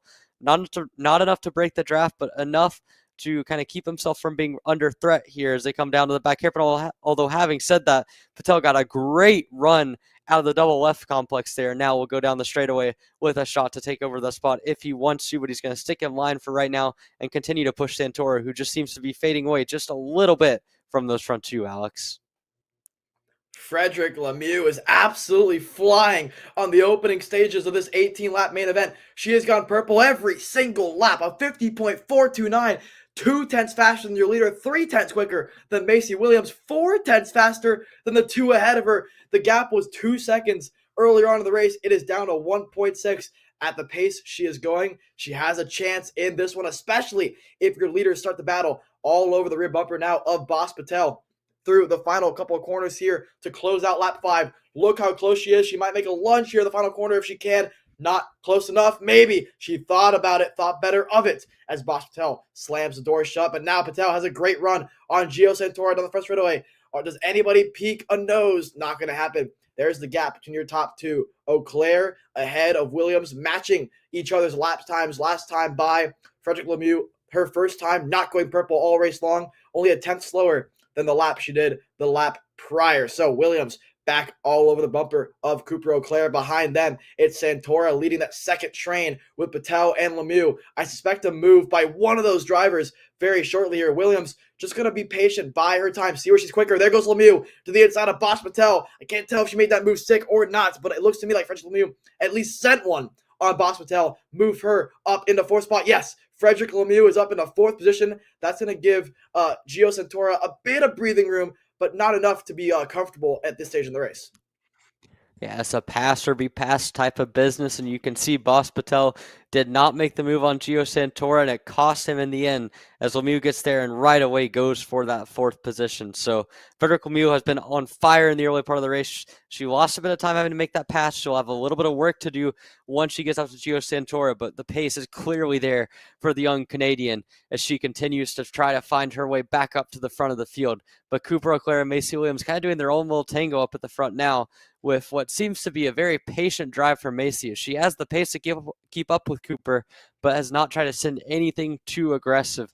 The gap between them and Gio Santora is at 1.5 seconds at the moment, so not enough to really be able to fight freely per se, but definitely a good amount of breathing room for Macy and Cooper as they come down to complete lap number 7, go on to lap number 8 now, and you can see Santora gets a little bit of a bumper push there from Lemieux going through turns number 1 and 2, and you can see Lemieux really going to have to be aggressive here to get by because Santora the last time through lost almost half a second, and yes, Lemieux wastes no time at all. She goes straight by Santora. Frederic Lemieux, for the first time all race, into that 3rd position, and now she'll set her sights on the 2 leaders of Macy Williams and Cooper Auclair, who have held the gap over this group of 3 here, Alex. If I'm Frederic Lemieux, you need to keep your head down. That was a poor exit there for Gio Santora, who gives the helmet tap to Boss Patel to say, please push me. I think Gio Santora's kart or tires are starting to fade here earlier than expected because Gio Santora looks to be wringing the neck of his go-kart earlier in the race than he would have liked. The pace is dropping off fairly early here, only in the lap 9 of 18. So he has to hold on for at least 9 more laps in this one. But for Gio Santora, again, even if he was to finish where he is right now, 4th place, considering he qualified outside your top 10, he will certainly take that one. Here, does Boss Patel make a move? No. Santora goes slightly defensive. Frederic Lemieux, last time by, a few tenths slower than your leaders. And how about it for Auclair, starting to stretch his advantage? Now it's 3/10 between him and Macy Williams, but once again, 3/10 is still drafting distance around this racetrack here in the Senior Max category. 9 laps to go for Auclair. Can he hold on to win? Yesterday was your runner-up behind Macy Williams. Can they have a roles reverse situation here today? Macy Williams is going to have something to say about it. Yeah, Macy Williams going to do what she can to hang on here to that race, or to second position, and try her best to get ahead of Cooper Auclair. You can see she just does not have quite as much pace as I feel like Cooper does. Cooper can kind of effortlessly build that gap just slowly but surely, and that is going to come back and possibly be a danger zone for Macy Williams. Lemieux's kind of fallen off just a little bit. She's still right up there on pace, only about a tenth or two slower than what the race leaders are doing, but she's going to need a lot more as here the battle continues on for fourth. Boss Patel has been so patient all race long. I feel like he's got to make the move at some point, though, because he's definitely looks to be quicker than Gio Santora, but the more he waits behind Santora, the less odds he has of getting up to Lemieux and possibly getting that third and final podium position here. So we'll see how aggressive Boss gets as Santora trying everything he can to stick to that go-kart. He's not lost that much time over the last lap or so, but now Boss Patel realizes he's got to go. He's going to run out of time if he doesn't. He makes the move to the inside, really cooks it in there into turns number 1 and 2. Boss Patel's up to the fifth or the fourth position. Now he'll try to chase back down Lemieux, who's about 4 or 5 tenths up the road here at this point on him, Alex.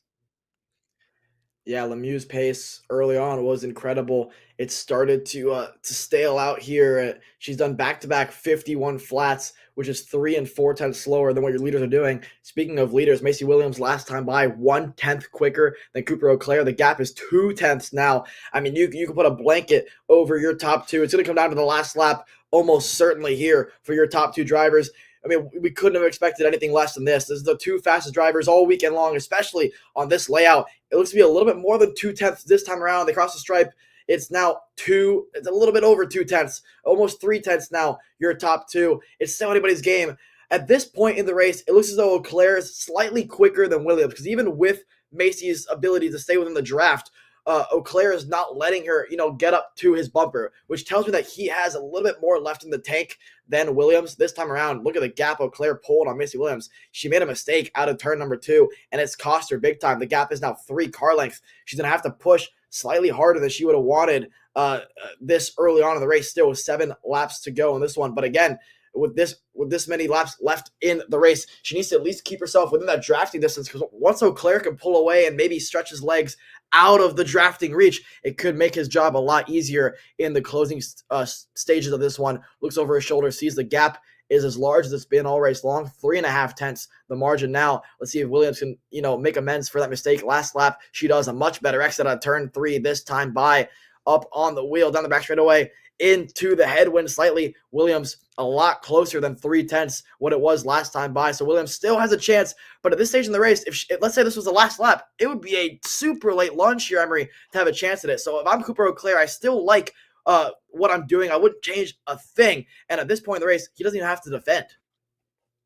Yeah, at this point, it's the close but no cigar type of race here for Macy Williams. She has got to get on a kart length or 2 closer to really be an actual passing window of Cooper Auclair. So I like where she's at. She's close enough to where one good lap can put her in passing range. She's as close now as she's been really at any point down the front straightaway. Only a 1/10 the gap. She closed back in on that time around. So Macy Williams continuing to push to the limit of what she can do with that kart. She is running a good pace. Lemieux's kind of pulled away again from Boss Patel, who's pulled away himself from Gio Santora. So the more that this is going on, the more I think that Macy Williams just has to pick her right moment. This is, again, a little closer than she was last lap around. Still not really close enough to throw in a lunge. I think she's going to have to find the part of the racetrack that fits her kart the best, which from what I've seen tends to be the last couple corners. She's a bit better than Cooper Auclair, and that might give her the best chance onto the front straightaway as Auclair, again, runs it wide. Williams gets a good exit there. As they come out of the last corner, she's right there. So this is her strong point of the racetrack. If I was her right now, I would be looking to go as soon as possible to try to get him to establish the main leverage here in this race. Try to do everything you can to get the lead and take control of this one, Alex. Yeah, 3.5 laps remaining. You said it best. Those final 2 corners, she has a huge pace advantage over Eau Claire. I think if I had to make a prediction on where she's going to make her move, it'll be the last corner. She actually could have that last lap and elected not to. I think she's starting to realize maybe this race is coming back to her, because with her sitting behind Eau Claire for the entirety of this race, Eau Claire's had to use up his tires more than Macy Williams has. Williams now in the draft, studying Eau Claire pushing for all his might to pull away from Williams. So I'm sure there's a little bit more tire left in the tank for the 314 machine of Macy Williams as they round the final corner to see 3 laps to go here in an 18-lap main event. Eau Claire looks over her shoulder, sees that that gap has not changed whatsoever over the course of 16 laps. 2.5 tenths the margin between your top 2 here. They're still running 50.7, 50.9s here. Actually, Lemieux is a little bit quicker than what Williams did last time by, but unfortunately for Lemieux, she's 3 seconds back. She'll need these leaders to start battling soon if she wants a chance at this one. But for Lemieux's sake,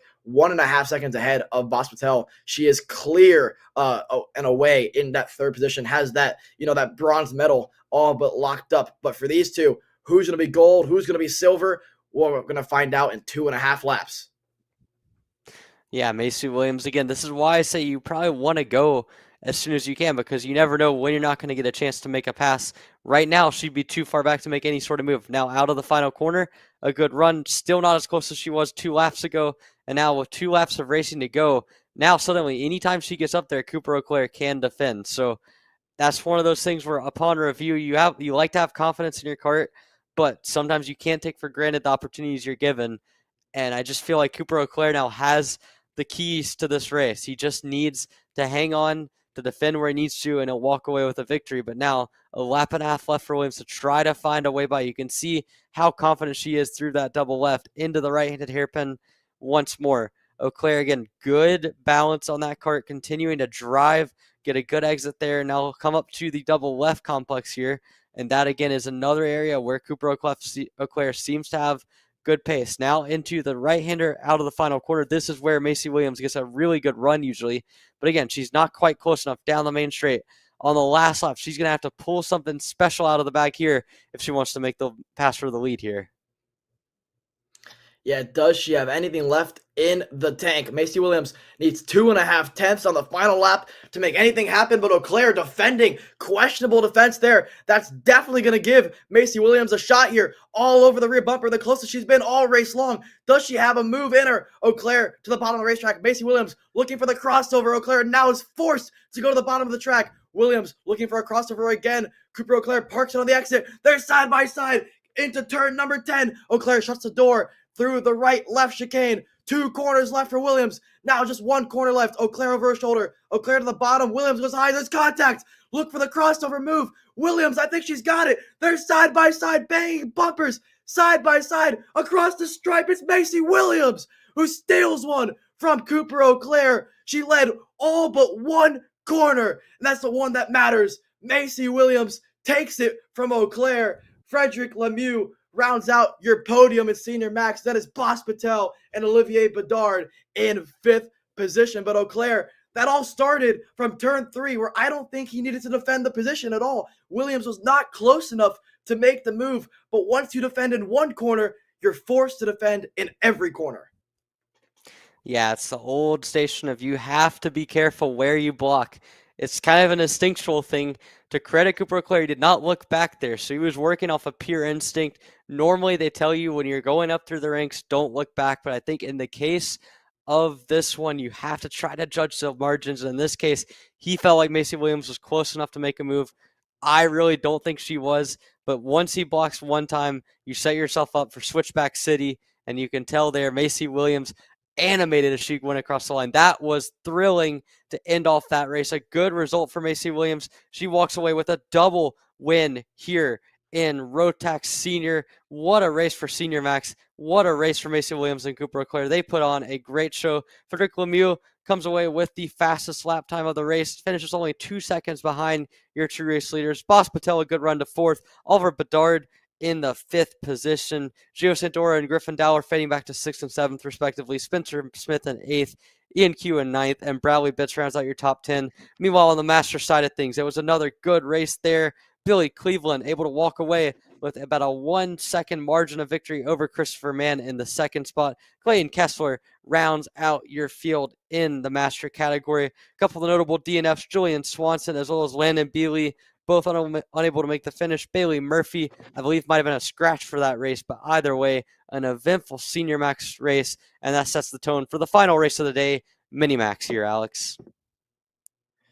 Mini Max indeed, and Jackson Porter has taken his level to the max with how quick he has been throughout this entire championship series, dating back to Phoenix, yet to lose a single event from warm-up to the feature races. No one has beaten him, but this has been the one weekend where he's shown slight vulnerability. Today, not so much, but yesterday, in both heat races, didn't lead for a majority of the races, but the races came to him because of just racecraft and experience. Was able to get those heat race victories and then ultimately win the feature yesterday. Today, a bit more dominant, so to speak. But nonetheless, for the likes of Christian Sanguinetti, Gage Grant, Mateo Quinto, and the rest of the field, they've had enough pace to take the challenge to Jackson Porter. So it's him, it's Porter, and Grant on the front row. When we come back from commercial break, this is going to be an exciting Mini Max feature. It's the final feature race here in Tucson. Colin, I need a new 219 chain. I need a 77 tooth rear sprocket. I need some more chain lube, and I need it probably as soon as like tomorrow. Dude, are you even listening? Like, we need this to run this weekend. Want anything else? What do you mean? I already got it in the Kart on Acceleration Kart Racing's online store, bro. All orders over $200 get free shipping. Oh, throw in a set of tires. Done. Everything you need, all in one place and shipped to your door for free on orders of $200 or more. Exclusions apply. Shop AKR.com.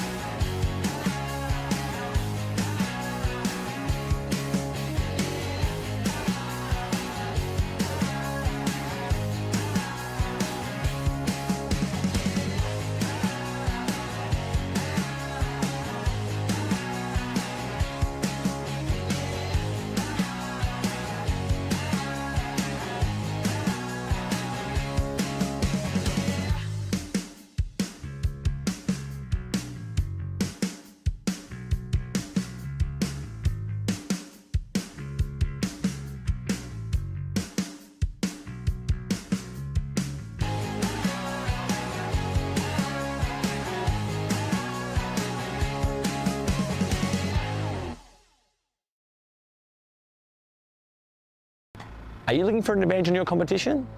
Well, Car Class has done the hard work for you. We've travelled to your racetracks to give you the inside knowledge. So what does Car Class offer? We've got drone footage that captures the racing lines, visual markers for your braking points, acceleration zones, and the best overtake opportunities on your racetrack. Pedal cam to show you where to brake and when to accelerate, and 360-degree footage to make sure you don't miss any parts on the racetrack. We've covered 13 racetracks in the United States, and Australia, you're up next. So visit carclass.com to get your track information.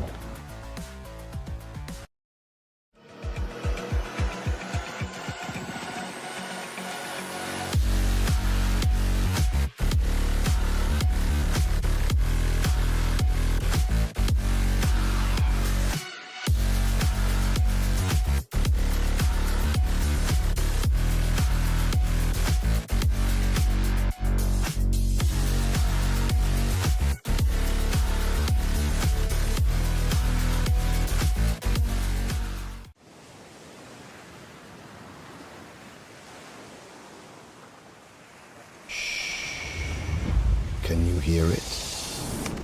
1 week where the silence is broken.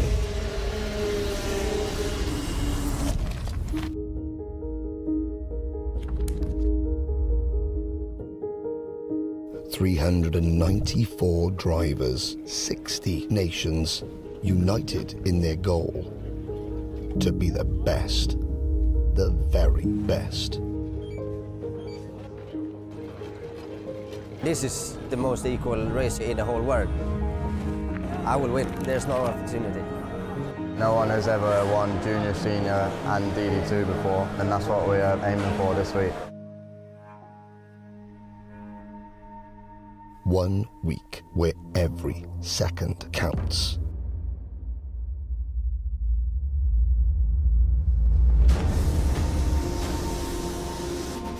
Every corner, every pass.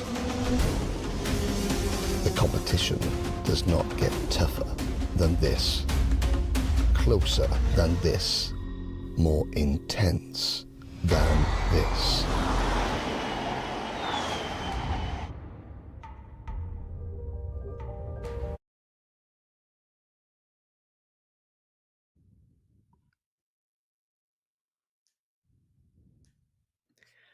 Welcome back to Tucson, Arizona, here at Race Rotax's U.S. Trophy West Series, presented by XGel Motorsports. We just saw a crazy Senior Max and Master Max event. Now it's time for Mini Max, the final feature race of the day, featuring Jackson Porter and Gage Grant on the front row. Then it's Mateo Quinto and Harrison Jeffrey, followed by Christian Sanguinetti, Wyatt Kroger, and Vesper Majuska, rounding out your Mini Max field here, Emery. What do you think we can expect here at Musselman Honda Circuit? What's it going to take to beat Jackson Porter?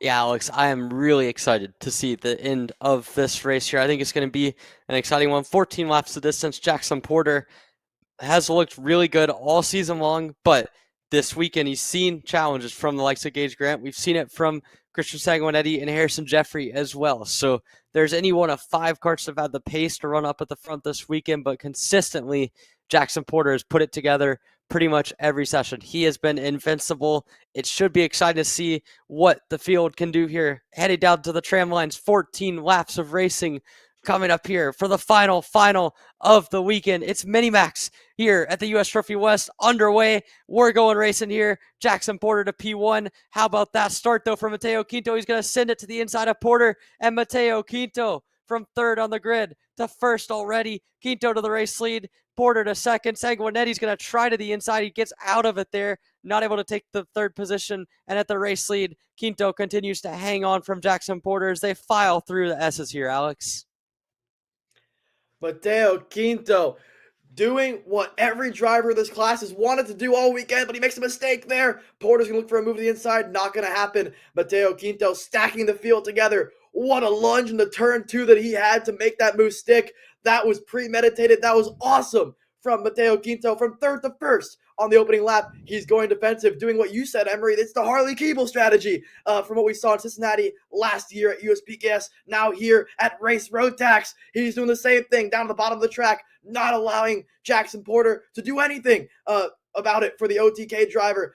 Holding on is Mateo Quinto. This is incredible stuff. This field is as stacked as has ever been. Gage Grant sees his opportunity. So does Sanguinetti. There's a new fire lit under that go-kart. Up to P3 for Sanguinetti. Jeffrey's going to follow him through.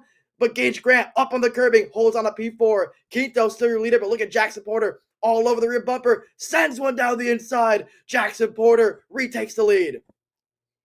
Yeah, now though, Quinto's going to waste no time. Mateo Quinto back to the race lead. This is phenomenal stuff from Mateo. He's going to get crossed back over. Porter going to try back for the lead. He's going to get it done. Move Jackson Porter back to the lead now. Quinto going to go for it now. How about this? Porter goes defensive. Quinto's going to cross him back over here on exit. Now a nice job there from Porter stacking the bus here. He has been forced to go defensive down the main straight. Quinto right there in tow. Going to set up here a crossover attempt out of turns number 1 and 2. We'll see what kind of run he gets. But Jackson Porter now finally with a little bit of daylight. Quinto with a little bit of daylight behind him, and Sanguinetti up to the third spot as Porter continues to defend from the rest of the pack. This has been a race turned on its head as Jackson Porter has had to get his elbows out here a little bit early on here.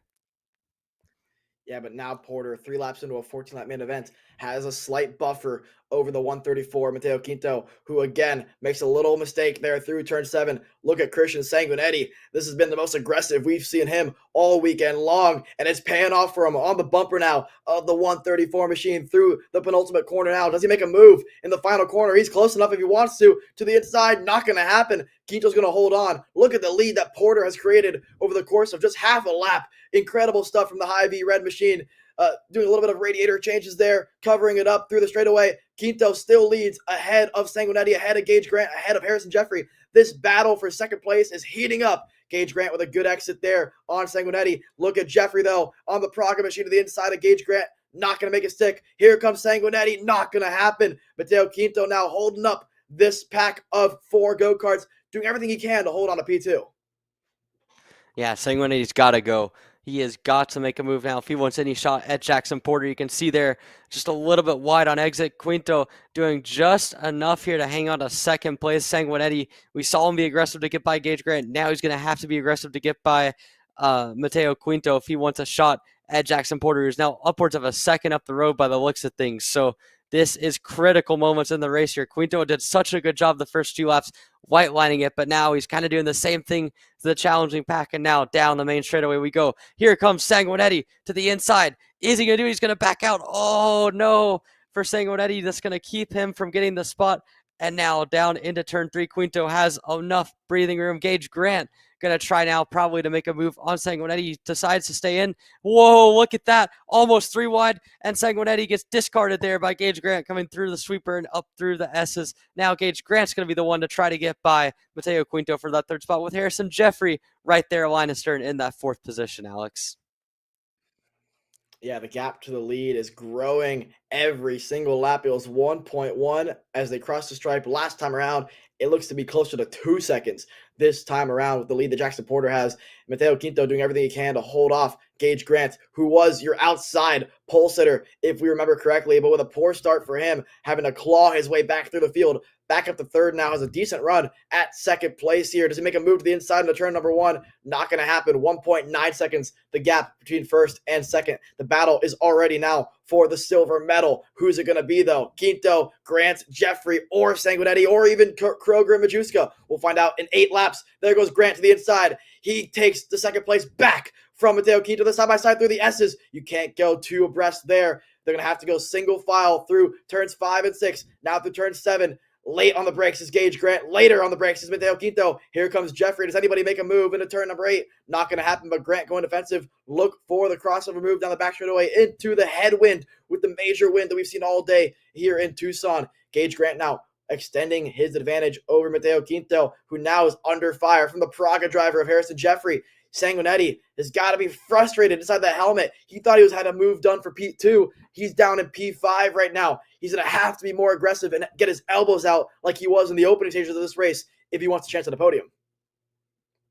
Yeah, absolutely. He's going to have to try to find a way to get back up through into that 3rd spot. Quinto's done a great job to kind of keep himself in the mix. He just does not have the pace aboard that OTK. So unfortunate there for Mateo Quinto, but he's trying to do what he can now to salvage a podium out of it. Jackson Porter is long gone. This is the battle now for 2nd. Whoa, Quinto.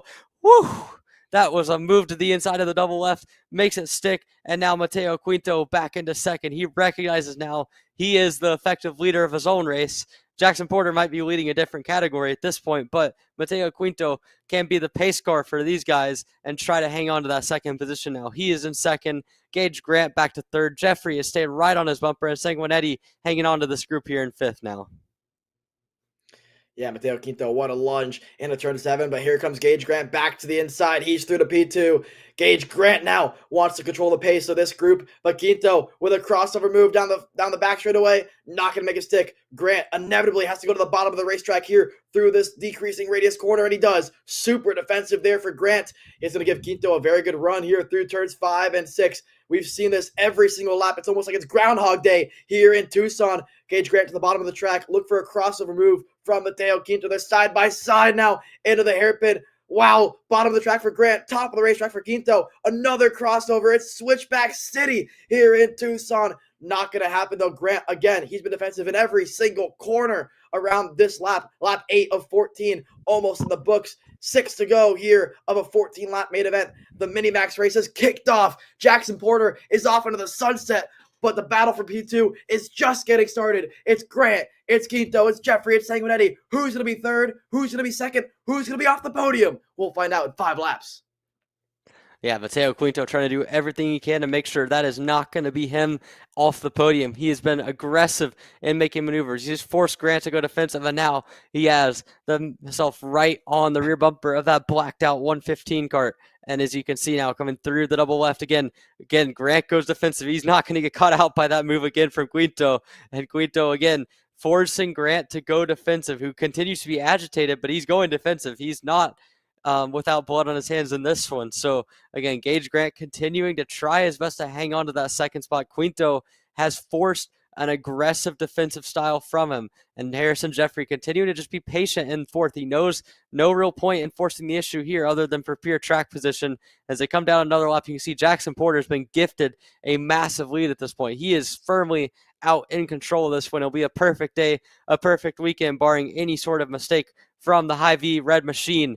But the battle for second is quickly heating up. They're almost dropping Christian Sanguinetti. Not sure exactly what is going on with him. Maybe a bit of issues for him or just simply falling off. But either way, Gage Grant continuing to try to hang on here. Quinto again sets up the crossover. Again, Grant goes defensive. Now Quinto's going to have to go around the outside or figure out some kind of crossover from Gage Grant, who is doing a brilliant job of white lining. Quinto signaling to go forward, and they're trying their best to push, but I think both of them are agitated with each other, and they also know that they'd be doing the same thing if they were in each other's shoes. Yeah, for sure. I mean, we've seen Quinto do it. We've seen Grant do it. It's really just a matter of who is in front of the other one. But it's Grant leading Quinto, leading Jeffrey, leading Sanguinetti, who have a front row view of this incredible battle for P2 as away wide goes Gage Grant. It's going to give Quinto a great shot here. Lap 11 of 14 underway. 3 to go here in this exciting main event. Grant, once again, going defensive. It's going to give Quinto a great run out of turn number 3 through 4 and 5. Now down to turn 6 and 7. Does Quinto make a lunge? He did it a few laps ago. No, because Grant learned his lesson. He's going defensive. Look for the crossover now through turn 8. Does Quinto send one late? No, because once again, Grant, he loves that middle of the racetrack. He's making that go-kart about 8 meters wider than it actually is. Quinto, once again, flailing his arm, animated, I would say, in this one. 2.5 laps remaining. The 115 of Gage Grant holding on for dear life with the 134 machine behind him. Look for Jeffrey and Sanguinetti. You can't count them out in this one. 2.5 to go, Emery. Yeah, this should be very exciting. You see Jackson Porter well off in the distance, but behind him it is pure chaos in that battle for second. Gage Grant continues to hang on, continues to white line at the perfect times, and that is really frustrating Mateo Quinto, because I think if they were just driving forward, they might have a shot at pulling away from Harrison Jeffrey. Sanguinetti's hanging on for dear life at this point, but there is Gage Grant continuing to block through that double left, and you can see him just continuing to do everything possible to keep himself in that third position, or in that second position there. So Grant continuing to low line where he has to, continue to try everything he can to keep that second spot. Quinto maybe fades to the inside there for just a second. He's going to get a good run out onto the main straightaway, and coming to 2 to go. The double stick's going to be in the air here. 2 laps to go. We'll see who makes the move. Grant trying to defend. There you can see Harrison Jeffrey making a quick fade to the inside there to try and move. Not going to happen, and they're all going to fan out here down towards the sweeper here. Gage Grant continues in control. It's Quinto, it's Jeffrey, and Sanguinetti not too far back as well. There's all of this to play for here in the last lap and a half here, Alex.